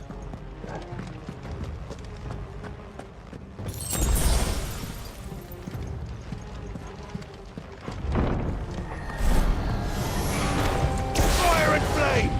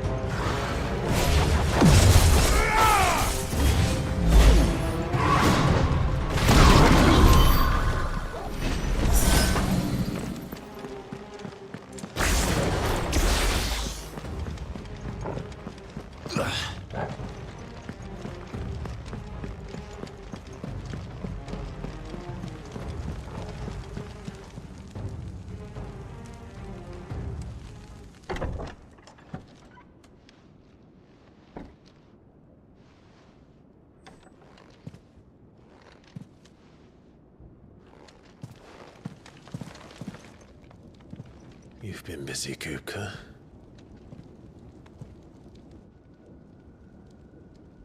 But where did you go?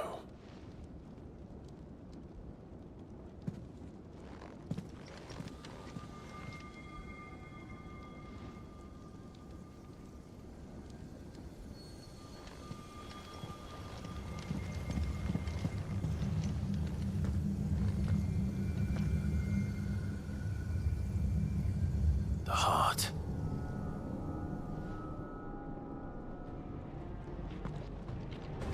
He's in the sanctuary. I can feel it. Come on, Torgal.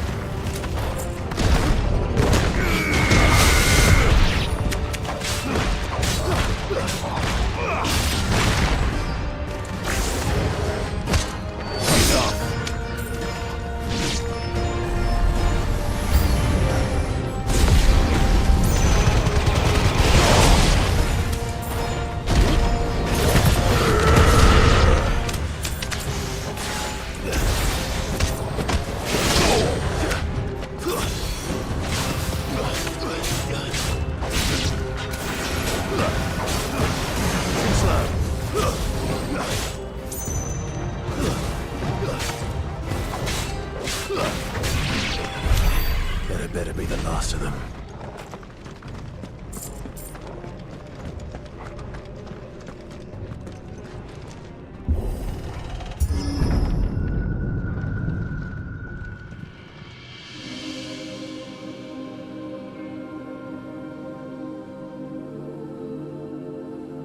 Benedicta, my everything. I've missed you so much. Kuka!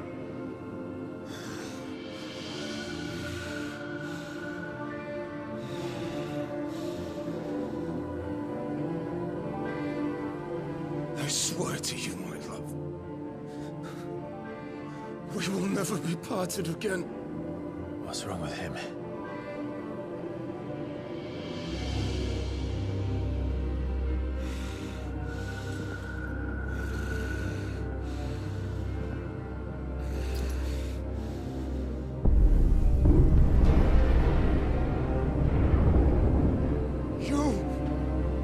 Get away from her!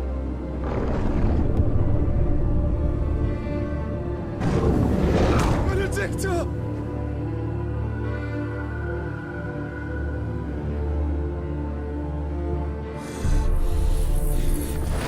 I'll kill you, Oswald!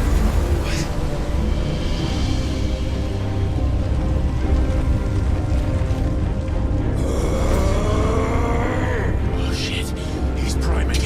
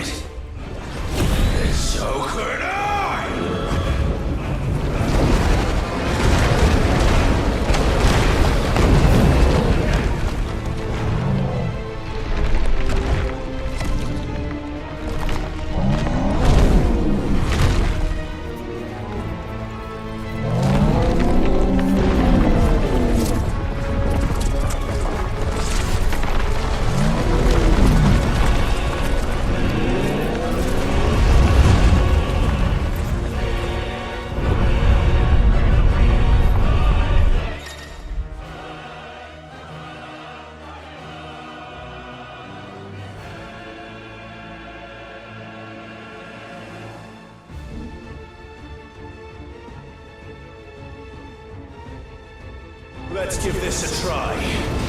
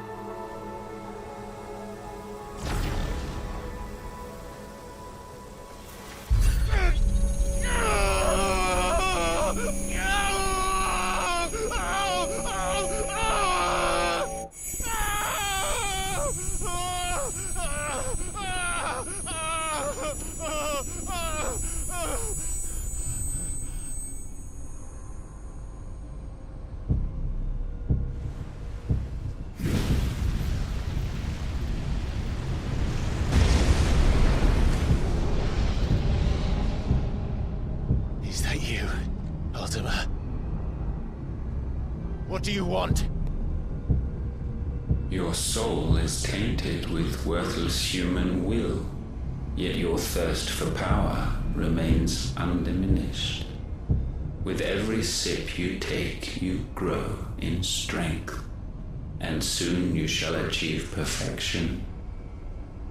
I don't know what you're talking about. You will accept us, Mythos. It is inevitable. You were created for this purpose, and you shall serve it. Never!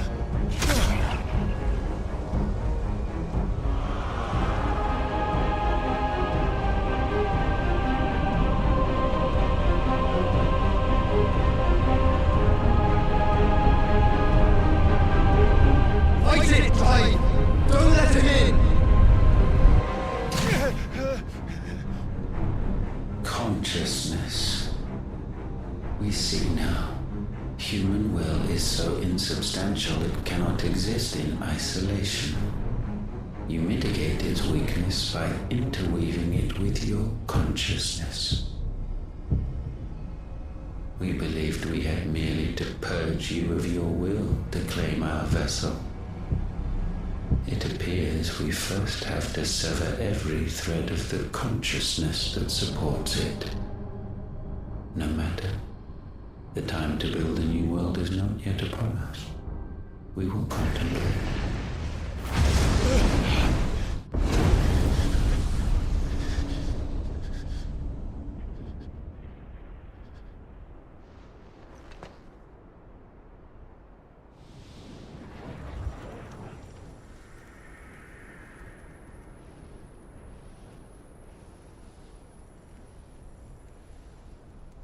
Thank you, Joshua.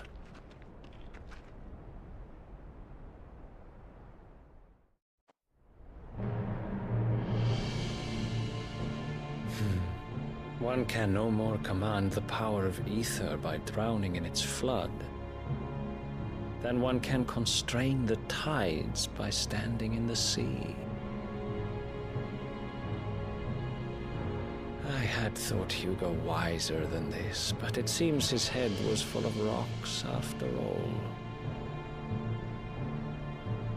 Titan was strong. Your Majesty.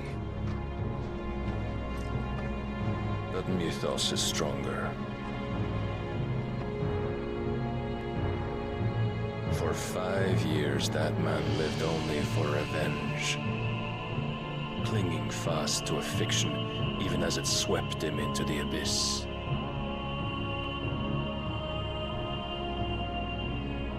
One cannot change one's nature through force of will alone. Only the Almighty can do that.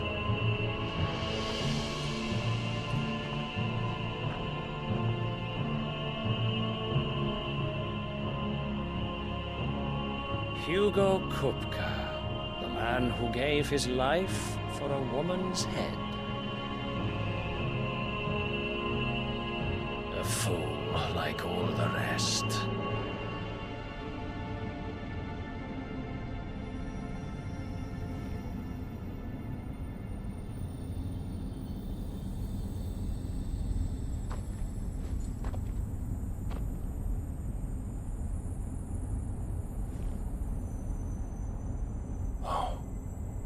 That the death of a mother crystal should be so beautiful.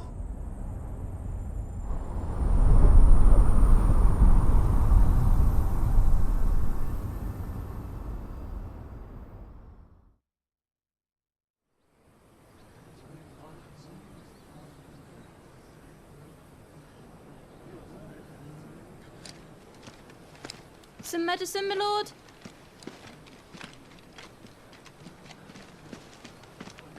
I have salves, potions, anything you need. Stop bothering me, urchin, or you'll feel the back of my hand.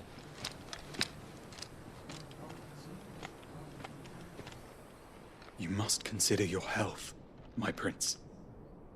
If a show of force is needed to keep the Dalmex at bay, you may trust in your dragoons. I beg you to call on Bahamut only as a last resort. His strength comes at too great a cost. The Empire agreed to an armistice with the Republic, and yet the Emperor still plots its ruin. For now, the Dalmex suspect nothing, and as long as I can hold their gaze, war need not be inevitable.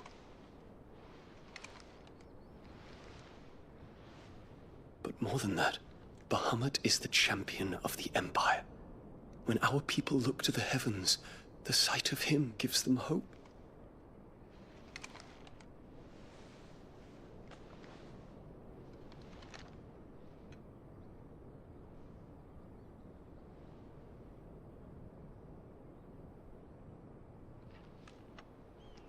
Forgive me, Terence.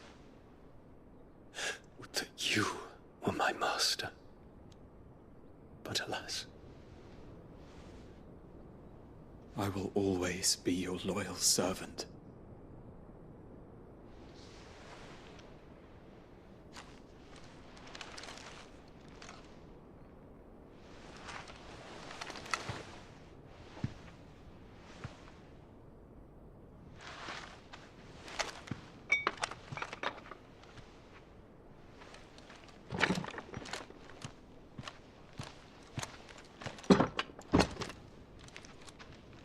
Should the Council's brazen maneuvering prompt the Republic to tear up their own treaty and launch a new assault, our soldiers would advance to meet them, cutting across the Central Isles, but not in time to prevent their forces from breaching the southern defenses and storming Twinside.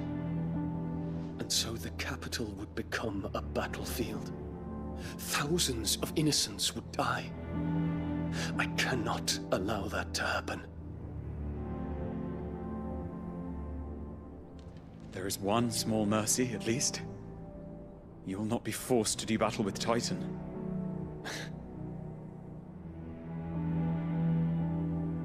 Would that I could avoid doing battle at all. 1,000 pardons, Your Highness. What is it?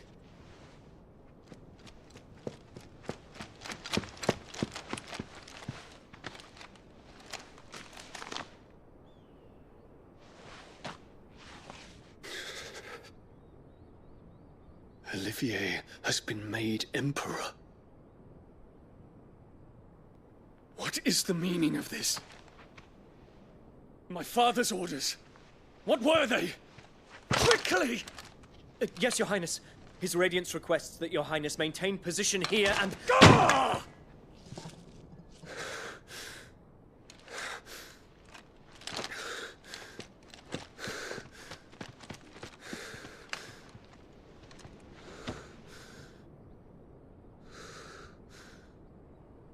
Terence. Yes, my prince. I must go to the palace. I'll ready your steed.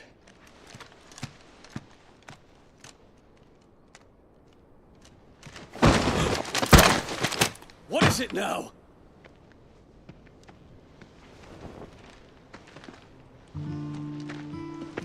Forgive the intrusion, Your Highness. I know you. At ease. We stand in the presence of the Phoenix. You wouldn't want to get your fingers burned. I hope I'm not interrupting. Not at all. Though I admit, I did not expect such a distinguished guest. How many years has it been since the Remembrance ceremony? 20? I thought you long dead. Do I address a ghost? Many have told me that I look like one. But no. I'm alive. Just. Prince Dion of the House Lesage, I have a tale to tell you.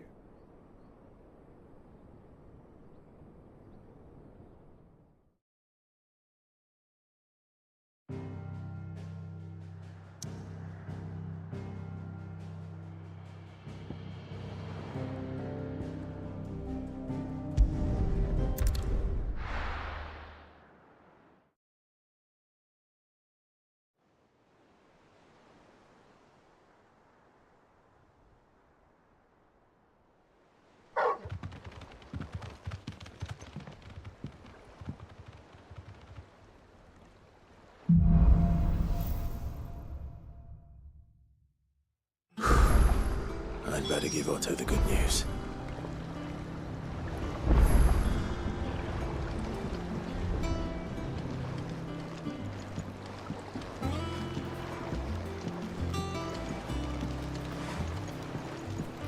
Walkways need patching up.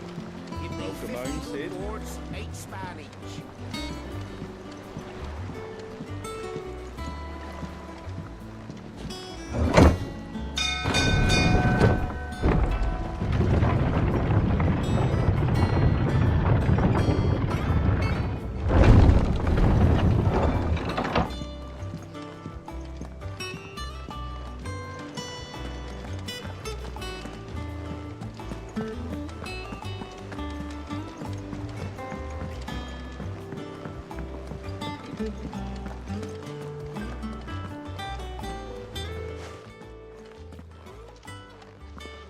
Clive, you're back.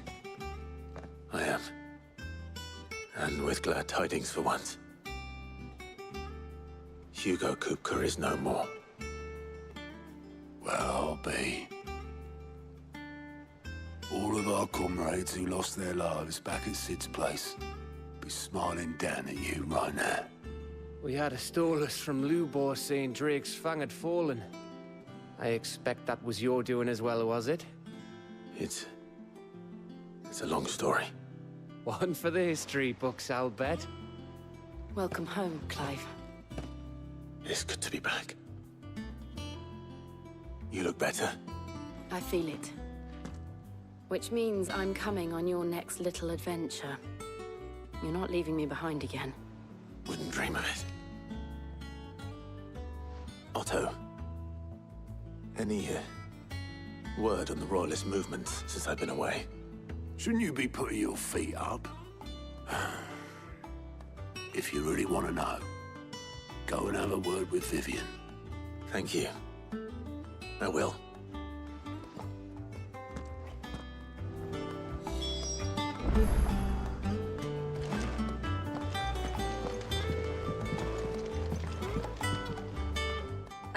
The conquering hero returns. And with hardly a scratch on him.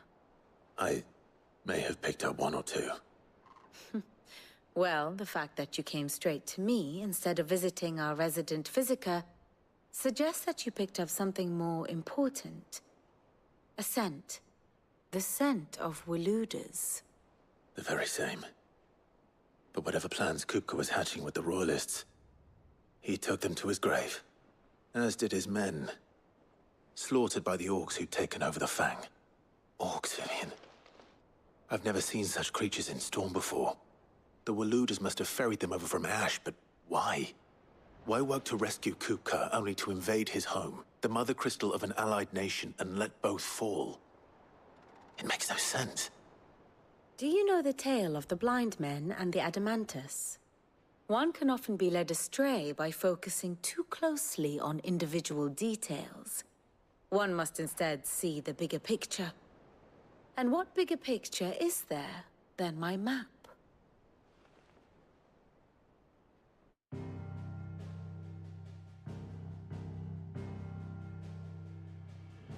The Kingdom of Waloed claims dominion over all of Ash. It is a nation forged by the bloody conquest of Barnabas Tharm, the dominant of Odin. The Canvarian War of Independence in 849. The Battle of the Twin Realms in 865. The Battle of Belinus Tor in 873. Wheresoever his armies fought, Odin was found where the fighting was fiercest. But of late, the warrior king appears to have laid his sword to rest. Battle rages for control of the crystalline dominion. Yet Tharm sends not a single ship in support of his Dhalmekian allies. Meanwhile, the Blight ravages great swathes of Ash. Yet warlike Waloed shows not the faintest interest in laying claim to untouched lands. So why go to the trouble of sending an army of orcs into the heart of Drake's Fang, only to make no attempt to claim the Mother Crystal for Waloed? It can hardly be for lack of men. Tharm's armies rival any in the Twins. No. We have not seen the last of the Waloed standard. Odin will ride again. It is but a question of when. And on that day, who will be trampled underfoot?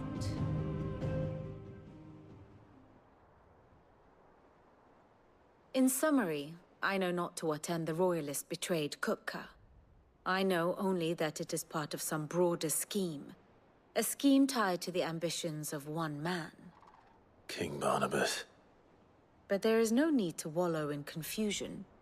If one is to cure a sickness, one must first identify the symptoms. And your Lord Uncle has volunteered to do just that by keeping an eye on the Royalists' movements. He's really throwing himself into this. Indeed he is. Which means all that remains for us to do is await his reports. Well, not quite all in your case. The people of the Hideaway must hear the news. Justice has been done. Hugo Kupka is dead. The wounds he left that night are still raw. Especially for those who lived with Sid the longest. Tell them that those wounds might finally begin to heal. Consider it the price of today's instruction. I've never known you to be sentimental. What can I say? I am only human. And we are, all of us, sentimental animals at heart. I suppose we are.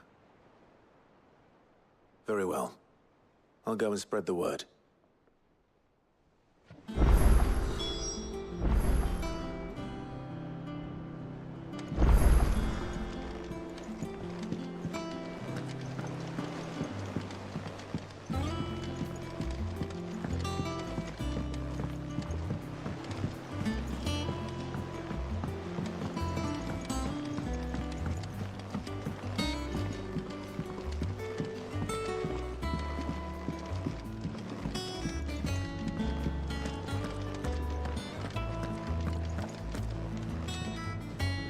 Well, someone looks pleased with himself. It's true what I'm hearing, then. Nothing escapes you, Lady Karen. It's true. Kupka is dead. No more looking over our shoulders, then. Good. I'm starting to get a crick in my neck. Don't let it go to your head, though.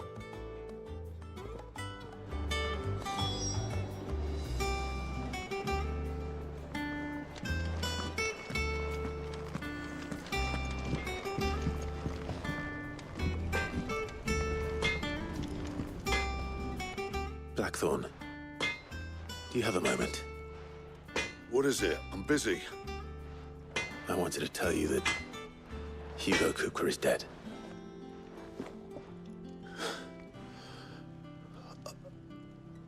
I can't tell you how long I've been waiting to hear those words. This is it then. A new beginning under a new Sid. I'll try to live up to the name.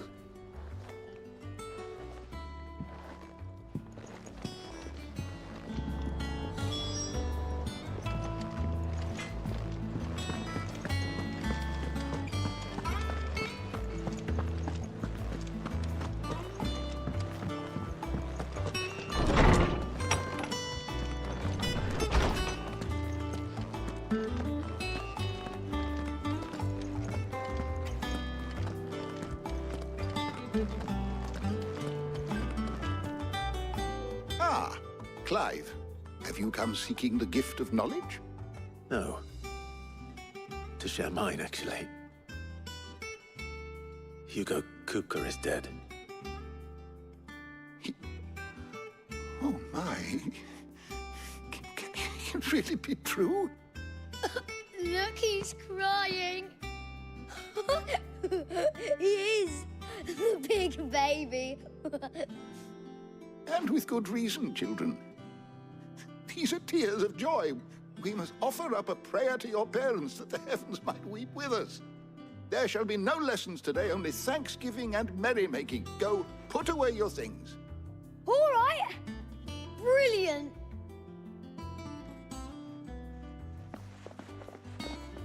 Finally, a new dawn has broken. It has. Thank you, Clive. I cannot wait to share the good news. Hippocrates. After Kupka fell, Ultima came to me.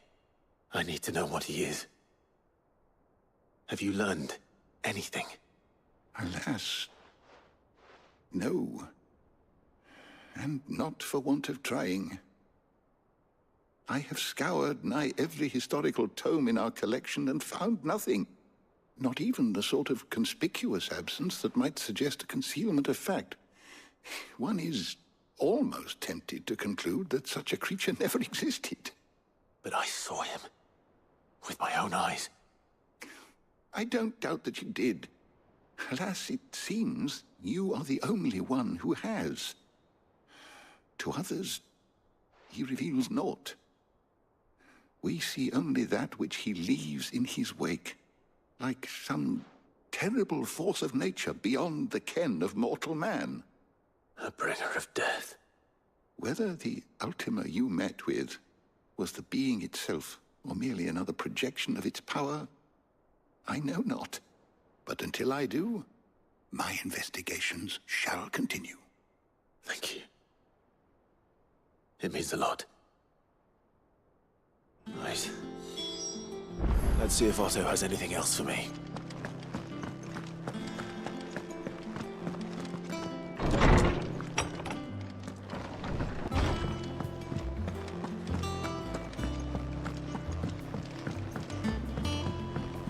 I'm telling you, it's true.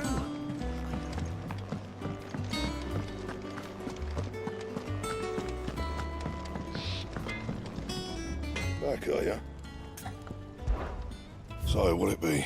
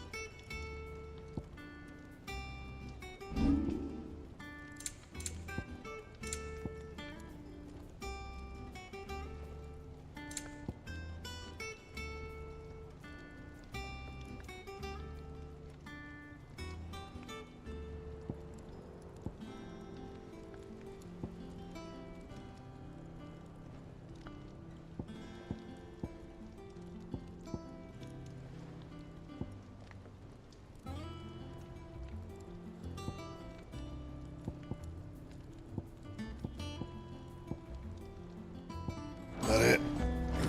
Fine. Is it business or pleasure?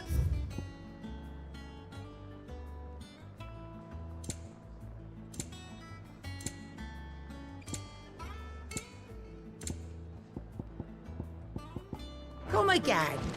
Or don't. I'm not much bothered.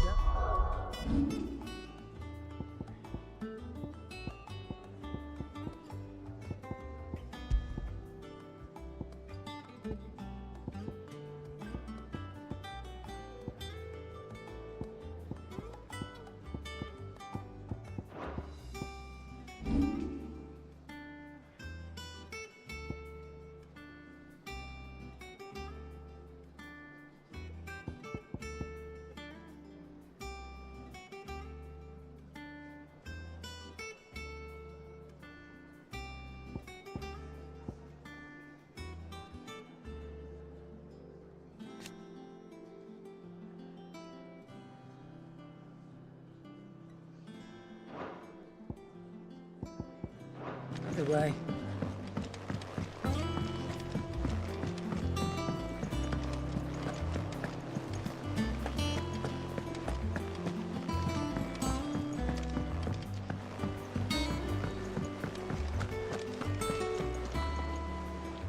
barely sat down since you came home. Vivian got you running errands or something? Just spreading the word.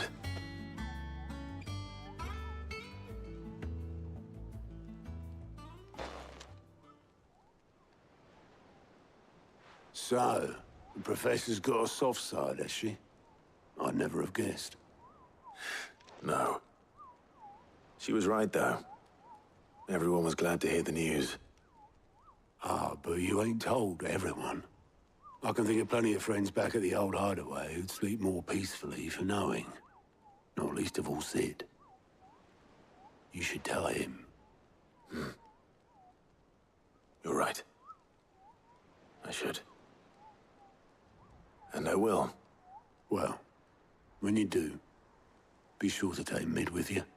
She's been going at it hammer and tongs down in that workshop of hers, trying to do her father proud. I can't remember the last time she visited the old sod's grave.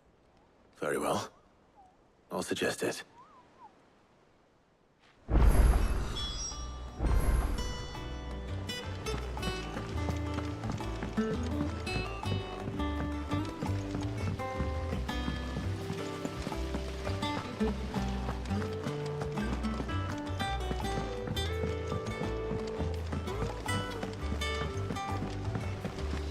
Editors started reading books that don't have any pictures.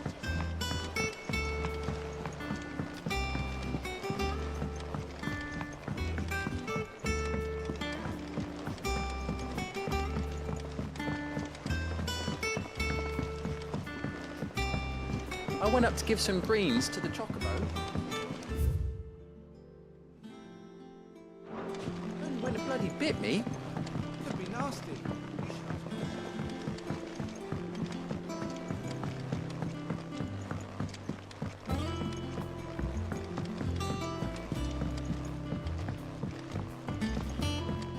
Mid hasn't been.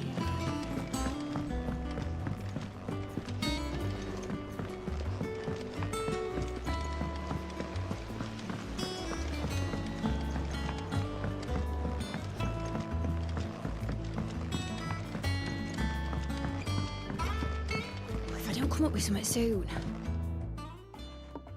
All right, Clive? What do you want? I'm going to visit Sid, and I thought you might like to come with me. Sorry, I'm too busy for all that right now. I've got to get this thermal displacement stack sorted. Thermal...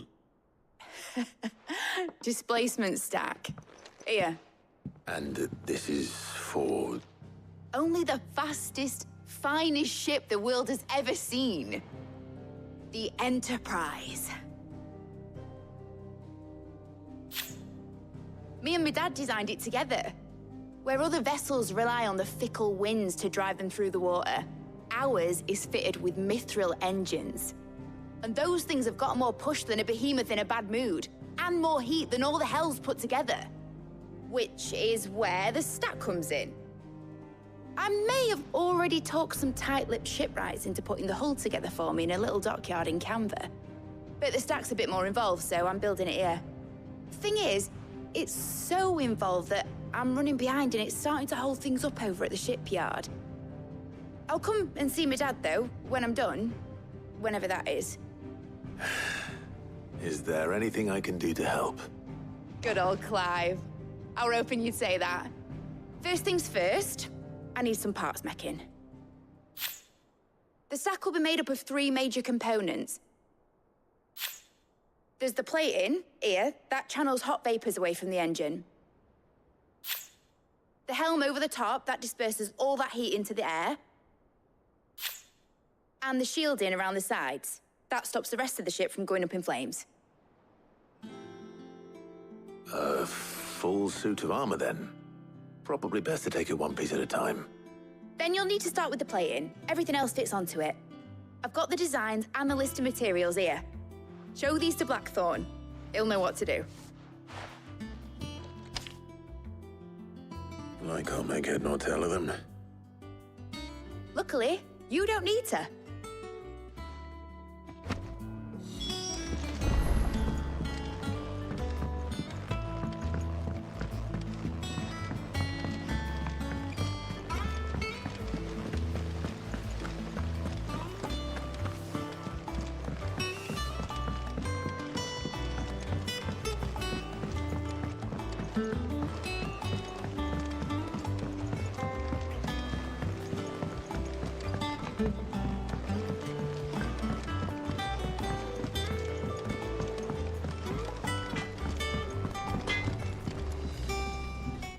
Blackthorn.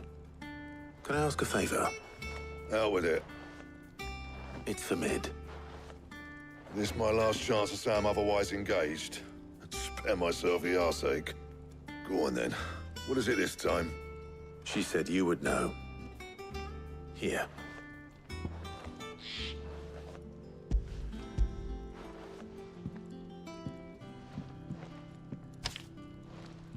Krieger's teats. Well, I don't know what the hell you'd want this for, but I can make it. Won't be easy, though. And I'll need help. Get Gavin-Otto in here, will you? All right.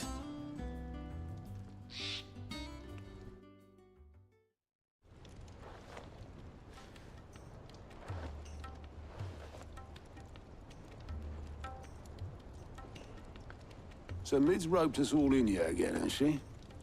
Typical. Still, if that's what it takes to get her to visit Sid's grave, I'll do what I can. And, what is it we need to do, exactly? Take a look at this. It's this plating. The usual sword-grade steel won't work. We need something that can get very hot, very fast, and still keep its shape. That means an alloy. Something that won't break or buckle at the temperatures she's talking about. Which is where you lot come in. I need materials, and I've got my work cut out already. You'll have to fetch them. Now, there's a special kind of sand I'm after that you can only find out in the Velcroy. Stardust, they call it. As for the rest of the stuff, my usual supply should have it in stock. It just needs buying and bringing back here. Well, we'll get it done quicker if we split up. One of us should probably give you an hand coat in the sand. And the other can go and get the rest from this supplier. Right then. Well, make your minds up who's going where, we can get this over with.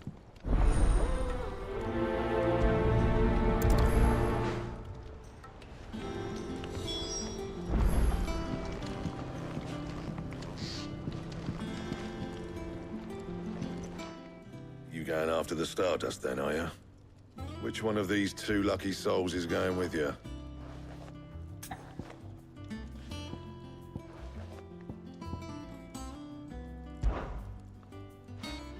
Otto, you're with me. All right, then. Where do we find this Stardust, and how will we know it when we see it? There's a river that runs through the southern reaches of the Velcroy. It's the black sand that washes up on its banks that you're after. And I'm guessing you'll be needing sack loads of the stuff. Might be worth hiring porters at the Dalimil Inn. I'll head down there. See about finding us a wagon. All right. I'll meet you by the river. You two take care, eh? I'll go and see this supplier. Just don't let the bastard fleece you, eh? He wouldn't do that. He's Blackthorn's mate. Isn't he? Best of luck.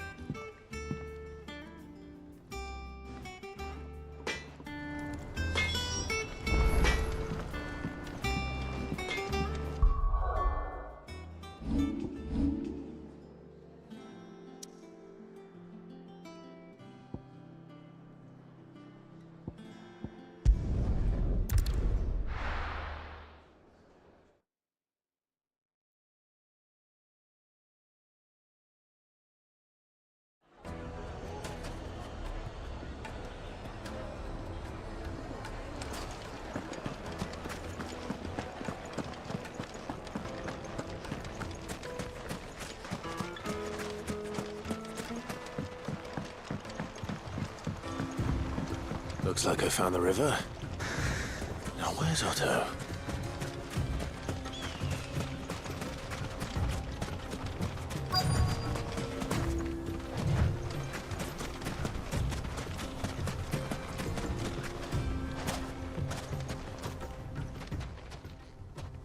Otto, sorry I'm late. Oh, Clive.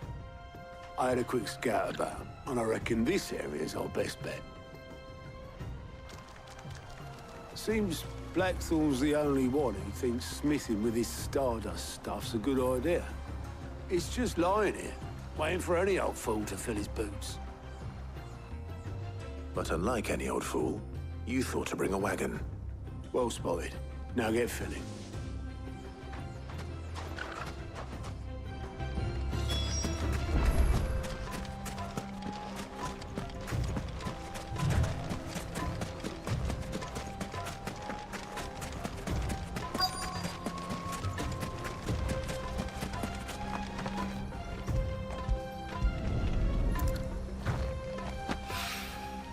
So this is stardust. It just looks like black sand to me.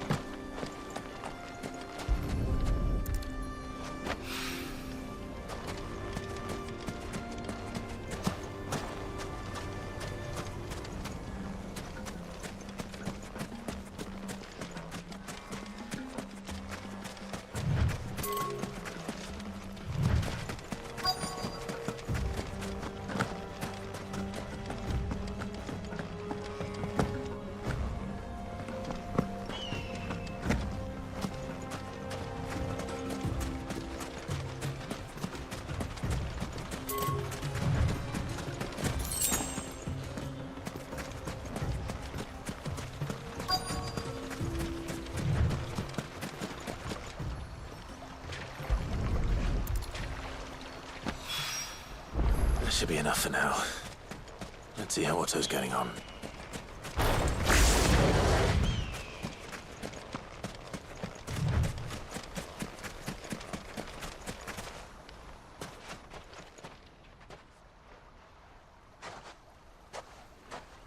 How much did you get?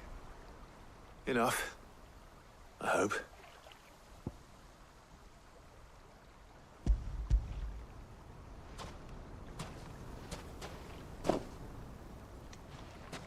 More than me. Put it all together and I can't see Blackthorn complaining. Much. Here, Clive. Do you fancy a walk?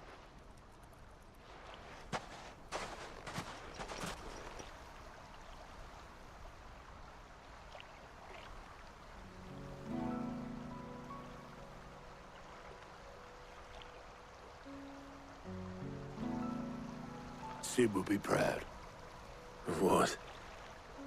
Of you, you idiot. The way you've carried on what he started. When we first met, I had you down as a spoilt little puppy who enjoyed nothing more than biting the hand that fed you. But 5 years on, you're the one doing the feeding. So thanks for proving me wrong. You weren't wrong. But I changed. Thanks to Sid. And thanks to you. When I suggested taking on his name, you were the first to back me. And if you hadn't, no one else would have. I couldn't have done any of this without you, Otto. Yo, give over. You're making me blush. All I did was choose hope over despair. I gave you a chance, yes. But you're the one who took it. You took a rabble of homeless, hopeless outcasts and put them back on their feet. Gave them something worth fighting for, just like the old Sid did.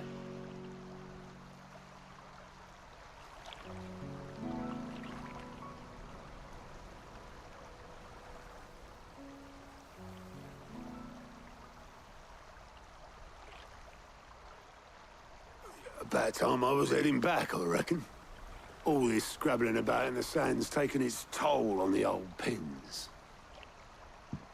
I'll see you back at the hideaway then. You can take a well-earned rest when you get there. Oh, I plan to. Believe you me. But I'll make sure Blackthorn gets his precious black sand before I put my feet up. He'll only moan otherwise.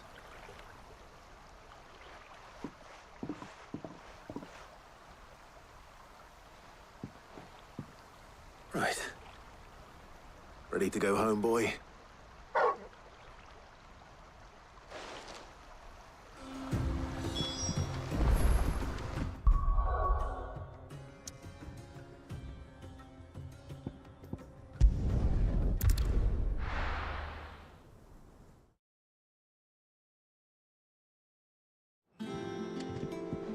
Let's hope this is all Blackthorn needs.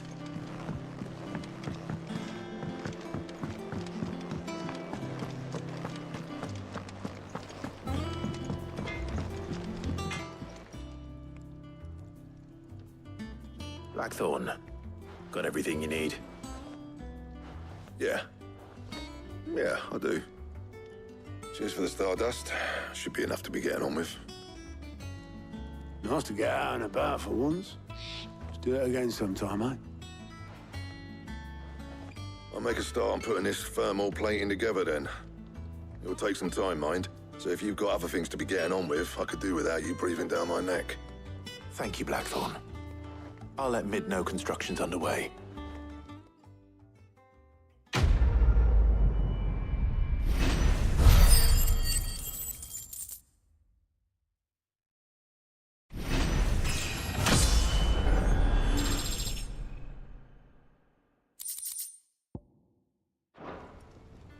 Suppose we'd better be getting back to work too. Give us a shout if you need anything.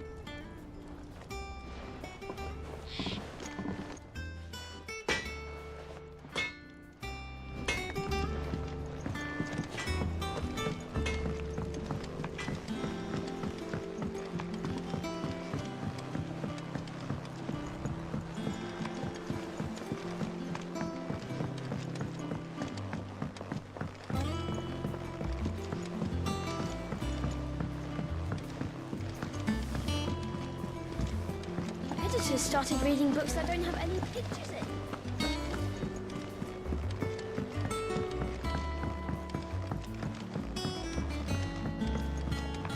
If I don't come up with something soon. You'll be pleased to hear that Blackthorn's started work on the plating. Excellent. 1 down, 2 to go. So, what's next? The helm, of course. For this, we'll be repurposing fallen scrap. Salvage from the ruins? I thought that material was all but impossible to work. Ah, but we don't have to. I'm sorry. Just so happens there's one particular ruin that's broken into exactly the right shape and size pieces for what we need. What's the name back there? I'll give you all the details. What's her name? Right.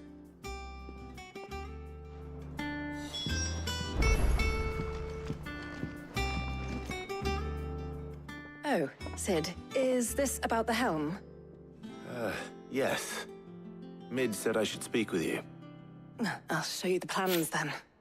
Here you see the mithril engine, in which mithril is burned to generate heat. That heat is then harnessed to produce motive force. Excess heat is dealt with by means of the thermal displacement stack, which disperses it into the surrounding air. Now, were we to rely on thermal plating alone to achieve this effect, the rate of excess heat buildup would far exceed the displacement coefficient of the plating. In other words, the reactor would overheat and eventually explode. This is where the helm comes in. It connects to the plating, you see, and serves as a sort of thermal sink to absorb all that excess energy. Our experiments have shown that fallen ceramics are remarkably thermophilic. They can withstand and absorb levels of heat far above anything we are able to make today. And not only that, they're also waterproof and immune to rust, making them the perfect material for our protective hood. Why, if sea or rainwater were to enter the reactor proper, it would vaporize instantly. The forces produced would tear the ship from stern to... You can stop there. I understand. Mid said we might be able to use parts of a fallen ruin. Where would I find it? Ah, yes. It's in Lorbert's Pass, near Lostwing. The thing is, well, I probably should have arranged to have the pieces we need brought here sooner. You see, a certain unwanted visitor has taken up residence there. It's no longer a matter of just walking in and taking them. It's, going to be considerably more dangerous than that. I see. Then I suppose I'd better deal with this unwanted visitor for you. Would that help? Oh, very much. Thank you, Sid. I'll gather my team and head there right away. We'll meet you outside the ruins.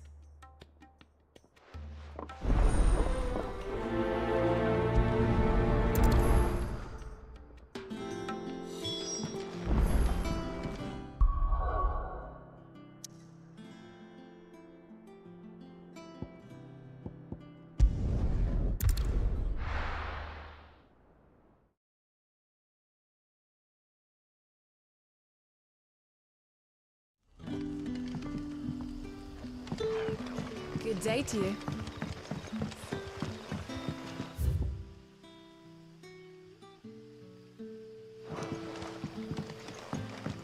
But when can I go on a special errand?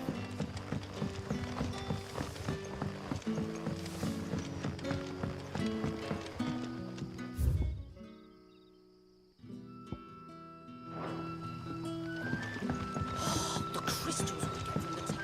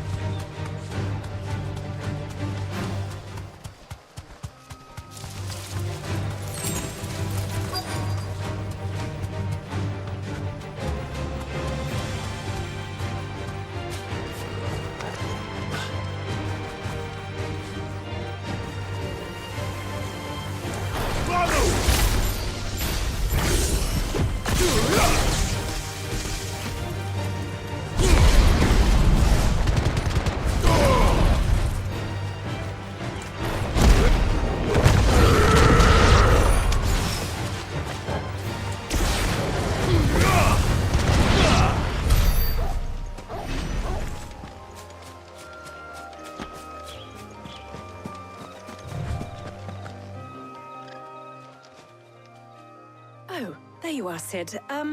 Thanks so much for coming. The, ruins are just over there, as is the creature I told you about, I'd imagine. Would you mind? Of course. I'll be right back.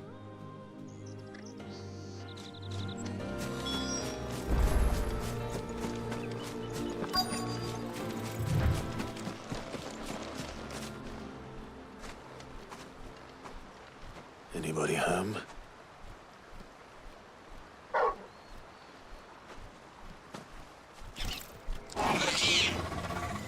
This must be our unwanted visitor. Time to go.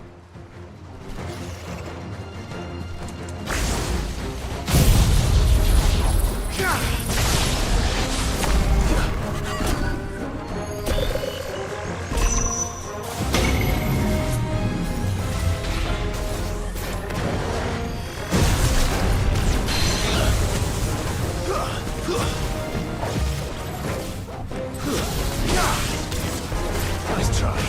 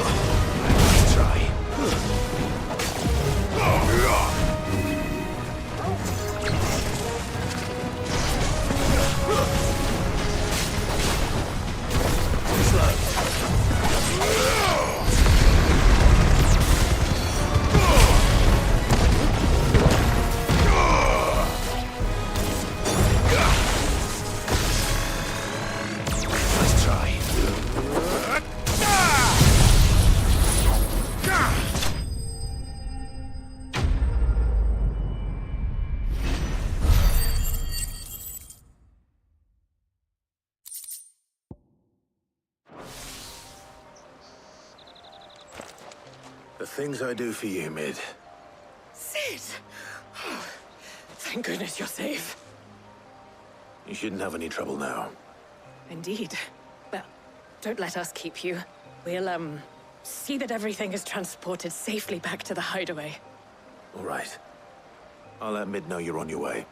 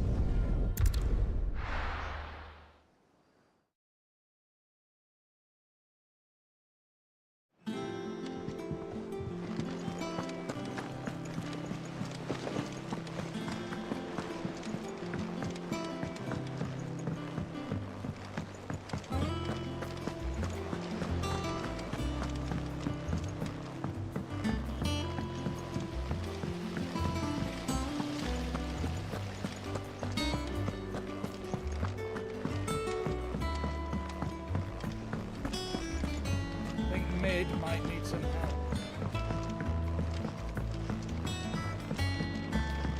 If I don't come up with something soon. Mid. Helena has recovered the material for the helm. She'll be along shortly. Excellent. Another job well done. And just one remaining. Right.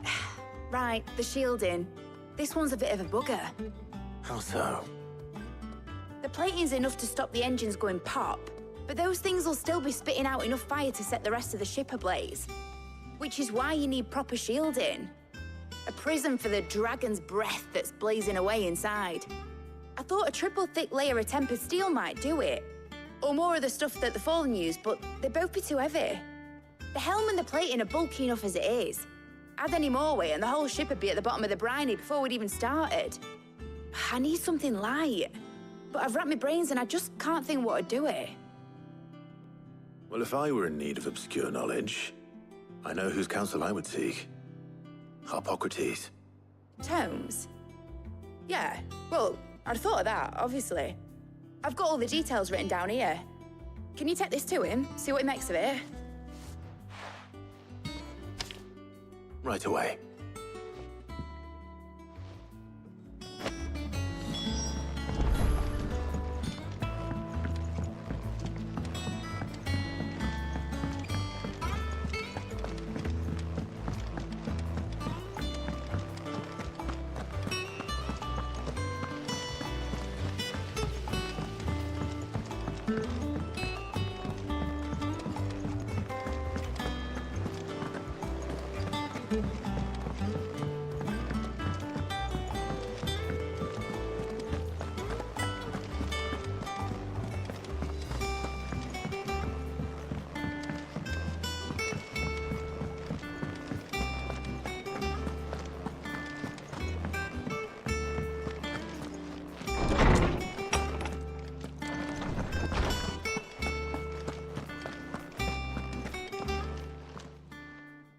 Harpocrates, do you have the moment? For you, Clive, always. Well, actually, it's for Mid this time. Could you take a look at this?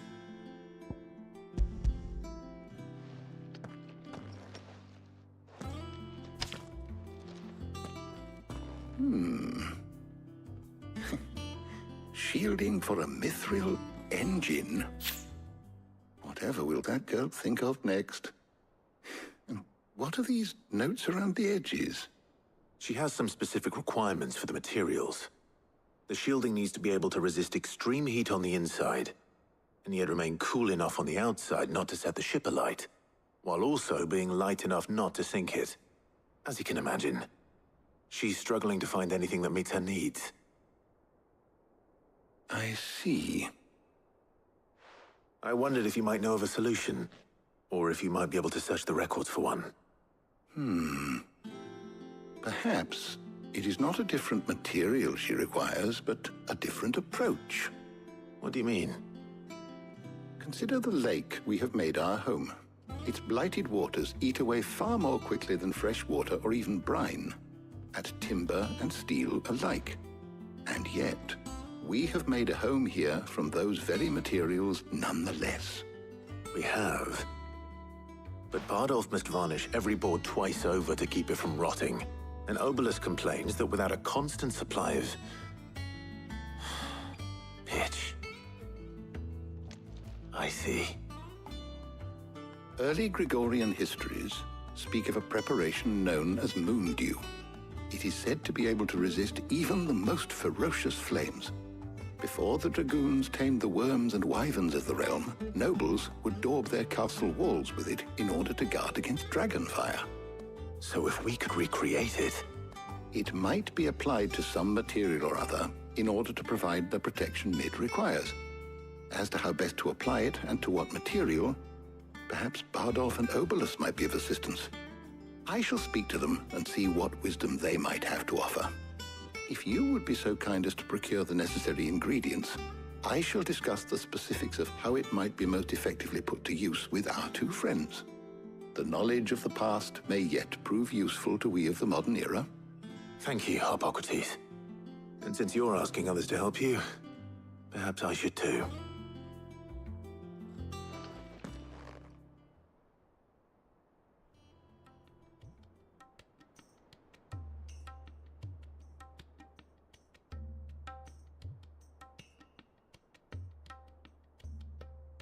So you need a hand, do you?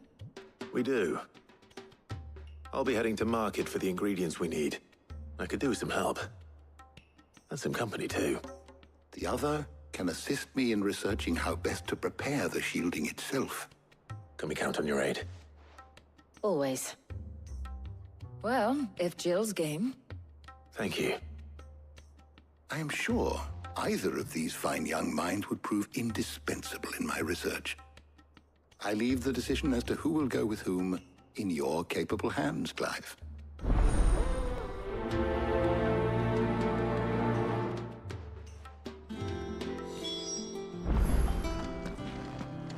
Shielding that guards against even the most ferocious flames. We could have done with some of that on Drustinus. I doubt I would have survived that place with or without it. A trip to Northreach, though, I think either of us could handle. So, Clive, have you made your decision? Who will accompany you on your little excursion? Very well. So then, what do we need to find? I have taken the liberty of preparing a list. Here. White chocobo eggs. Pepio nuts. Are you sure this list is right? Everything on here seems very edible. I would have thought the ingredients would be a little more exotic. Though these items may seem mundane, they have potent effects that are rarely exploited, effects for which they were once highly prized. So much so, in fact, that they were harvested almost to extinction, hence moon dews having fallen from favor. Now, of course, they can be obtained with ease. You should be able to find everything you need at the market in Northreach. Is that so? I've been meaning to visit Northreach anyway. I'll set out now. Join me there when you're ready. I will. Until then. You two enjoy yourselves. You too, Talia.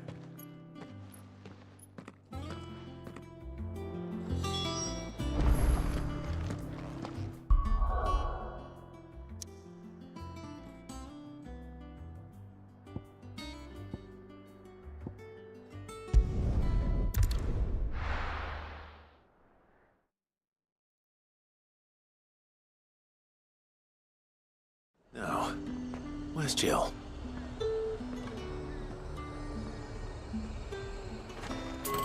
There's talk at the glass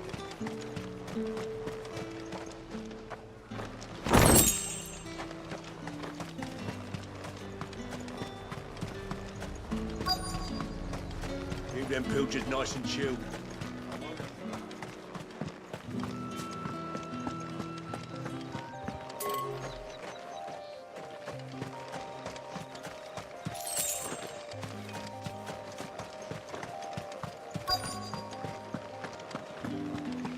Pepio nuts? How goes the hunt for ingredients? I've only just started. I'm sure everything we need is somewhere amongst all these stalls, though. Why don't we split up and see? We'll take a couple of ingredients each. All right. What am I looking for? How about you look for the Pepio nuts and some garlic? I'll find the other things we need. We can meet by the gate when we're finished.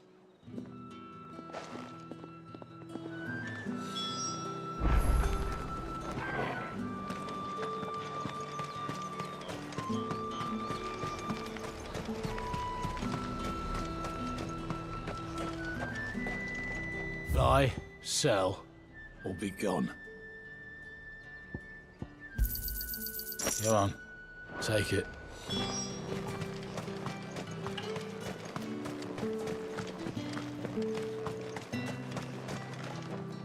You haven't much, but you're free to look. Ah, yes. That's everything. Let's see how Jill's getting on. Fresh cuts! Up! You'll not find a bruised pippin. Did you find everything? I did. Here.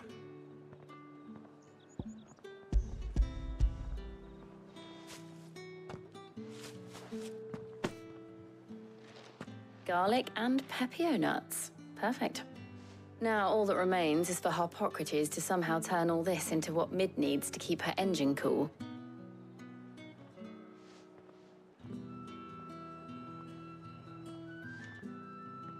But before we head back, would you walk with me a while?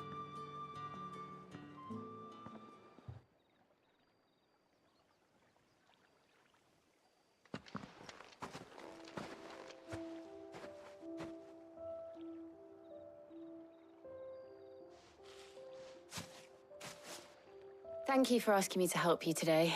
It makes a nice change. It does. It's good to get away from all the battle and bloodshed for once. Just being here reminds me of when we were children. Do you remember? Walking down Market Street in Rosalith, taking in the sights and smells. How could I forget? What with Torgal's antics. Remember how his nose would prick up at the scent of sausages? He'd go racing away and we'd have to go running after him. We wouldn't catch you now, would we, boy? Was there anything you wanted to buy for yourself while we're here? There was, yes. Well, sort of. Molly in the kitchens told me about a place that sells particularly good pies. Thought you might like to share one with me. I would. Thank you. And I saw some bread.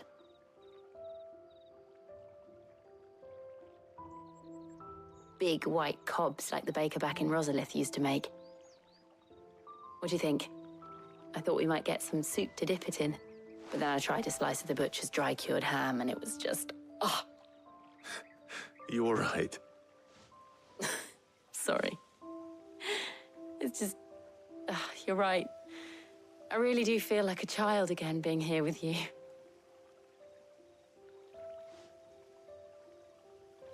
Clive. Is it wrong of me to enjoy this?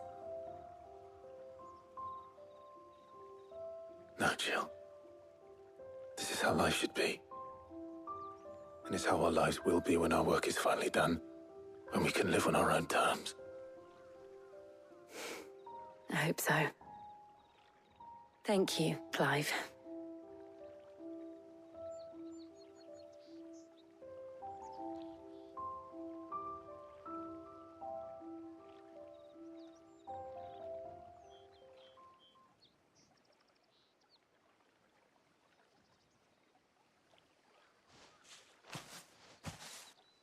Well, I suppose we better be getting back. I need to give these ingredients to Harpocrates and Talia. I'll see you at the hideaway. Take care. I will. You too.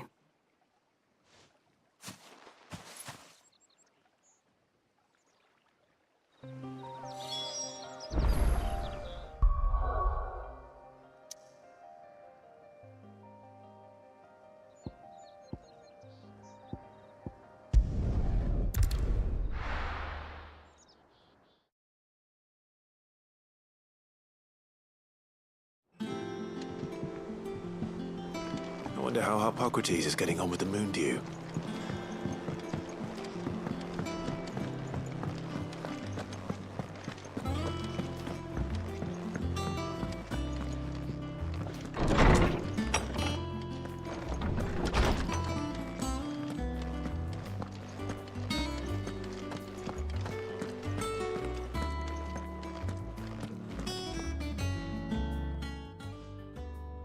How's work on the shielding progressing, Harpocrates?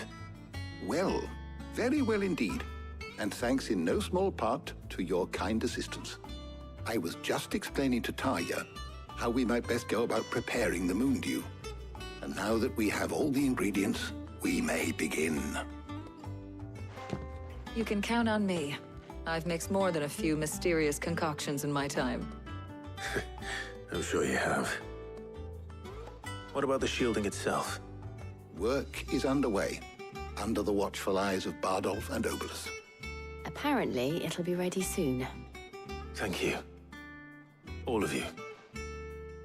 Right then. Jill, would you join me in the infirmary? Many hands make light work and all that. Of course.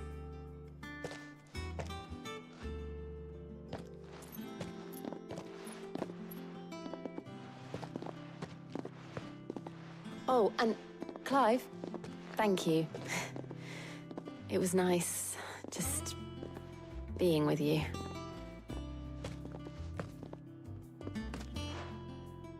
It appears our work here is almost at an end. A shame. I was enjoying playing the man of action for once. When both the shielding and the Moondew are ready, it will merely be a matter of applying the one to the other. Followed by a rigorous process of testing and retesting, of course. Perhaps someone ought to warn young Mid of that. Leave it to me. Thank you, Harpocrates.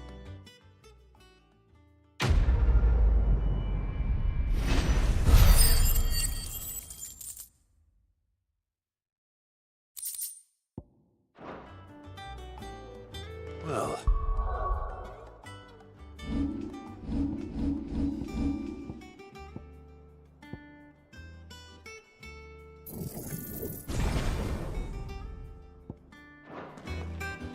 I'd better go and give Mid the good news then.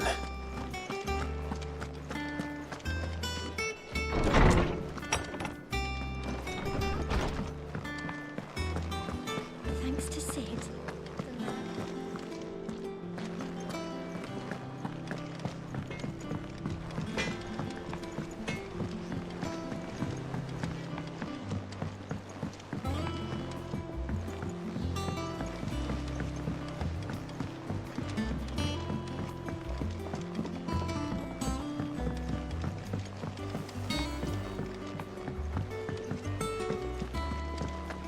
Editors started reading books that don't have any pictures in. I think Mid might need some help.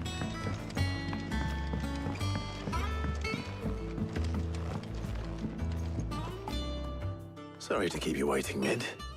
But you'll be pleased to know that work on the shielding is underway. You found something for it? In a manner of speaking, Harpocrates knew of a substance that's highly resistant to heat. A coating that should provide the protection you need. He's supervising the construction and testing of the shielding as we speak. Brilliant! I knew you wouldn't let me down. Don't thank me. I'm just the errand boy. Right then, let's start working out how to bolt all these bits together. To the Black Hammer!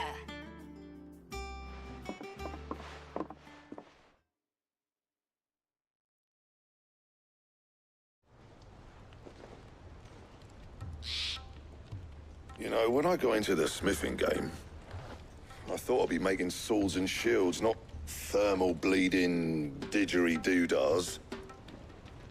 Displacement stacks. Same difference. Whatever you call it, I ain't putting it together in here. It's cramped enough as it is. Let's take this outside. Mid, you get all the parts lined up on the deck. I'll take care of the rest.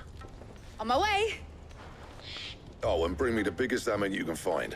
This is gonna require some precision walloping.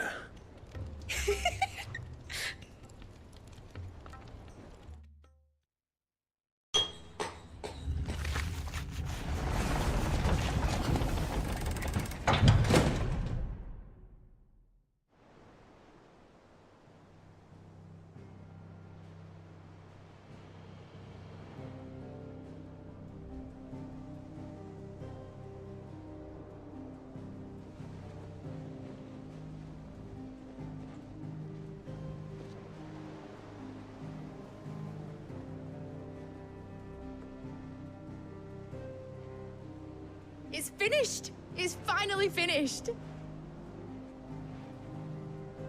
Thank fuck for that. I'll be feeling my hammer arm for weeks. Thank you, Clive, Blackthorn, everyone. That's one down and just 3 more to go. I'm sorry. Oh, didn't I tell you? The Enterprise has 4 mithril engines, and we'll be needing a displacement stack for each. You don't mean... Don't worry. Now they've got a finished one to work off. My gang in Canva can build the rest. Good luck to them, I say. Right, I'm off to get a sling for this elbow. Any other work comes in, keep it to yourselves, eh?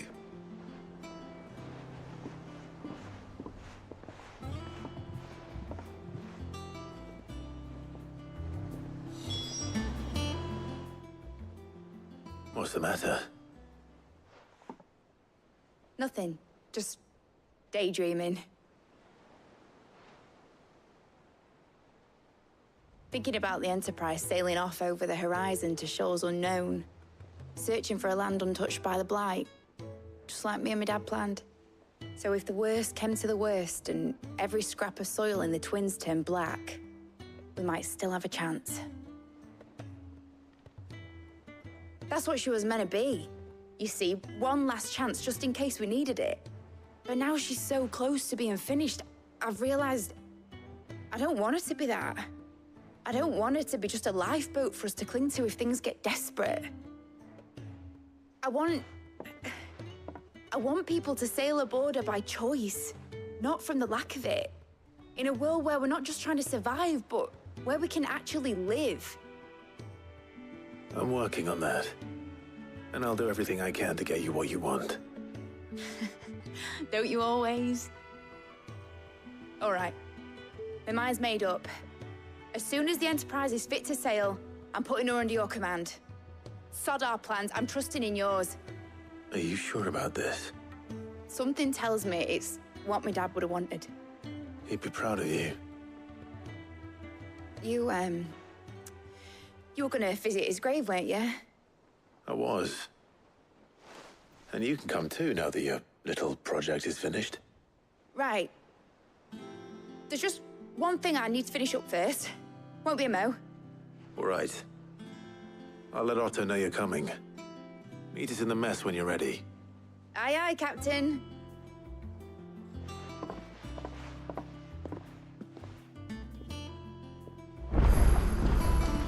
Is that the thing Tomes helped to build? Mid told me she was building a ship. All right, Clive. Astrix. We'd finished sending half the hideaway traipsing across the Twins, has she? I swear, that girl'd do anything to put off visiting her old dad's grave. No excuses now, though, eh? Not quite. She said there was one final thing she had to take care of. I'm sure she'll be finished soon enough. She said that? In those words? She did, yes. Clive? Were you born yesterday or something? There is no thing. She'll probably be halfway to Canva by now. Mid. I might still be able to catch her.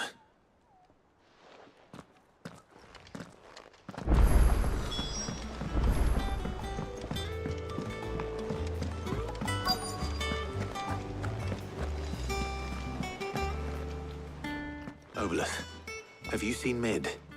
Yep. In a boat, going that way. Then I'm too late. You in a hurry at all, are you? Oh, I offered to take her across, but she wouldn't wait. Just paid for a dinghy and rowed off. Oars going like the clappers. Got some life in her, ain't she? But anyway, I was on my way up to see you, as it happens. Got a letter for you. Urgent, by the sound of it. One of your uncle's men said I was to hand it to you in person, post-bleeding haste. And you're here now. Thank you, Obelith. Don't mention it. What tidings, Uncle?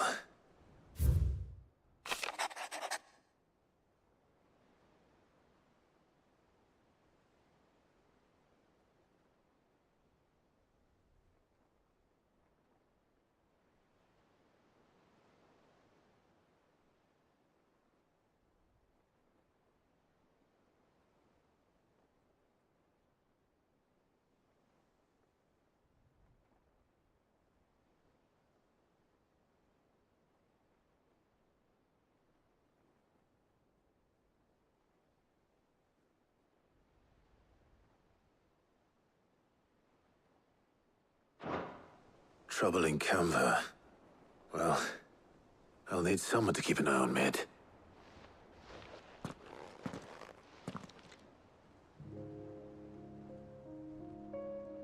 So what?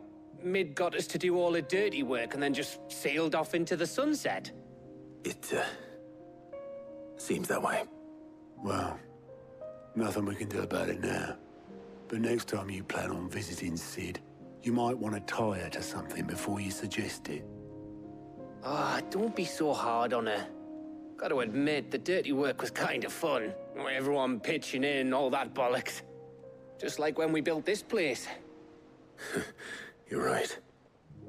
Anyway, we all set to head to the old hideaway. I could do with getting to Canva pretty sharpish.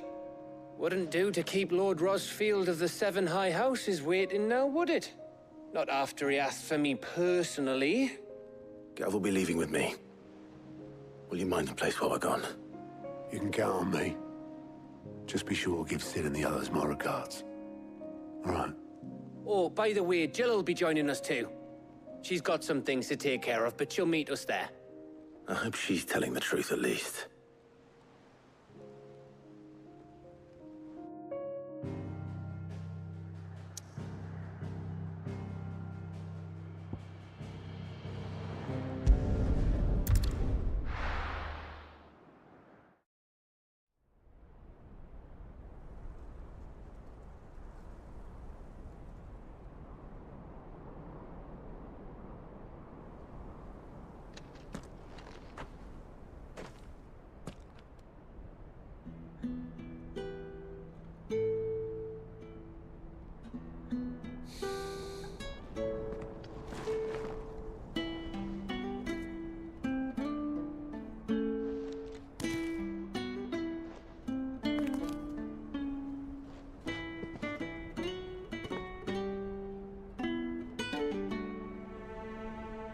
Well, Sid, I remember what you told me. That if no one is listening to what you have to say, you may as well not say it.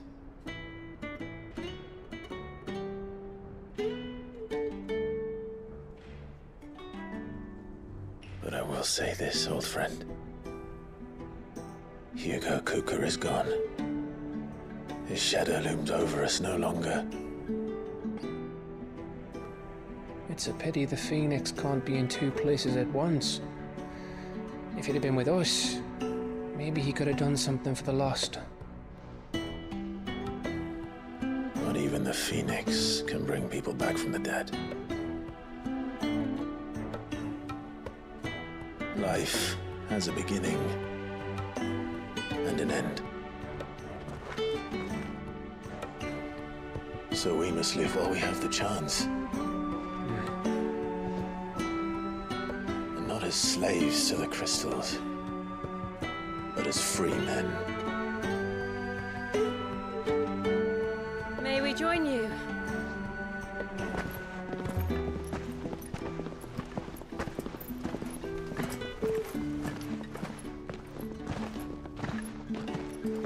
Lady Karen, what a pleasant surprise. I thought I'd drop by and see how you were all doing before heading off to restock my supplies.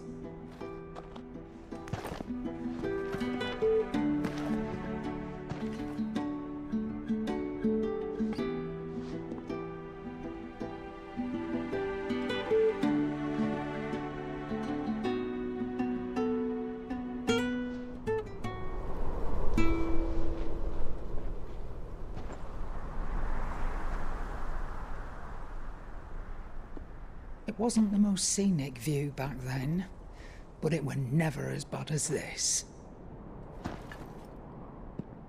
I know. The Blight marches on. And soon, there will be no escaping sights like these.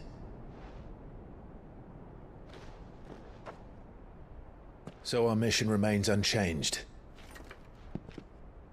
We cannot stop until every Mother Crystal is gone, and their thirst for ether with them. The only one that remains in Storm is Drake's Tail in the Crystalline Dominion. Our next target. We're going to Twinside. It's the capital of the Empire these days. I wouldn't like to think how tightly guarded they've got the place. Not that that'll stop you, but we'd do well to scout it out before you go charging in. We would indeed. If you're off to the Dominion, you can take this great lump with you. Goods. Oh, I am sorry. Have you forgotten you're the most wanted man in the Twins? I thought you might like to disguise yourselves as the attendants of a travelling trader, assuming you've no better ideas. You wanted to buy yourself some tools, didn't you? Well, now's your chance. You're letting me go with them? Oh, thanks, Nan. Stop that! You'll break me bones, you great galoot!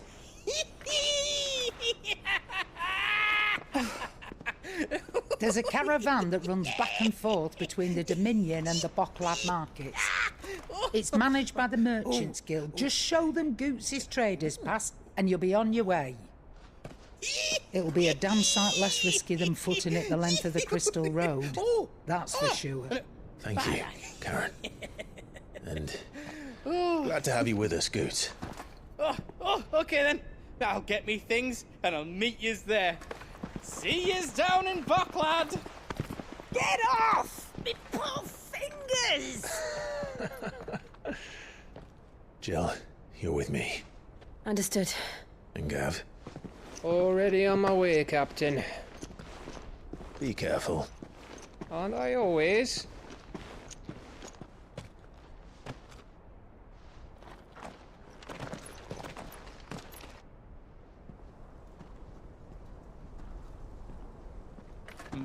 Do you see that, Sid?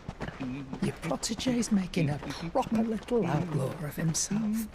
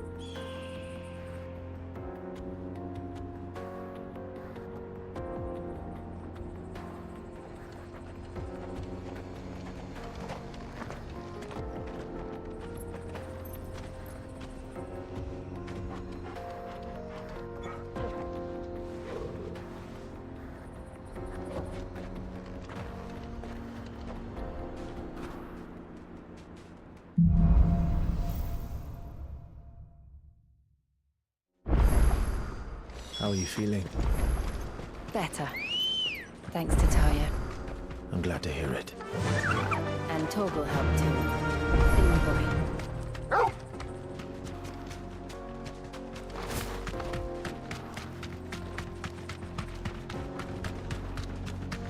This used to be a trade route for merchants crossing the Scars. Till the Republic laid a new road wide enough to let wagons pass. And all official traffic moved there. Leaving this one for those living outside the law. Indeed. I doubt we'll be the only outlaws on the trail today.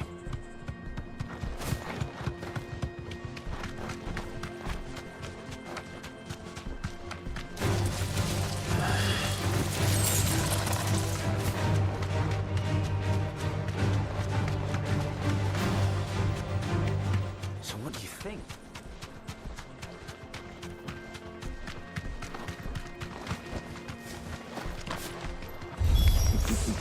How nice. They have a hideaway of their own. And if you ever want to see it, you'll pay for it.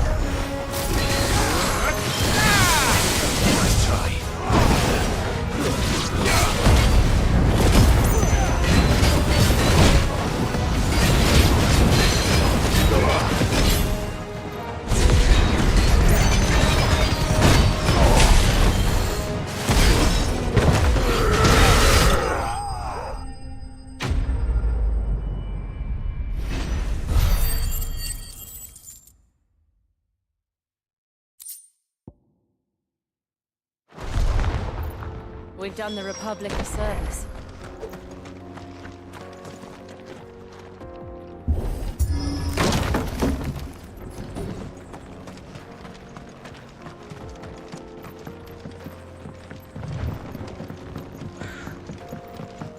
I see the Dalmex lag behind Rosaria when it comes to bridge building.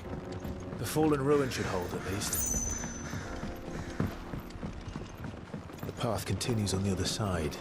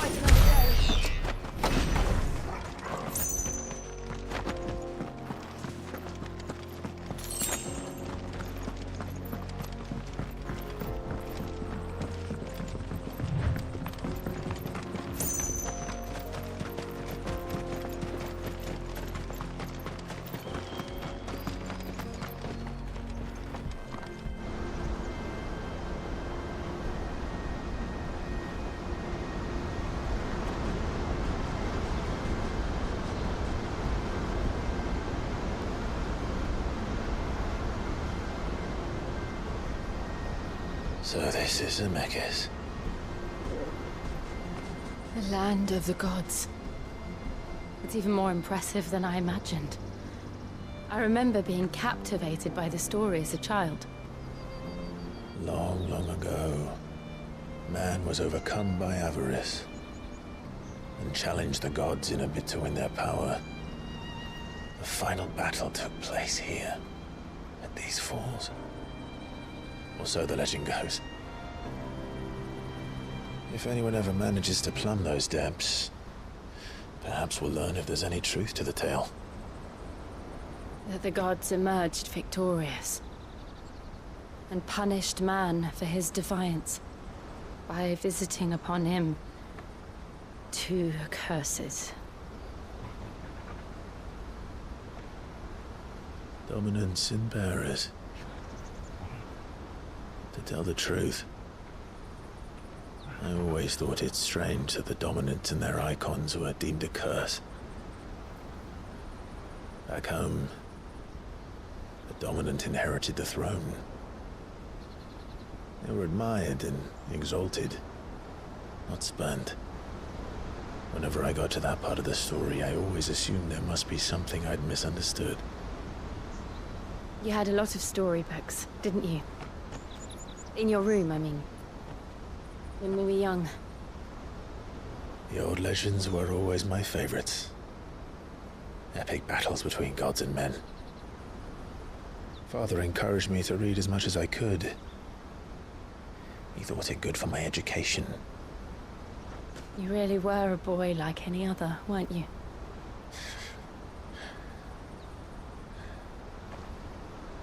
Just look at this place. It's enough to make you believe the legends are true. I know.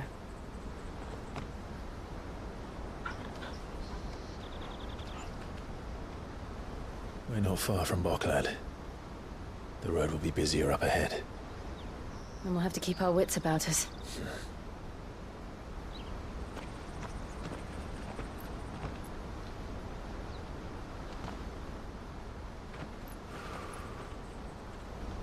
Clive? Something wrong? Nothing. It's nothing.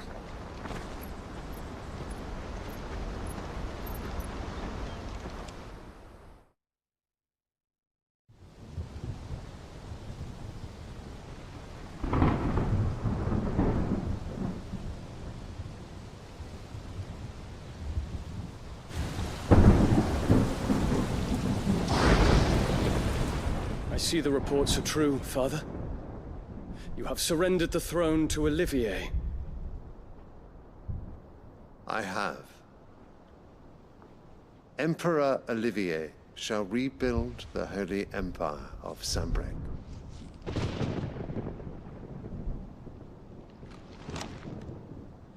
How is he to rule an empire?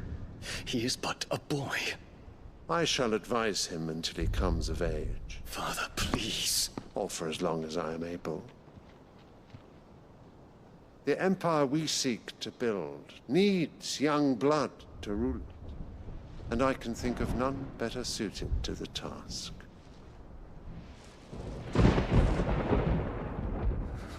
There is other news, Dion.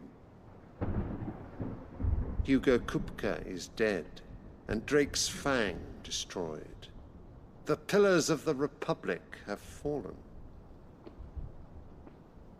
Ere long, the Imperial banner shall fly over every city in Storm.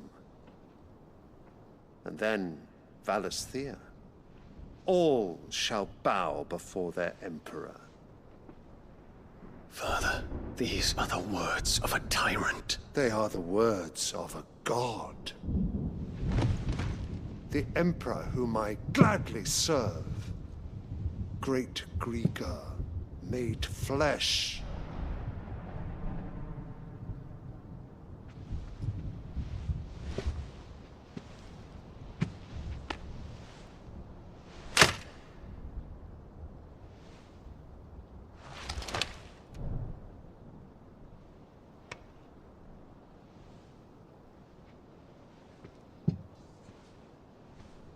Return to your camp, Dion, and ready your forces.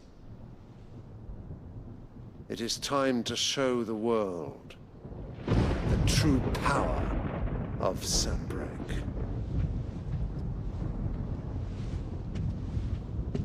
Father. I find you much changed. Is this truly the path you wish to tread? Or are these the ambitions of another? Of Ultima, perhaps? What nonsense is this? I speak my mind, and my mind only. Though I do owe Annabella thanks for reminding me of certain truths regarding the nature of nations, of rulers, and of the divine. You would trust the words of this traitress? She betrayed her country. She slew her husband. You have ever been an invaluable servant to Sambrek, Prince Dion. I trust you will continue to serve your Emperor in the wars to come. The canker! Silence! Insolent wretch! You will bend the knee. All else is heresy. Sire, forgive me. This audience is over. Come, your Radiance. The Rowena Syndicate awaits your pleasure. Oh, not another meeting with silly old men. They're so boring. I'm hungry, Father. Can't we have luncheon instead?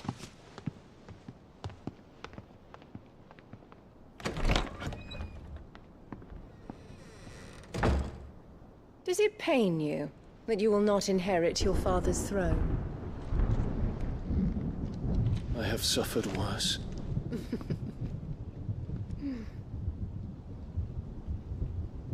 Count your blessings, Dion. For a base-born child to be chosen by Bahamut is miracle enough. You have risen high on his wings, but you shall rise no higher, lest your impure blood stain the throne. What do you know of my blood?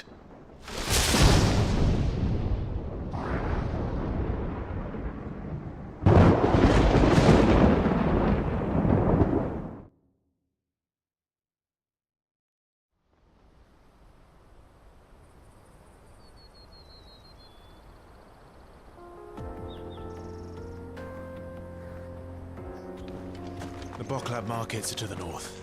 We just need to hug the coast.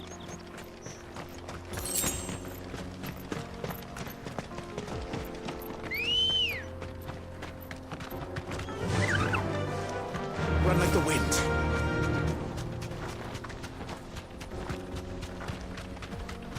Infiltrating the Dominion won't be easy with the Imperials on high alert. No. His Radiance has lost one capital already. We can be sure Sylvester will do everything in his power to hold on to Twinside. His troops are well-trained and increasingly battle-hardened. But it's not as if we can wait for the siege to end.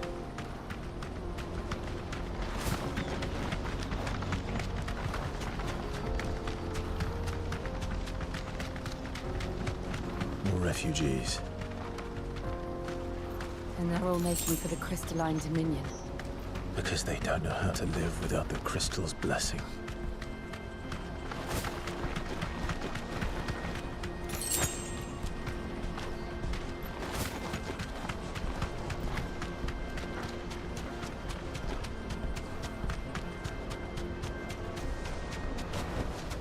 That'll do, girl.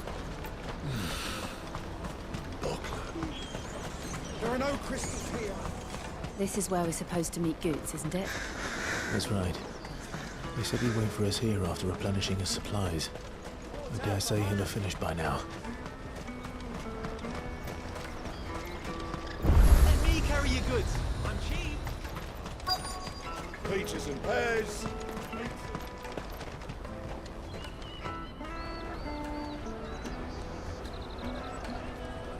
Wonders from across the water. Come one, come all. Feast your eyes. Good sir, can I interest you in...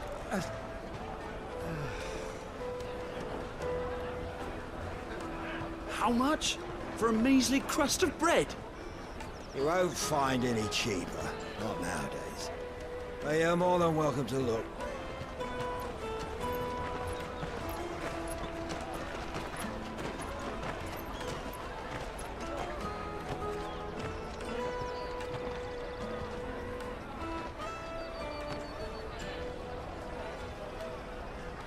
The Empire's unlawful and illegitimate occupation of the Crystalline Dominion is still in effect. Only those whose business in Twinside has been officially approved by the Republican Army will be permitted to cross the border. All who seek entry are to form a line and ready their documents for inspection. It looks like we aren't the only ones who are eager to leave. And they're checking everyone. Can't you make an Not for the likes of you. We won't get through without that pass. Let's go and find Good, shall we?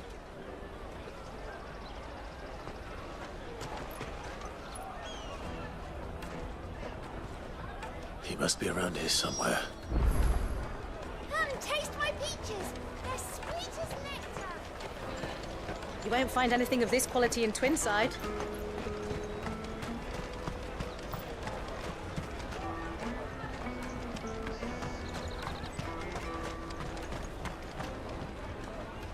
Ah, Good. There you are. Clive, I'm so sorry. Don't tell Nan, will you? Slow down, Good. Just tell us what happened. It's betrayed us, Pass. It's gone. We cannot ride the caravan without it. We won't even be able to get through the flipping checkpoint. Do you remember when you last saw it? It was in my pocket a minute ago. Then a bairn bumped into me and... Here. You don't think that they might have nicked it, do you? It wouldn't surprise me. A busy market like this is prime territory for pickpockets. So, to get the pass back, we need to find this child. Where would we even start? I know where! I've got a pal in Bocklad who might be able to help us. No one knows more about what goes on round here than she does. Where do we find her? She's the owner of the Crimson Caravans, up that way. Sign's got a red chocobo on it. No time like the present. You two go on ahead. I'm gonna check the rest of my stuff, make sure naught else is missing. All right. We'll meet you there.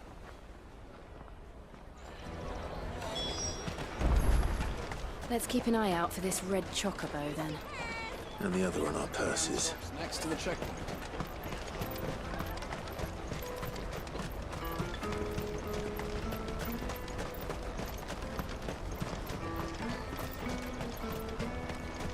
Out of my sight, you wretch.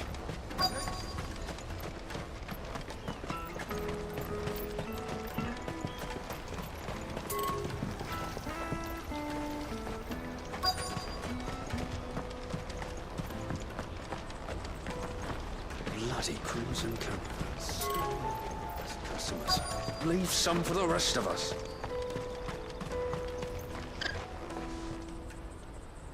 Looking to hire a coach?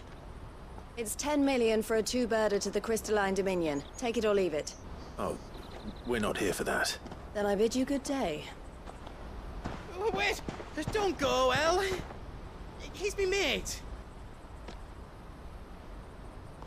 As I live and breathe. Goots, what are you doing back in Bocklad?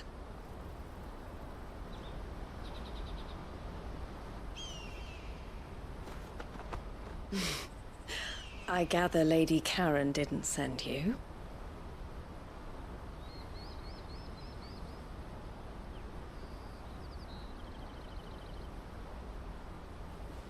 So what trouble have you got yourself into this time?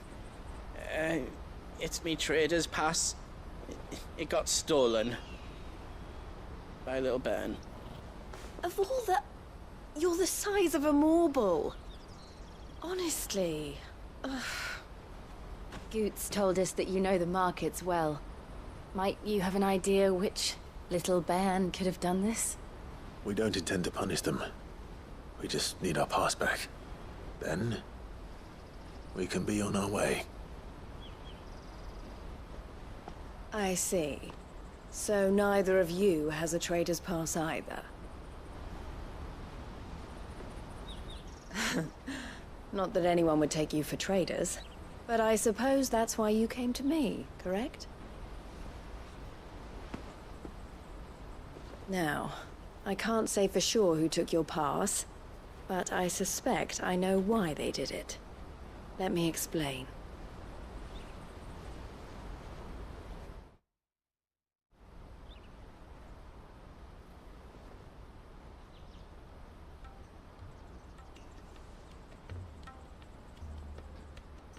Ever since the Fist marched on the Dominion, the Republic has been clamping down on any commerce that might aid the Empire more than it does us. Which means traders' passes have gone from being merely a way of easing one's progress to being essential if one wishes to cross the border at all. And with demand outstripping supply, they've become a precious commodity, leading some to seek to acquire them by less than legitimate means. So the children are stealing passes to sell on the black market? Yes, and no. Passes are inscribed with the names of their owners, and yet none of the victims' names have appeared on the register of those passing through the checkpoint. Which means? That someone is doctoring the stolen passes. The same someone who is encouraging the children to steal them. And the same someone who has Goots' pass, no doubt. Whoever they are, they're ruining the livelihoods of honest merchants, which is why we've decided to take a stand. Will you stand with us? You want to get your pass back, and we want to ensure that no more are stolen. Catch whoever's behind it all, and two birds shall be slain with a single stone. Is there any other way of getting to the Crystalline Dominion, Goots? They won't let you in if you're not with the caravan. It's that, I don't know, try swimming across the strait. But the guards will definitely spot you if you try and do that. Like, we don't want to get spotted, right? So either we find the people who took the pass, or give up all hope of entering the Dominion. All right. We'll help. Thank you kindly. But I don't know your name. Eloise at your service. Clive. A pleasure doing business with you, Clive.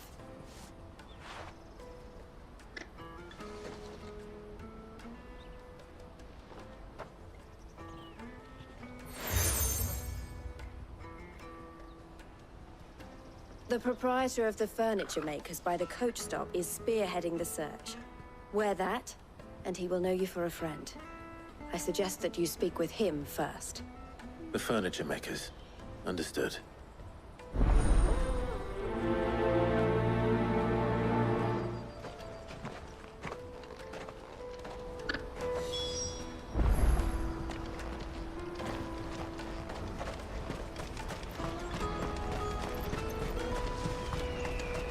Out of my sight, wretch!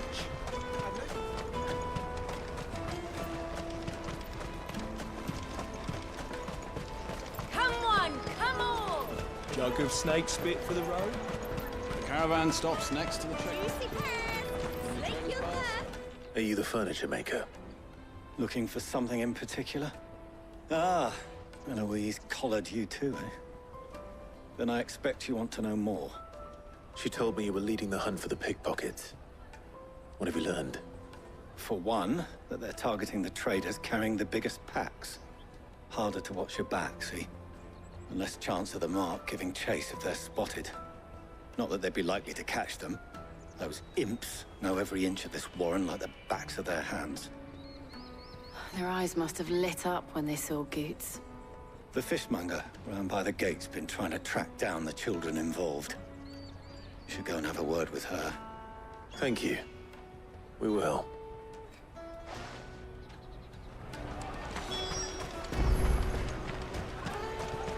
I'll take the large one. Come, taste my peaches. They're sweet as nectar. You should come with me to the Dominion, like... Fish for sale! Fresh sorted and smoked! Can I interest you? Ah, sorry. Message from Eloise, is it? She's asked me to help her. To help you find the pickpockets. Is that so? Suppose I better tell you what I know, then. For one, this isn't a family operation. All the traders say the children who stole their passes were dirty, dressed in rags. Street urchins, by the sound of it. We get a lot around here. Orphans from the wars. A few, perhaps. You saw the refugees gathered by the entranceway? They're all looking for a new start in the Dominion and beyond. Some of them take it as an opportunity to rid themselves of unwanted baggage. The shame of it. Whoever's behind this would have to have made themselves known to the children at some point. And so should we. You should start with the children around here, then. I doubt they're the ones involved, but they might have heard something. It's worth a try. All right, then. Questioning children. How hard can that be? You should come with me to the Dominion. Come, taste my peaches. They're sweet as nectar. Excuse me. Do you mind if I ask you something? Can't stop you. I was just wondering if anyone has asked you to do anything out of the ordinary recently. Anything you grown-ups ever ask us to do is shut up and go away. So guess what I'm about to tell you to do? Sorry. I'll leave you alone.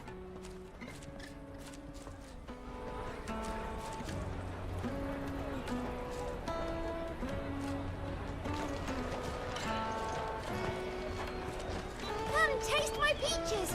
They're sweet as nectar.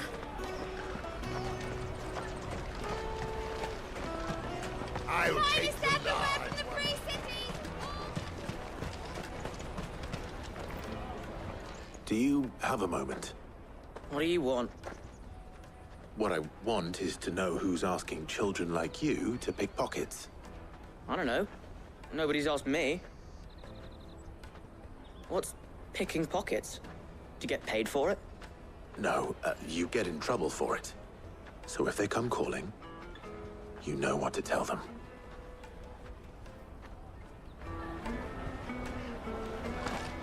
The caravan stops next to the checkpoint. Show them your trader's path.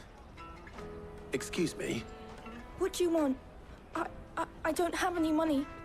It's all right. We're not going to hurt you. We just want to talk. What about? We've heard that some very bad people are making children like you steal from travelers. We need to know who's behind it so we can stop them.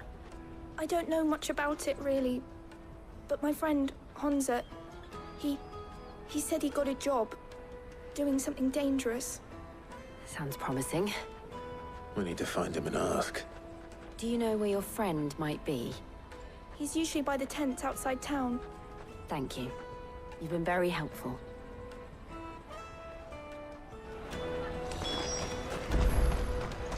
Come on, come on! Peaches and pears. Let me carry your goods. I'm cheap.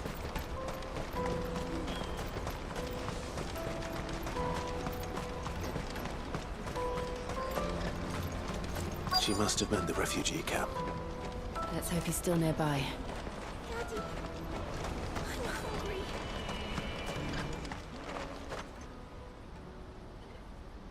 hungry. That big fat donkey was easy pickings. He wouldn't have noticed if we'd robbed his boots off him. Yeah. Wish we hadn't handed over the pass, though.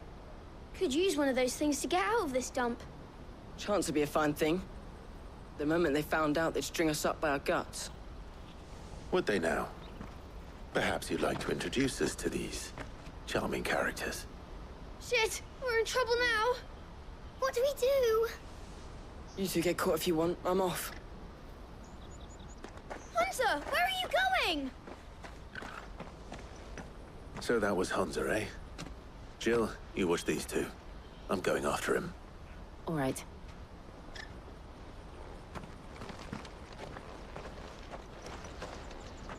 He can't have gone far. I need to find him before his employers do.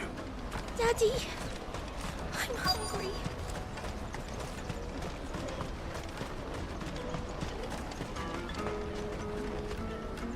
Did you see a boy run past? He stole something from a friend of mine. There was a boy ran back there towards the Chocobo pen, but... Thank you.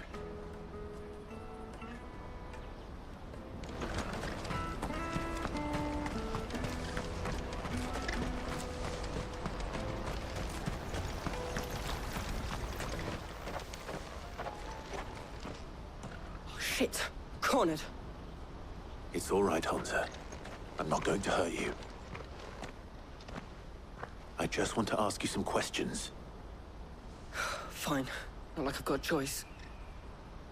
I'm looking for the people who are making you steal for them. Who are they? Called themselves the Carstones. They said they'd give me good gill if I did what they told me. I knew they were bad, but bread doesn't come for free. Didn't come at all half the time, before I started buzzing for them. You know, if I didn't do it, they'd just pick on someone else. Someone they could push around easier. Hunter. You found him then? Jill. Where are the other two? Eloise is watching over them. She sent Goots and I to look for you. You're... him! I haven't got your pass anymore, if that's what you're after. I gave it to the Carstones. Whatever you do to me, I can't get it back. Not that I go against them anyway. If it weren't for their gill, me and my mates would have starved.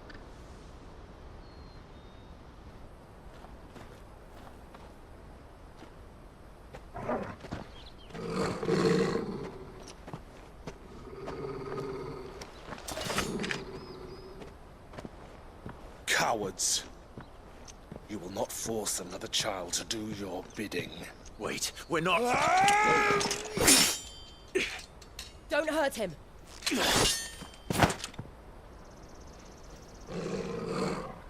You're making a mistake.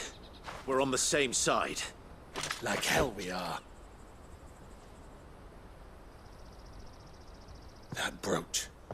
Where did you get it? Master Theo? Goots. What are you doing with these people?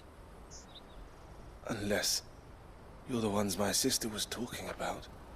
Your sister?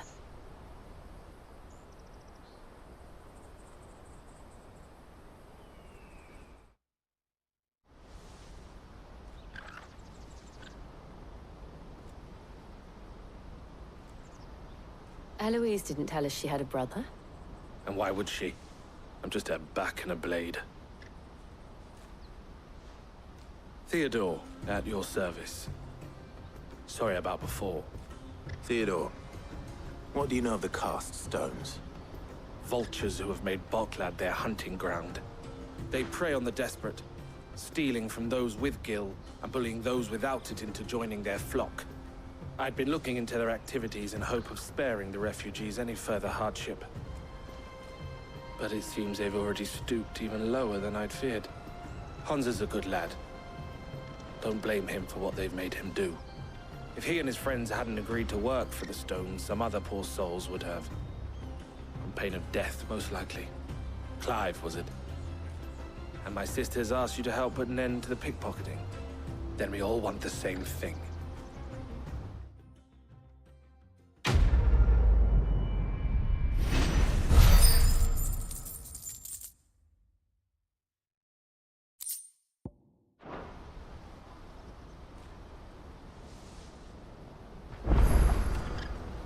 Oh, where is it?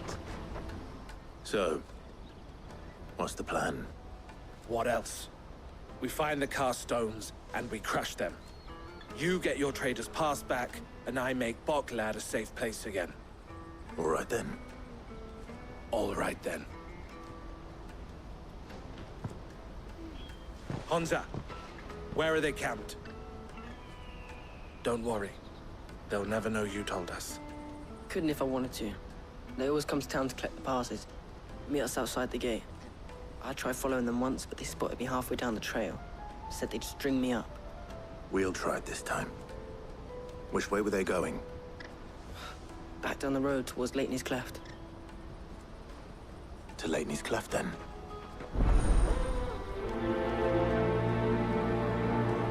Laney's Cleft is to the south, past the camp.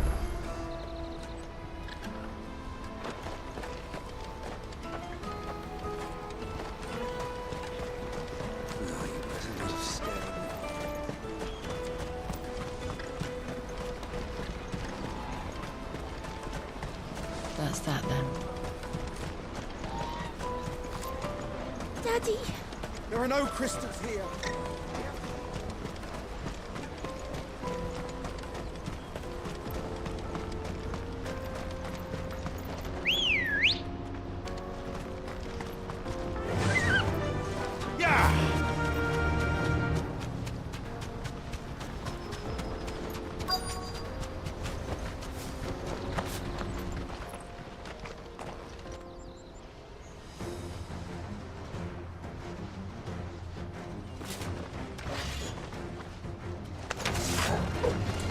For one of you, sticking his nose in our business. You should have minded your own.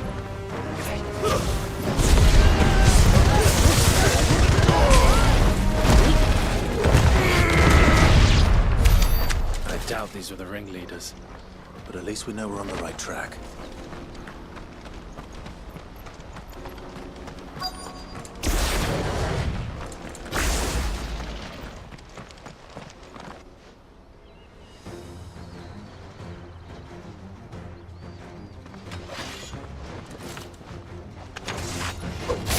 We got company! That's the lot.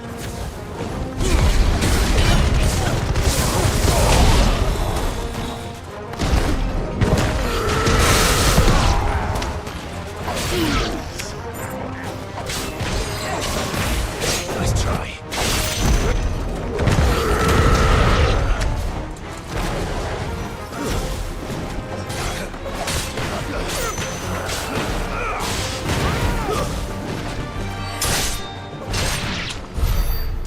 Soldiers. Fewer now.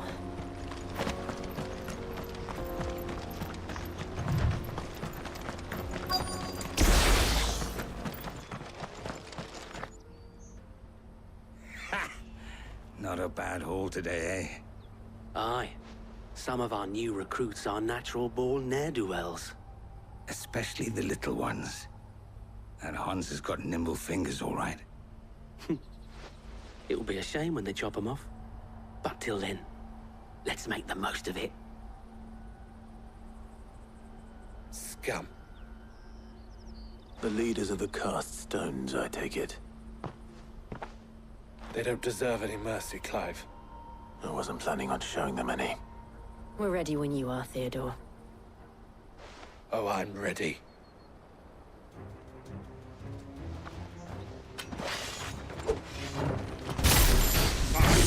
It's that guard from Bockland. Kill him! Kill them all!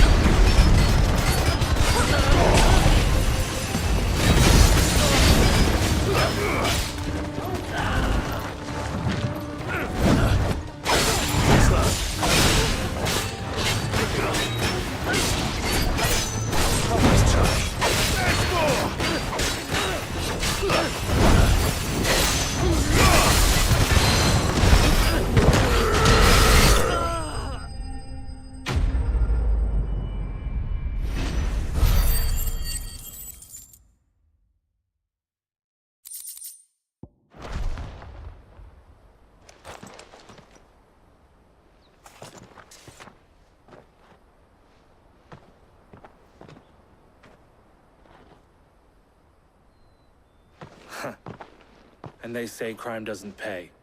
Gold chains, rings, purses. And traders' passes. Dozens of them. Have the names been changed? Not yet. I recognize some of them. No doubt Goots's is somewhere among them. Now I just need to sort through it all and return everything to the people it was taken from. We should go and give Eloise the good news. Can we leave things here in your hands, Theodore? Of course. Oh, and, be sure to tell her of the part I played, won't you? We'll be glad to.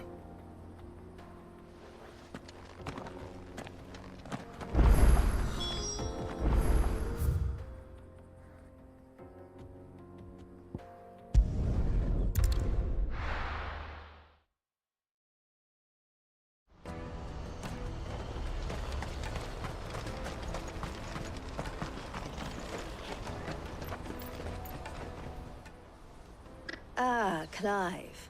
How goes the hunt? My brother isn't getting in your way, I trust? Quite the opposite.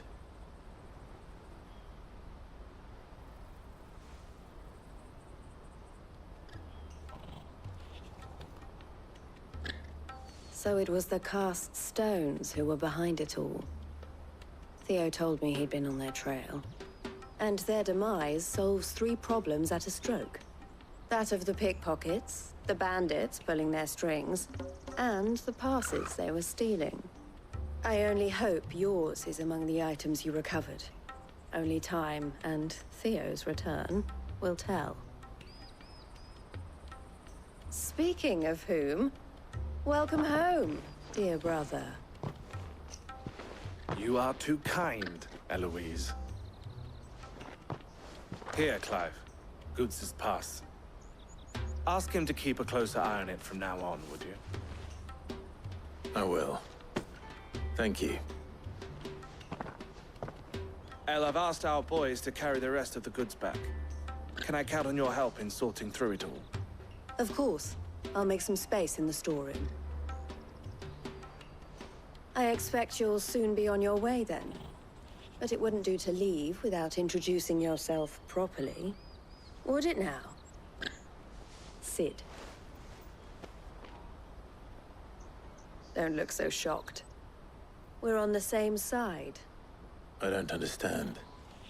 As you now know all too well, we at the Crimson Caravans are always happy to help those in need. For a small fee, we will move anything that needs moving. Be that goods to market, or bearers away from it. I was the first my sister helped escape. If it wasn't for her, I'd have been branded as a boy. I had no idea. It just so happens that we are seeking to expand our operation. And who better to join forces with than the leader in the field? Wouldn't you agree, Theo? I would. It seems our purpose is the same in more ways than one. So what would you say to working together again? It would be our pleasure. And our honor. The honor is ours. Here, Clive. This is for you.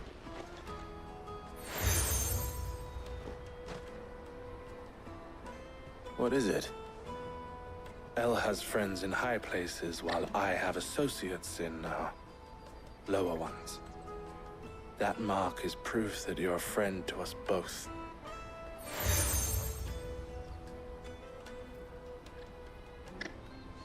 I shall bear it with pride. Well, all that remains is to wish you a safe onward journey. Goots's pass should secure you a place on the caravan, but if you encounter any difficulties, we would be delighted to provide you with a coach of our own. For a discounted price, of course. Say, 9 million? We'll try the caravan.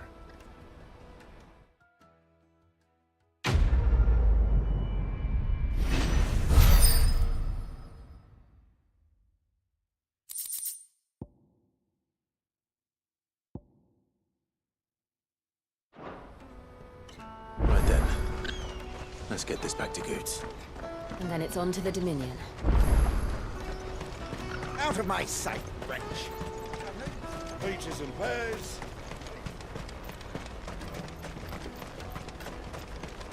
Come on, come on! The caravan stops next. Juicy pears! Slake your thirst! What I really want to be is... Here you are, Goots. Try not to lose it again. Me pass! You found it! Oh, thank you so much. Nan would have killed me if I'd come back without it. I'll have to say thanks to Elle and Theo, too. So should you, Hansa. You and your friends don't have to steal anymore. If anyone threatens you again, you know who to turn to. We do. And we already have. Miss Earl's given us a job shifting the chocobo shit out the stables. It's hard work, and the pay isn't half what we got from the stones. But if we stick at it, we'll keep ourselves fit. You stick at it, then. And Goots, I'm sorry for stealing your pass. That's all right. I've got it back now. And all's well that ends well, eh? You said you're trained to be a blacksmith, right?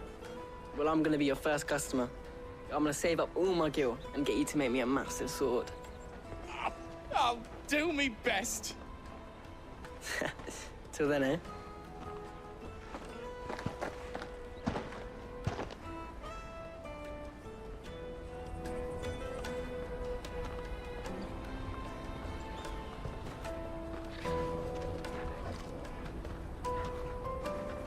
All right.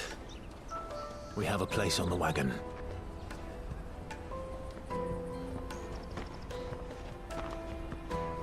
Remember, Goots, we're mercenaries. You hired us to protect you. But mercenaries... And you remember the plan? You're to ride all the way to Twinside. Jill and I will go with you as far as the outskirts, then find our own way in. I'll buy that stuff I need. Right. And we'll scout out the Imperial's defenses. There's a square with a big bell tower right in the middle of town. If you get lost, or out goes wrong, we can meet up there. All right. Let's go.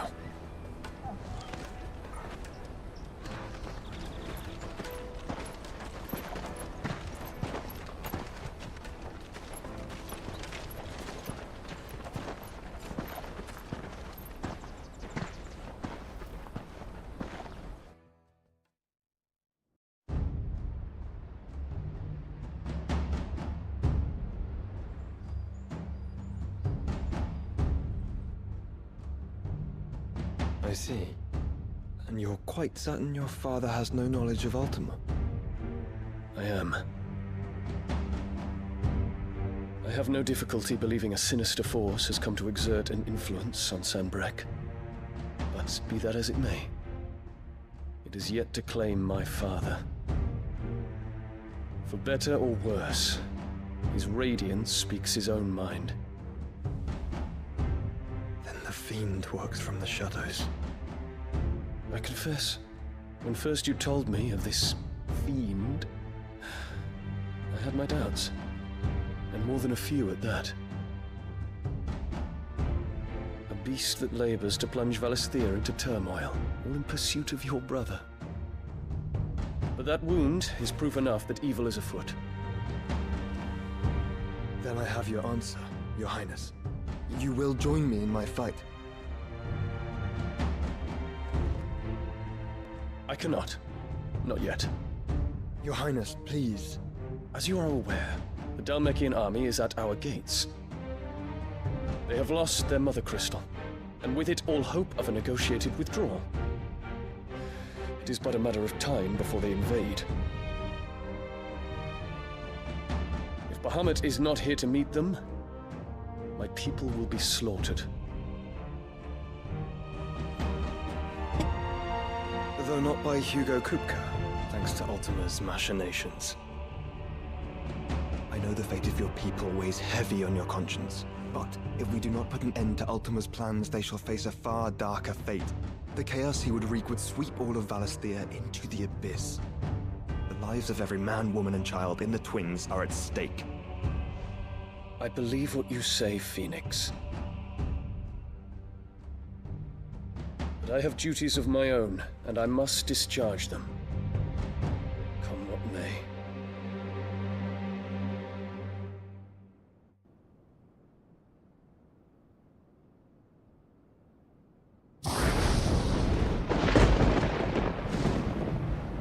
What do you know of my blood?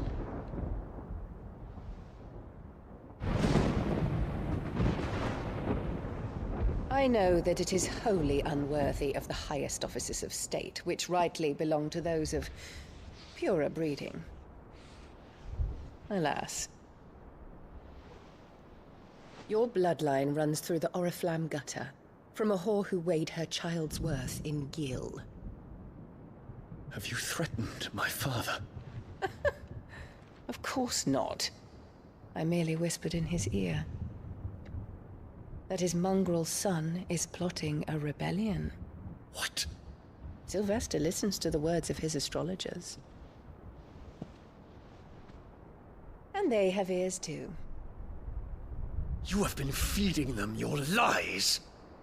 Should you remain loyal to Emperor Olivier, his radiance may yet crown your head with laurel, and not with tar. Fork-tongued witch!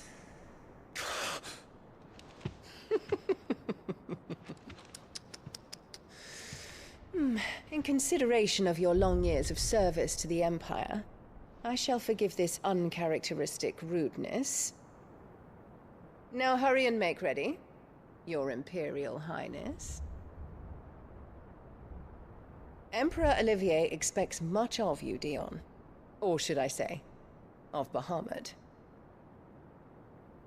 May your fire reduce his enemies to ash, till all of Valisthea bows to its rightful ruler.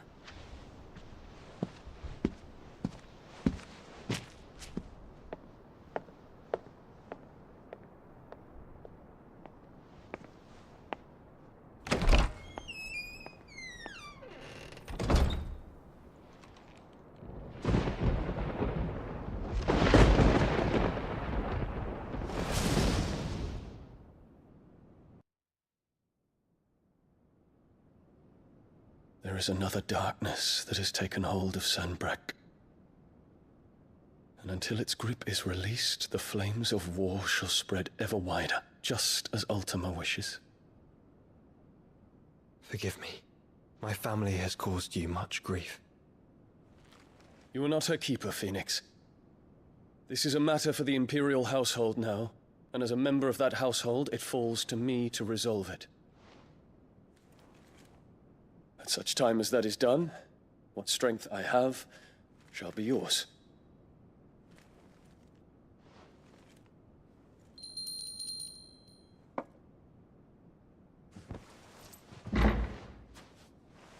Thank you, Your Highness.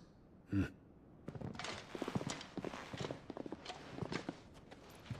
us take to the skies together, and bring a new dawn to Valisthea. I should like nothing more.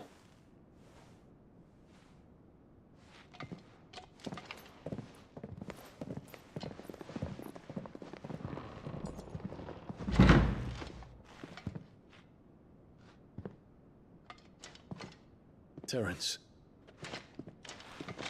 My prince. Tell me true.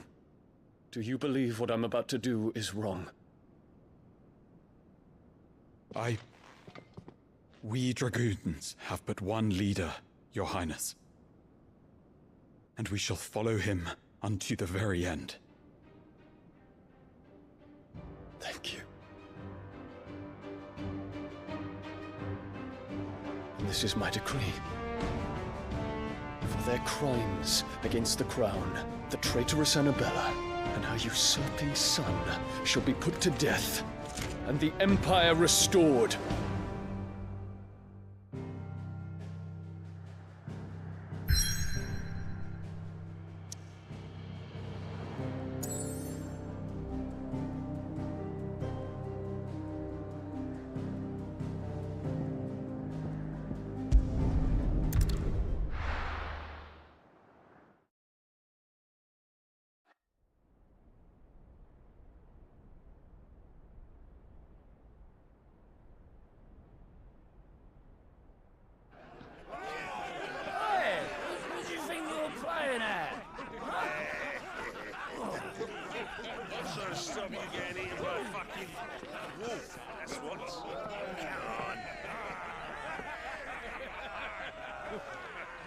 One would never guess that these people stood on the brink of war.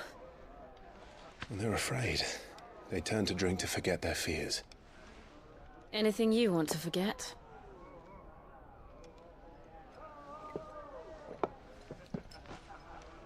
The harbor is empty, and half the market stalls too. The city may seem peaceful on the surface, but it's balanced on a knife edge.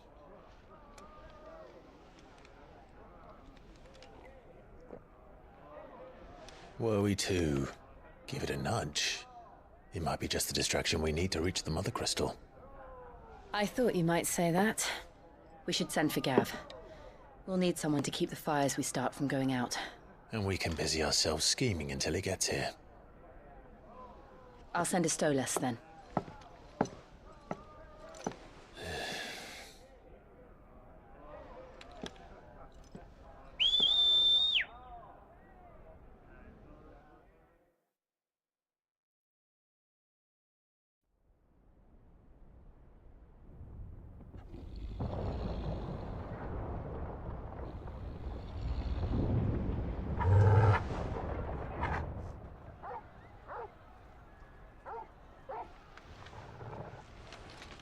What is it, boy?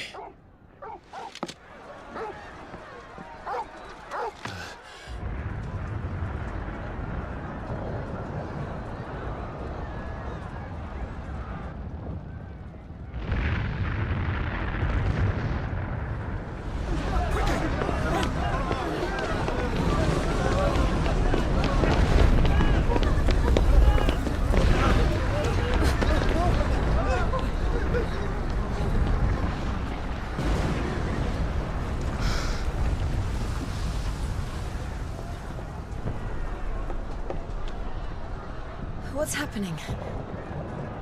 I don't know. Torgal!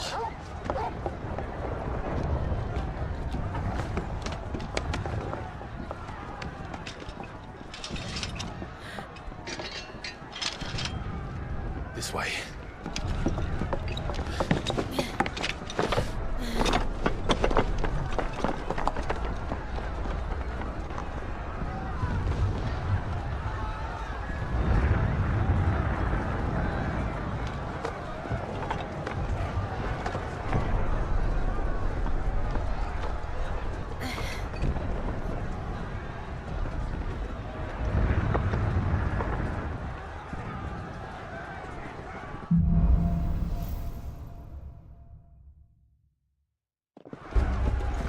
city's on fire. I'm sure Goots is fine. He'll be making for the square. The one with the bell tower. In the middle of town, right?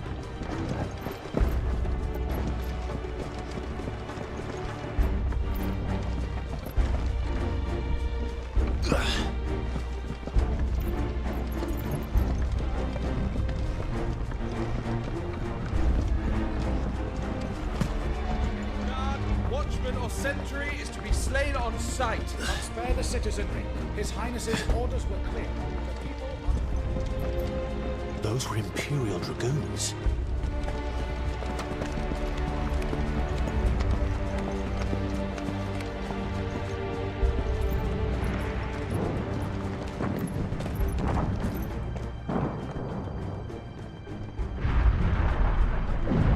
What in the hell is going on? Let's go and see. Right.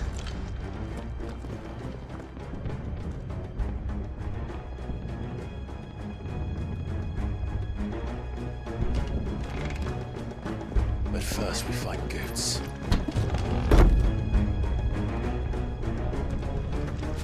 I just hope he's all right. You there! Identify yourself! We have to.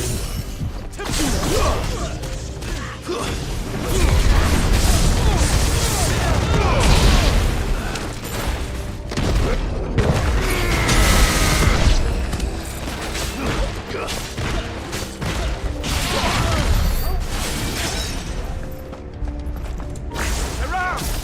Quickly! Cut them down!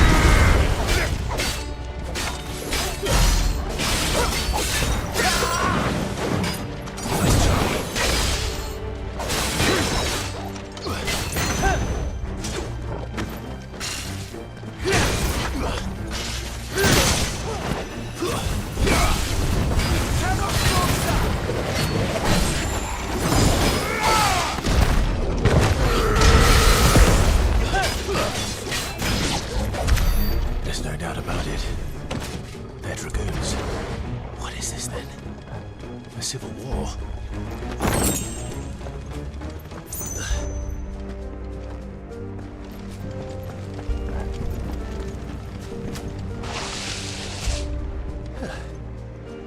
Never thought I'd be glad to fall into a sewer.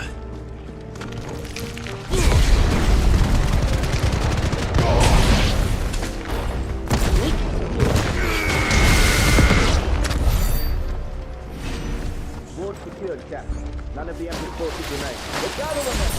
We push off to the council chamber. Yes, Captain. What of the men and women in the market district? The evacuation is complete, Captain. Good. Then all that remains is to pretend that.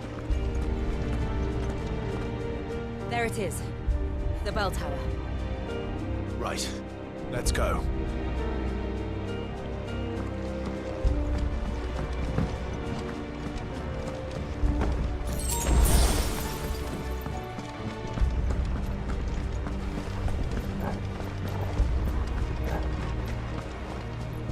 Ah, a goods lift.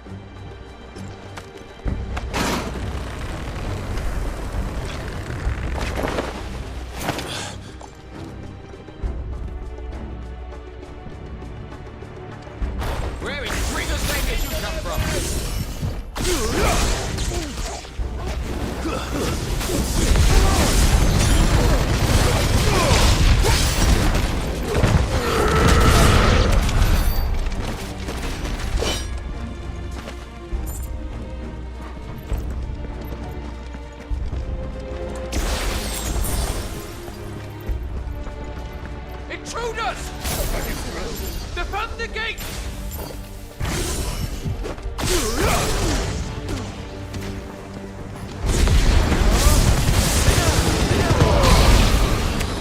Soil and stone!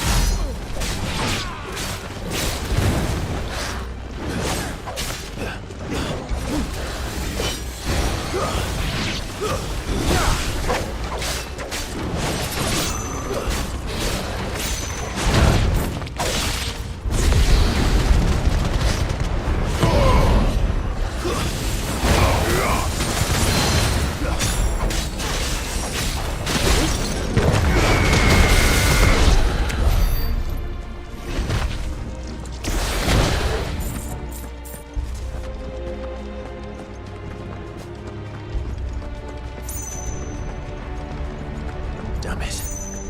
We'll have to find a way around.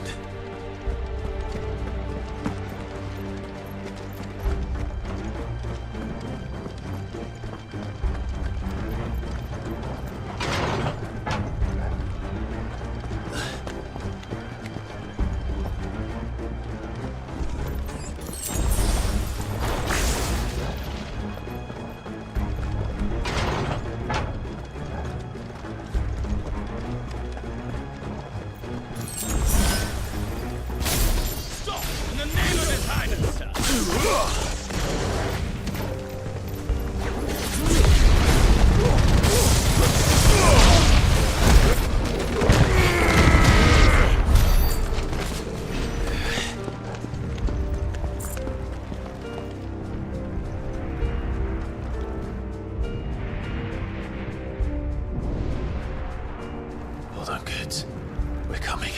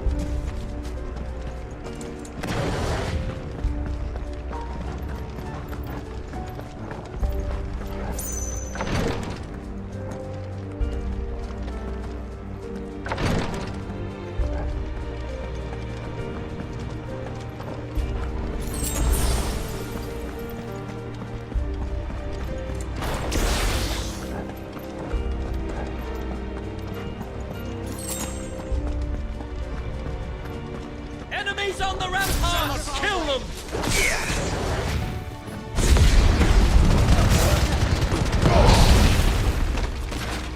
Stay down!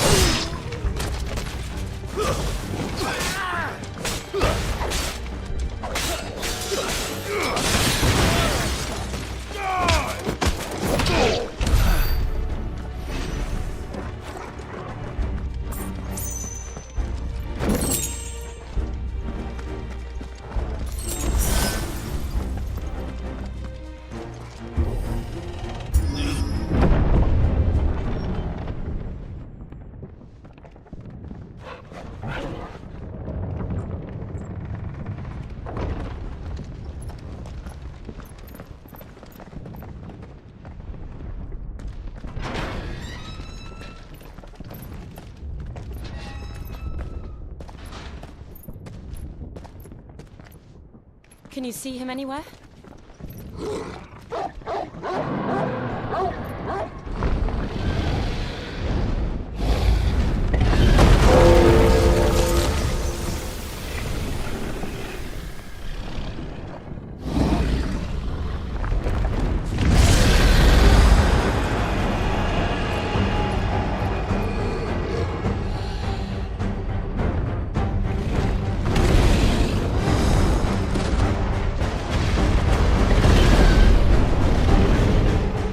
It must be one of the Dragoon's pets.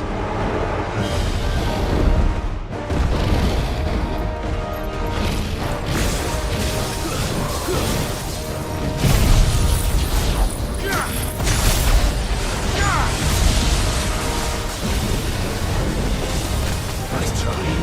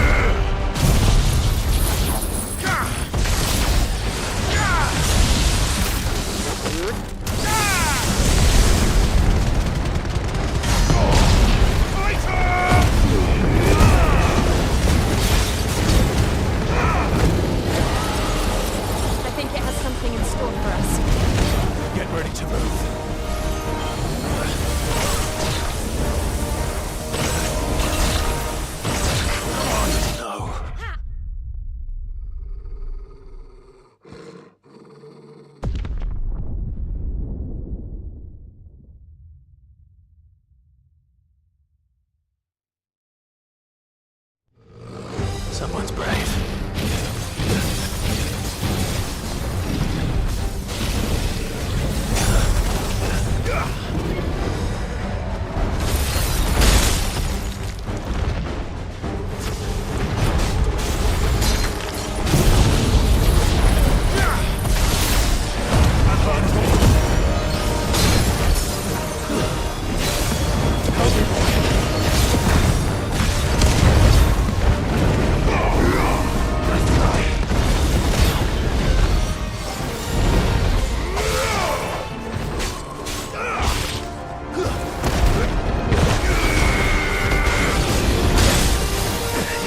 We're all ready. To me, boy! Let's try.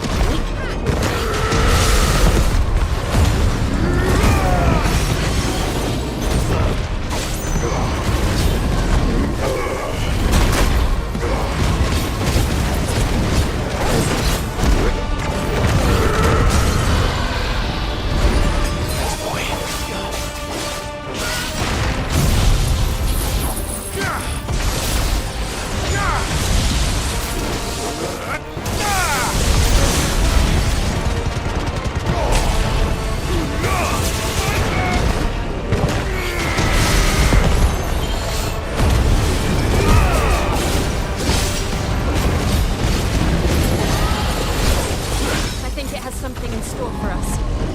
Get ready to move.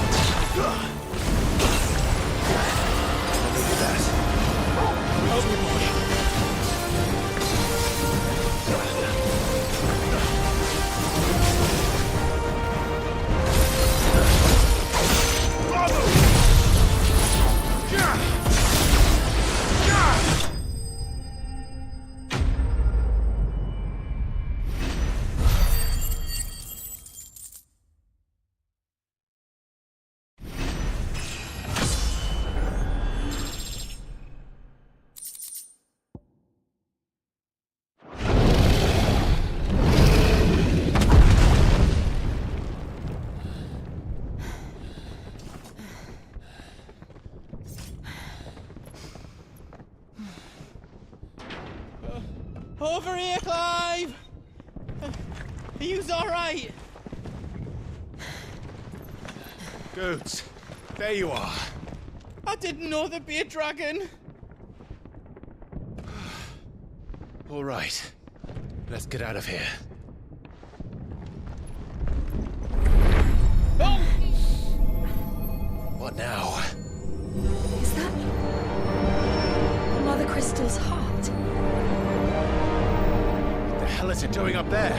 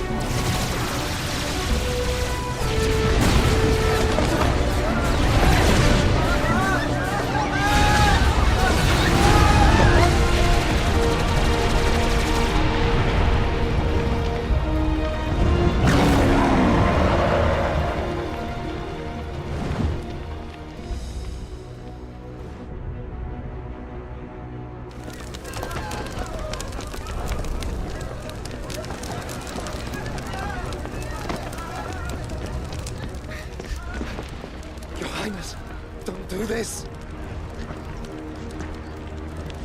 We must leave. Now, Your Grace. I beg of you. This is not what he wanted.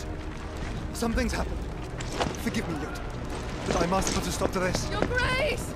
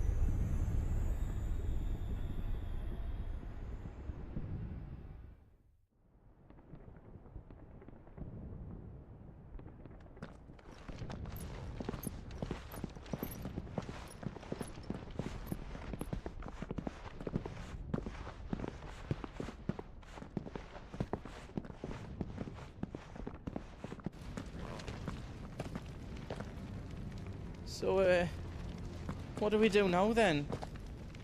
We destroy the heart. Well, you might come back!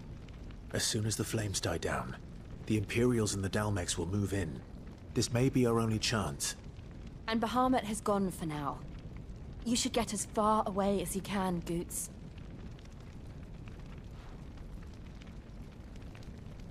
What? And leave you lot in the lurch? I can't do that. If you're staying, then so am I. I packed everything up before I made a run for it, so if there's out yous need, just ask. But I won't be giving it away for free. Nana'd never forgive us if I did. Thank you, Goots.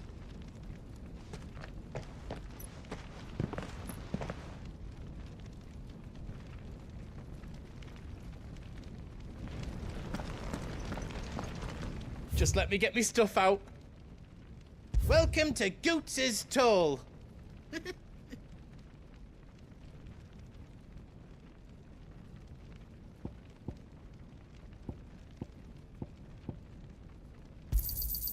Righto, here you go.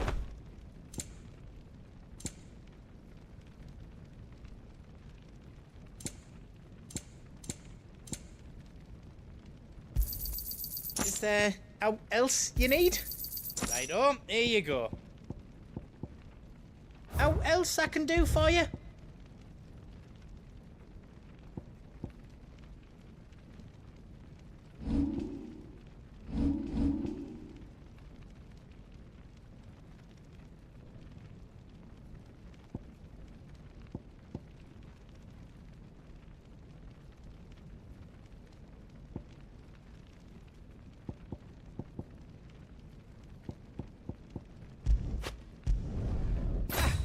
I did it!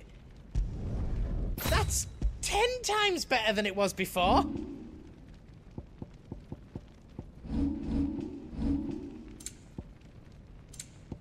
Is all done then? No.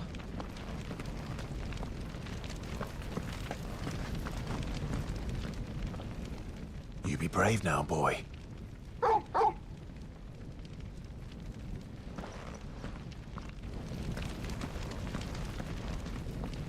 Drake's tail is right there, Clive. It's time to free Storm from the Crystal's curse. Oh, it's past time.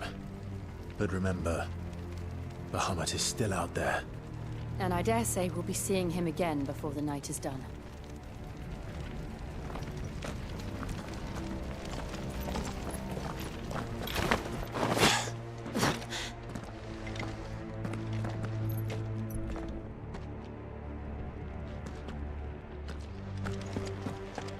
No more roads. We'll have to find our own path. Do you feel that, Clive? Ether.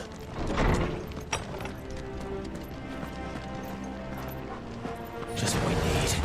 Another flood. Already turned them.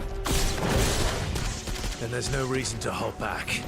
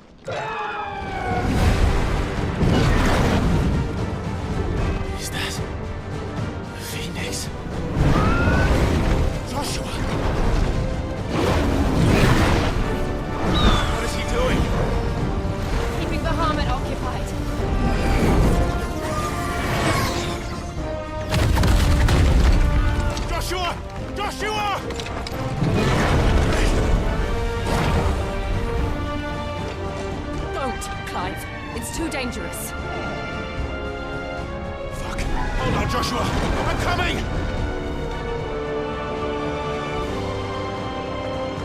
We have to save him. And we will. We just need to keep moving.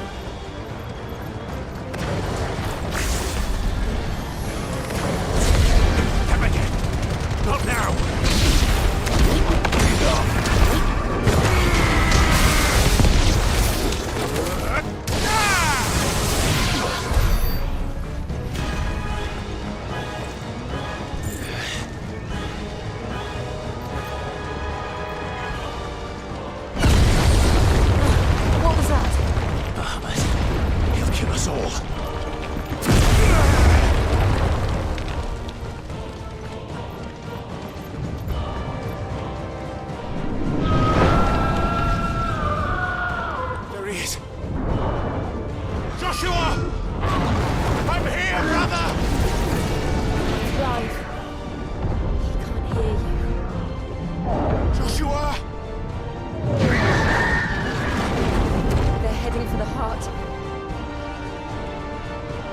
So should we.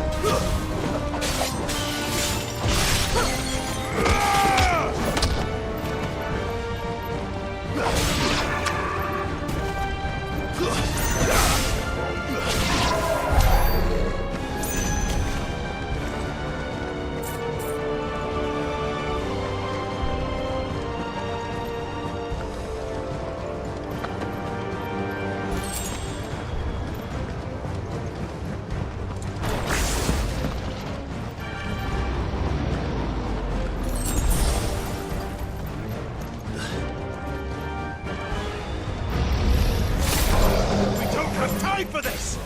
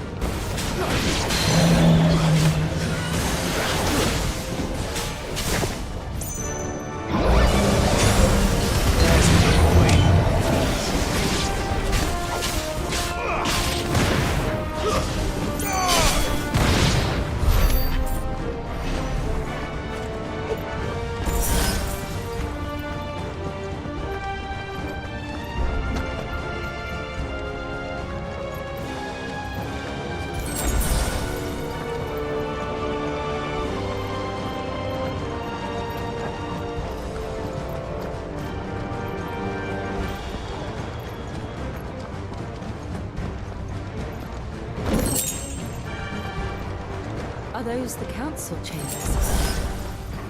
How are they still standing? I don't know.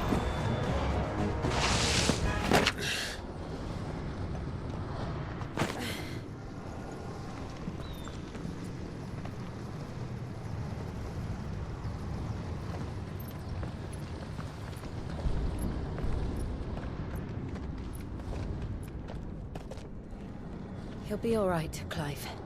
He's a survivor. We're getting close.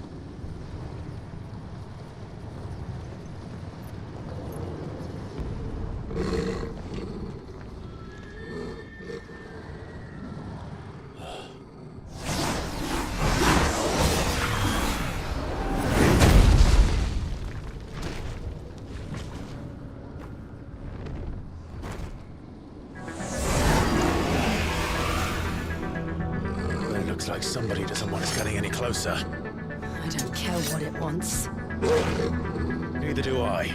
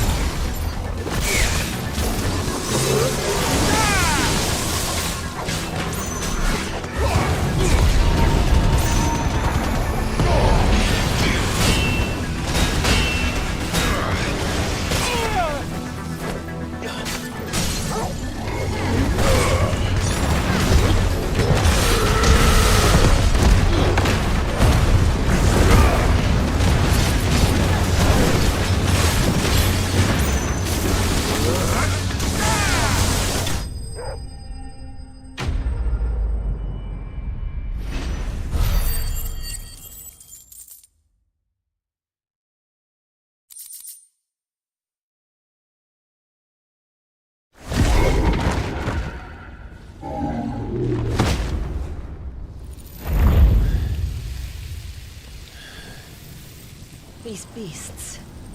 they're getting stronger. We can think about them later. Right now, there's only one thing we need to focus on. The heart.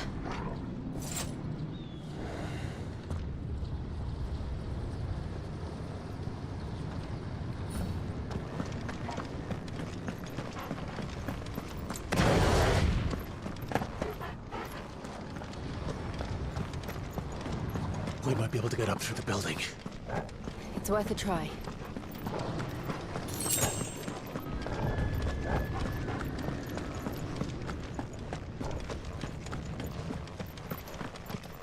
Quiet. There's someone up there.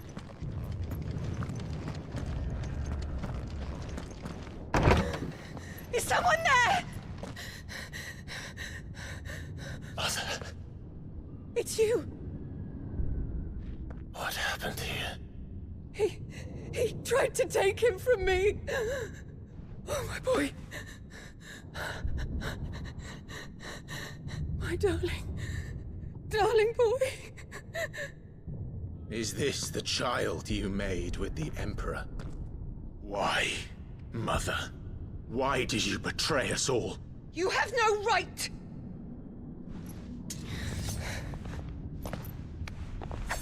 Answer him. We took you in, savage. Show some respect for those who raised you.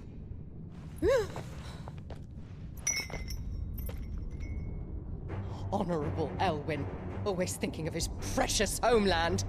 But what worth is a homeland in a world beset by the Blight? Father did not seek to protect his country. He sought to protect his people. A leader's duty is not to protect his people. It is to protect the source of his sovereignty. The noble blood that runs in his family's veins. So long as this bloodline remains unbroken, what does it matter if a nation falls? One can always found another. Unlike him, I did my duty. I preserved my line. I bore a son of the noblest blood, to whom the whole world might kneel. That is why I gave Rosaria to Sambrek, that I might join my line with the Lesages and birth a savior of this benighted land, blessed by both Bahamut and the Phoenix! You sold your country for a child. Why did he need another? You had Joshua. I had nothing. You were always your father's son, so very strong and bold and daring, and yet you failed to awaken. Would that Joshua had been granted 1/10 of your strength. Oh! How the nobles laughed that Elwyn's firstborn was surely the son of a concubine, and my own, not long for this world. The shame of it! The shame of being slandered by one's inferiors! How could you ever know how that feels? It should have been you! Why didn't the Phoenix choose you? Joshua's every waking moment was spent trying to shoulder the burden that you and the Phoenix and the Duchy foisted on him. That's why I became his shield. To help bear the weight. But what did you do? You betrayed your own blood and surrendered your son to his fate! Joshua, my darling boy. I never meant to hurt him. The soldiers' orders were clear. He was to be spared. Why did you survive when the only one I truly cared for died? What? Have you not looked out of the window? Joshua is here! The Phoenix lives on! He's battling Bahamut as we speak!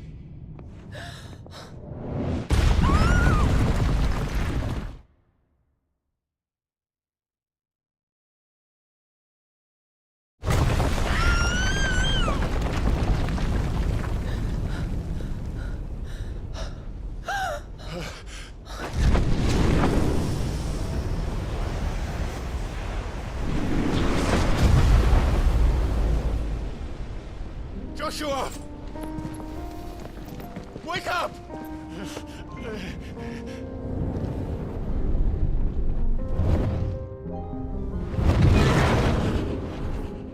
I am a shield of Rosaria.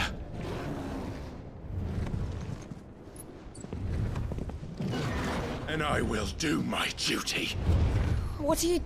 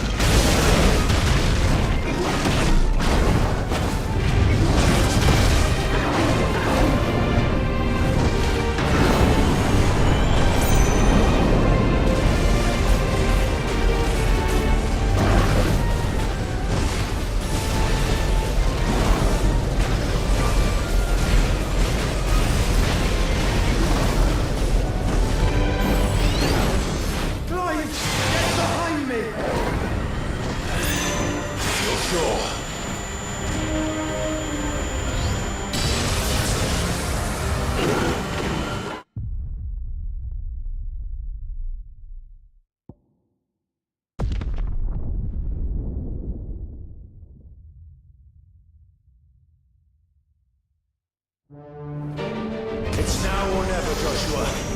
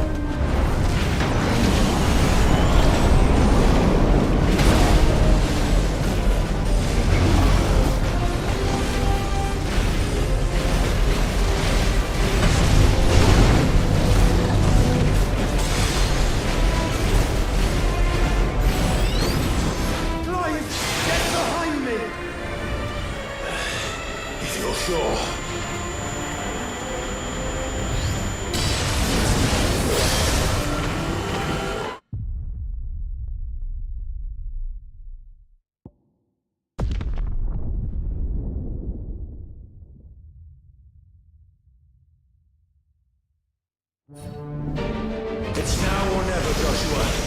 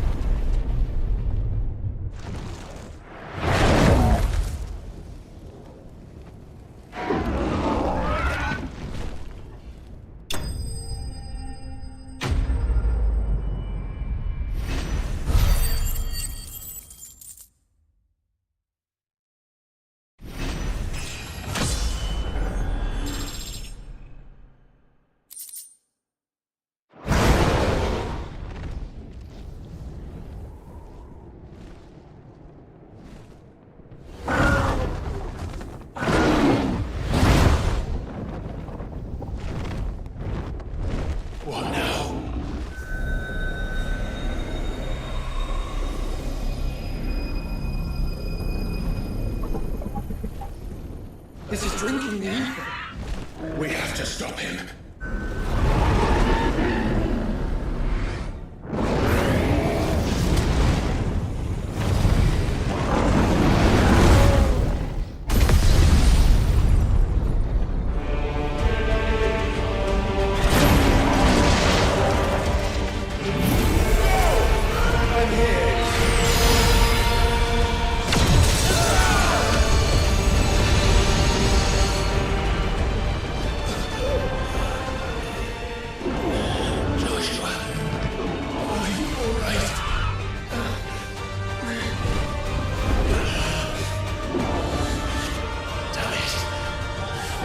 Stronger than this. Come on, Ifrit.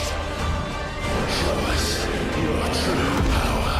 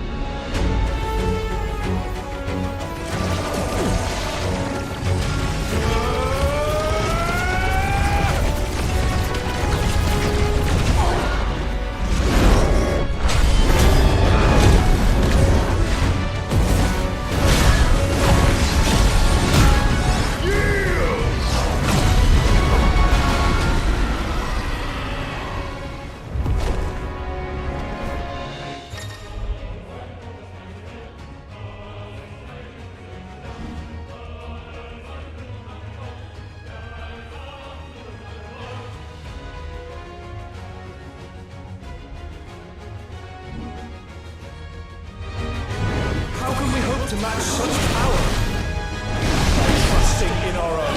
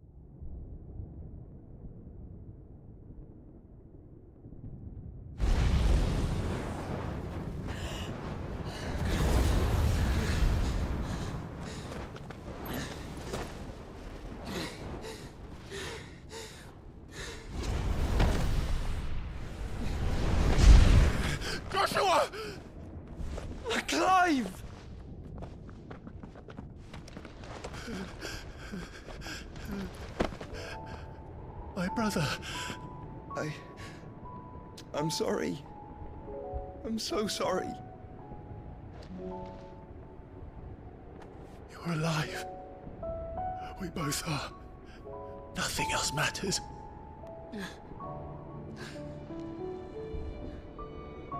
I never dared hope that I would see this day.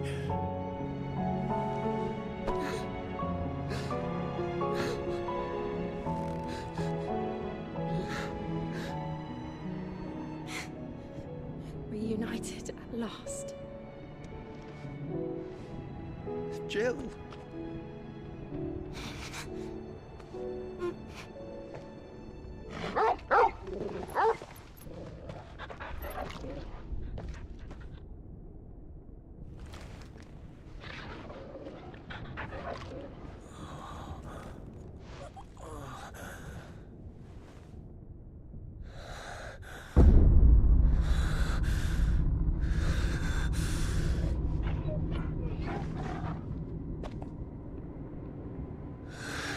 This is for my father!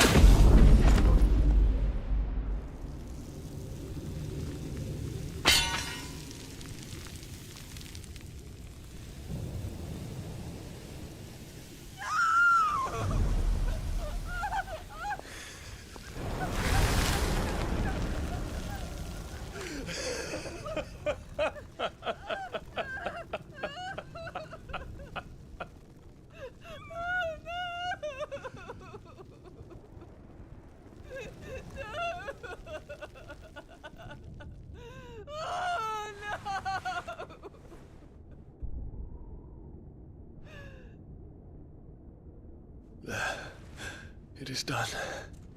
The demon that would tear our house apart is no more.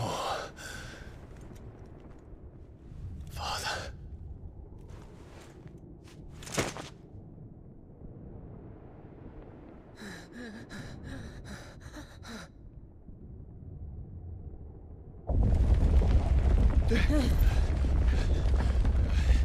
The Mother Crystal. It's collapsing. Right. We need to leave. No. Wait.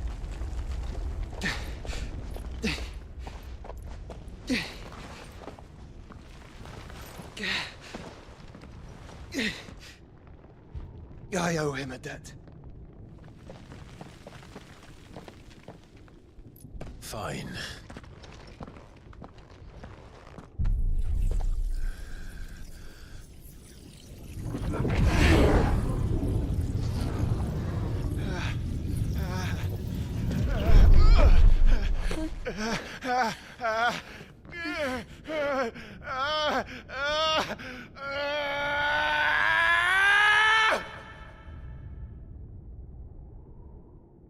You there. Don't reinforce the walls. Situation. Report, Captain. Can nothing be done to call them off? I regret not, Your Radiance. The Dragoons answer to none but His Imperial Highness. The Council is powerless to intervene. We're hearing reports of rebel Madness is this, Dion. throughout the neighboring districts. Focus all efforts on extinguishing the fires around the capital. City can wait. Don't dally, man. Go! Your Radiance. And I want you to find out if the Down makes a move. By the light. Dion.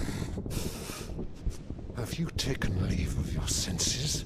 Call off the Dragoons at once. Fear not.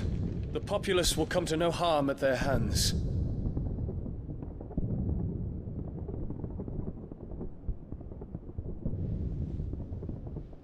I am here to save you, Father.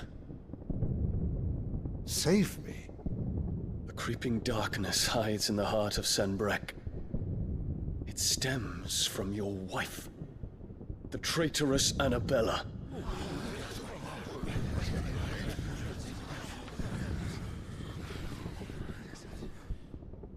Not another word, Dion. Father, though you may not see it, the darkness has taken hold of you. It has made you forget yourself. But I bid you remember, there was a time when you ruled not with cruelty, but with compassion. Why now do you turn your back on your people? Why now do you seek to stoke the fires of war? You too have borne witness to this change, Your Eminences. And you know, as well as I, who is responsible for it. A puppet now sits upon the throne, but cut his strings, and the master loses the power! What? Dion, you bear steel before your emperor? Guards! Take him!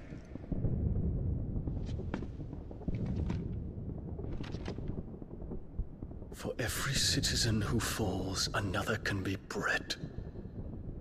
For every home that burns, another can be built. Those were your words. But when the last of your citizens has fallen, and all of their homes have been reduced to ash, what will become of your empire, of its rulers, of your god? As the mother crystals crumble one by one, and the blight sweeps in to claim all that we hold dear, our people look to their emperor for protection. Yet he labors not to secure their futures, but to seize what is left of the twins for himself. Even if it should come at the cost of everything his loyal citizens have labored to build. Dion, you must understand. A small price to pay, is it not? You've been blessed with great power, Dion. Enough to win me the world. So go, claim Valisthea for me, brother.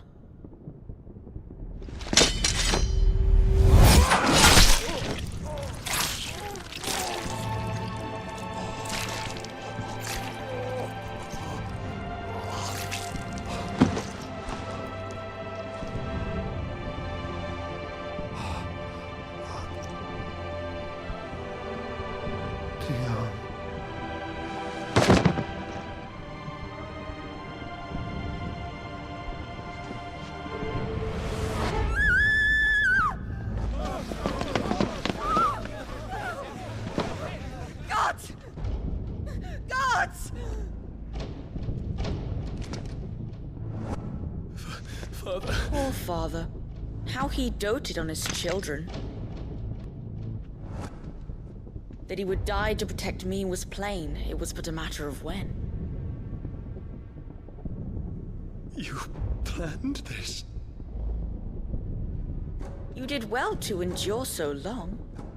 But you broke in the end, as I knew you would. And now Muthos approaches. Put him to the proof. I would see if he breaks. Go, Bahamut. Kinslayer.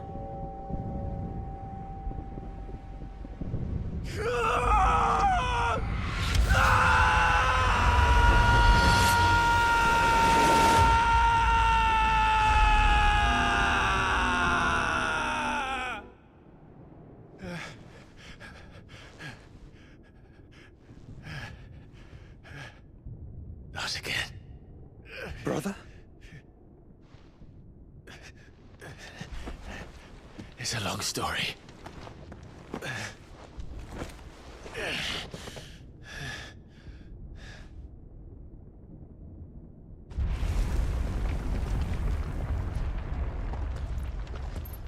You cannot stay here, Mother. Come. Take my hand.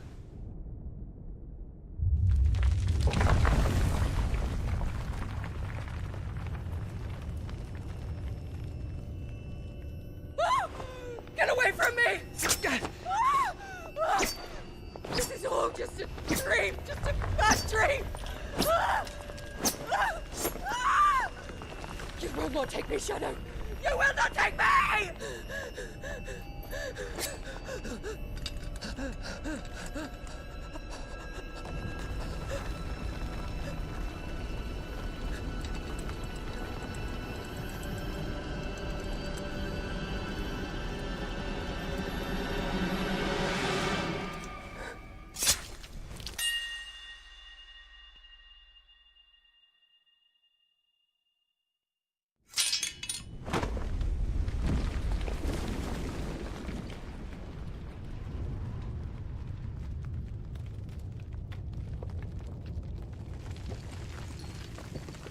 Mother.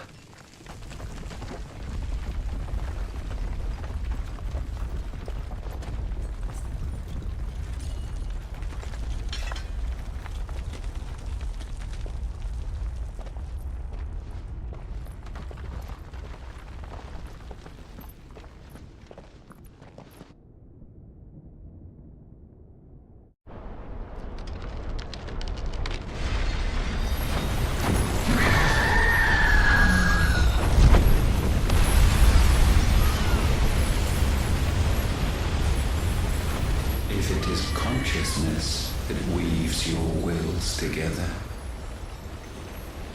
consciousness that blurs the boundary between your own will and that of others, then we shall set you apart once more. The ties that bind you shall be severed, and humanity return to its proper place.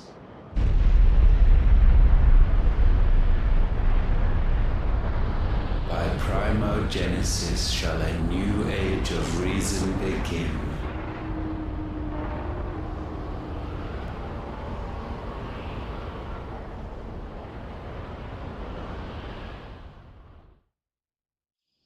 Relax, Your Majesty.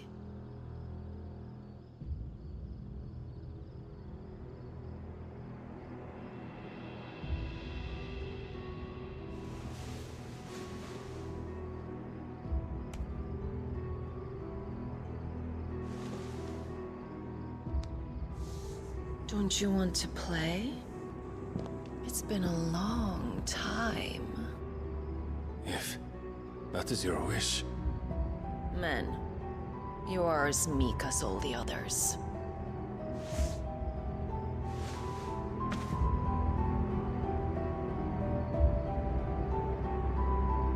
Such feeble creatures.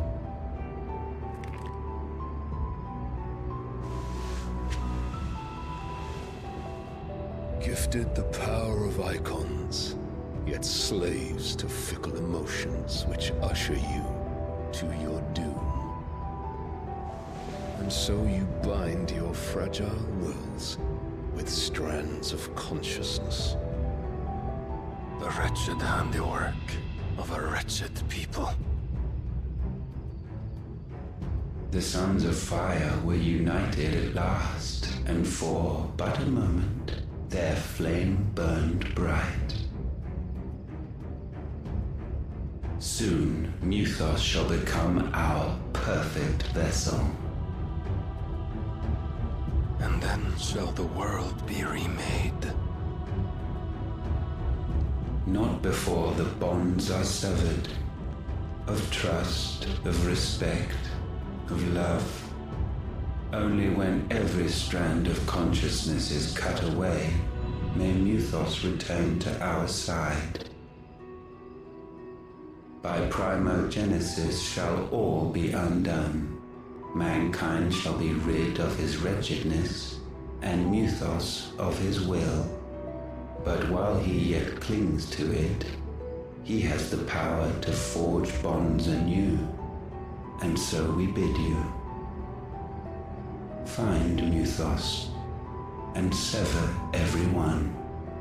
To destroy that which has no physical form, you ask the impossible. There is nothing your black blade cannot cut, Odin. We shall unite with Muthos, and bring forth a new world. So long as our vessel remains unclaimed by humanity. It shall be done, Master. My will is yours.